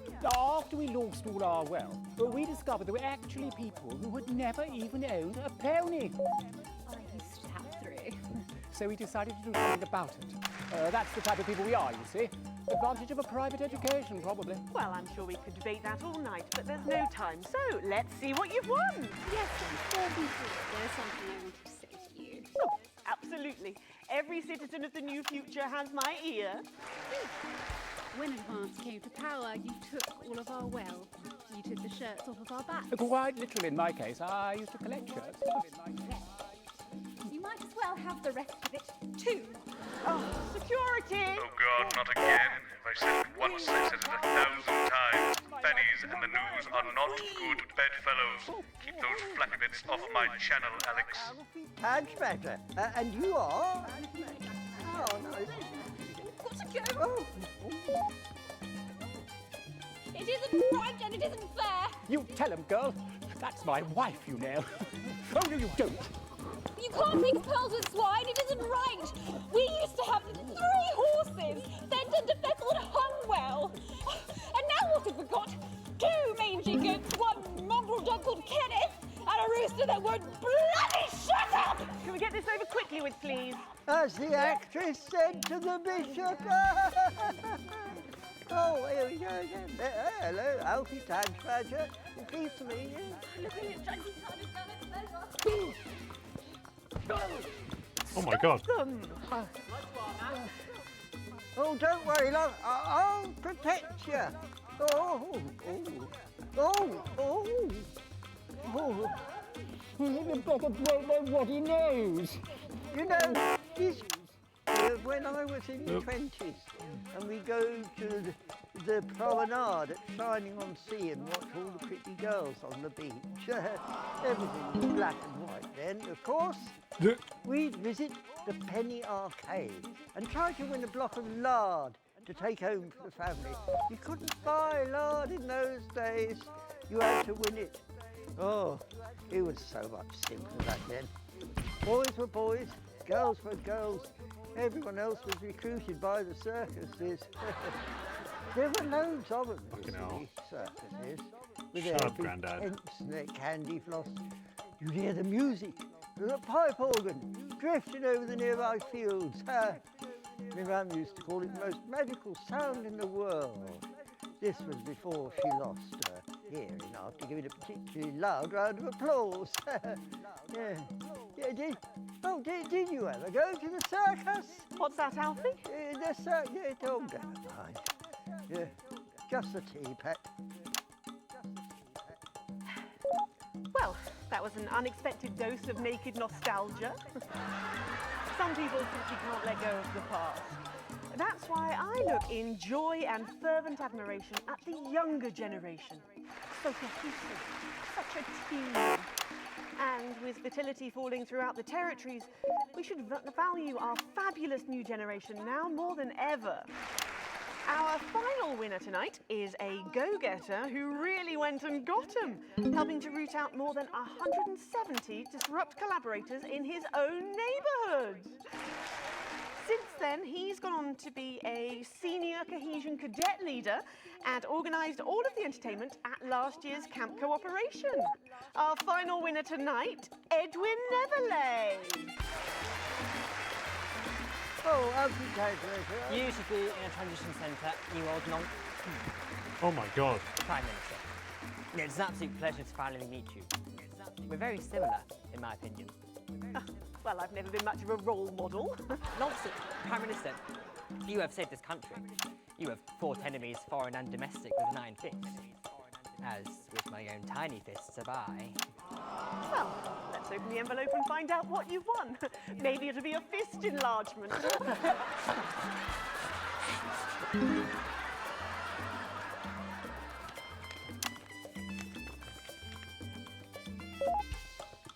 A year's internship as a behaviour coach at Betterment.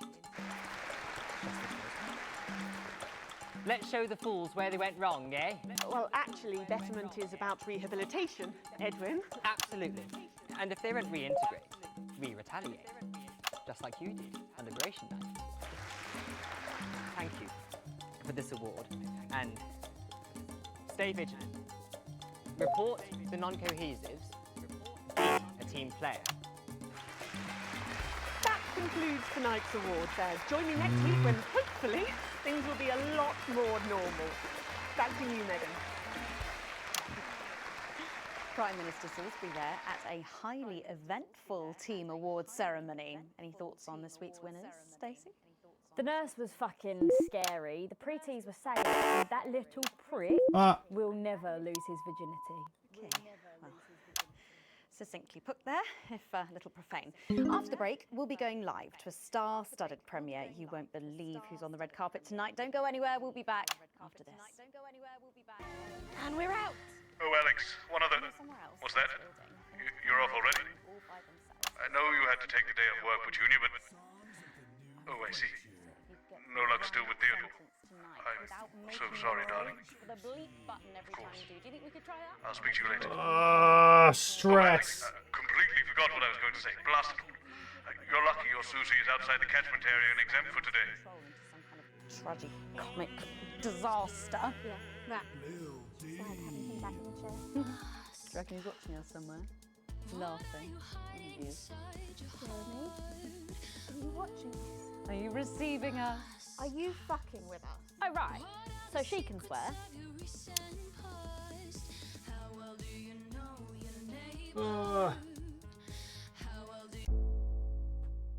How much longer have I got in this game? Because we are reaching the 8-hour mark, which is about the limit of where I usually go for my streams.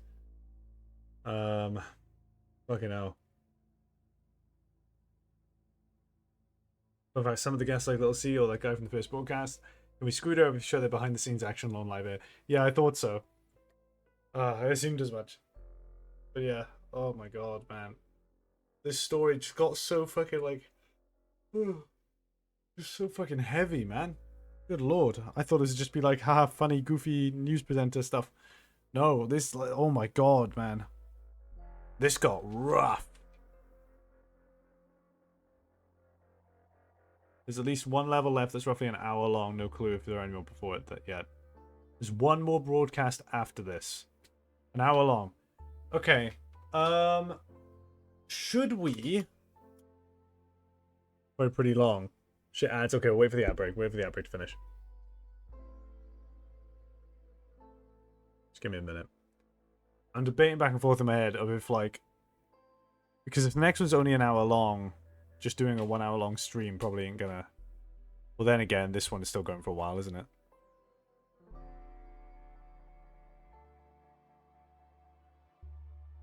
Enough for another stream, essentially. Okay. In that case, I do think... Because I'm enjoying this thoroughly, so I think I might actually grab the DLCs. We'll leave this one here. We'll wait for the ad break to finish so that I can say that to everybody. 30 seconds left. See, look, I do shit like this. I do shit like this. You know, we got the games version, then we got my version here where I've got a countdown on my other monitor right now. Okay, we're going to be back from ads in roughly 12 seconds.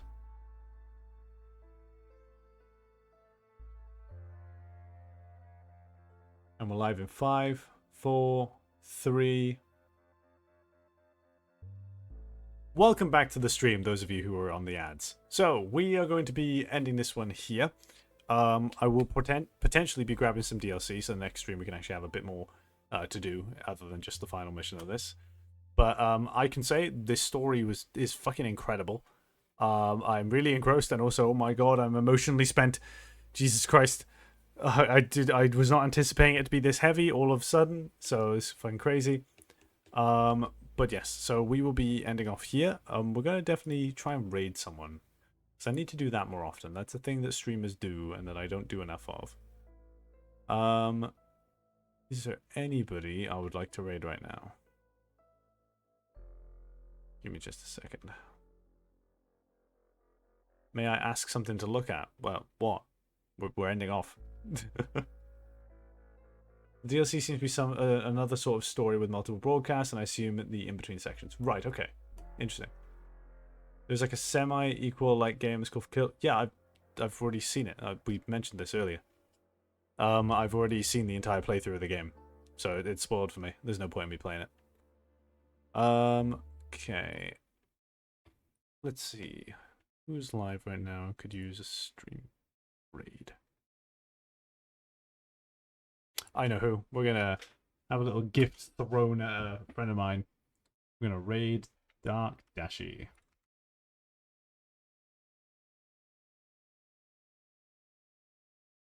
Okay, well, thank you all for watching this stream. You have been a wonderful audience, and I do hope to see you all next time. I don't know when next I'll be streaming. But yeah. I will say things have things are gonna get a bit rough over the next couple of weeks for me. So streams might not be as frequent as I'd like them to be.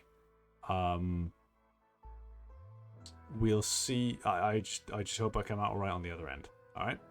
So thank you all for watching, and to all of you who've been watching over the years as well, thank you too. Like it's an honor to be able to start up this stream whenever I'm able to. So I hope I'll see you all later, okay? So have a good one. It's been Ryan the Bun. Good night. There's the raid, by the way. Go ahead to join that. Anyway. You've been a wonderful audience. Thank you.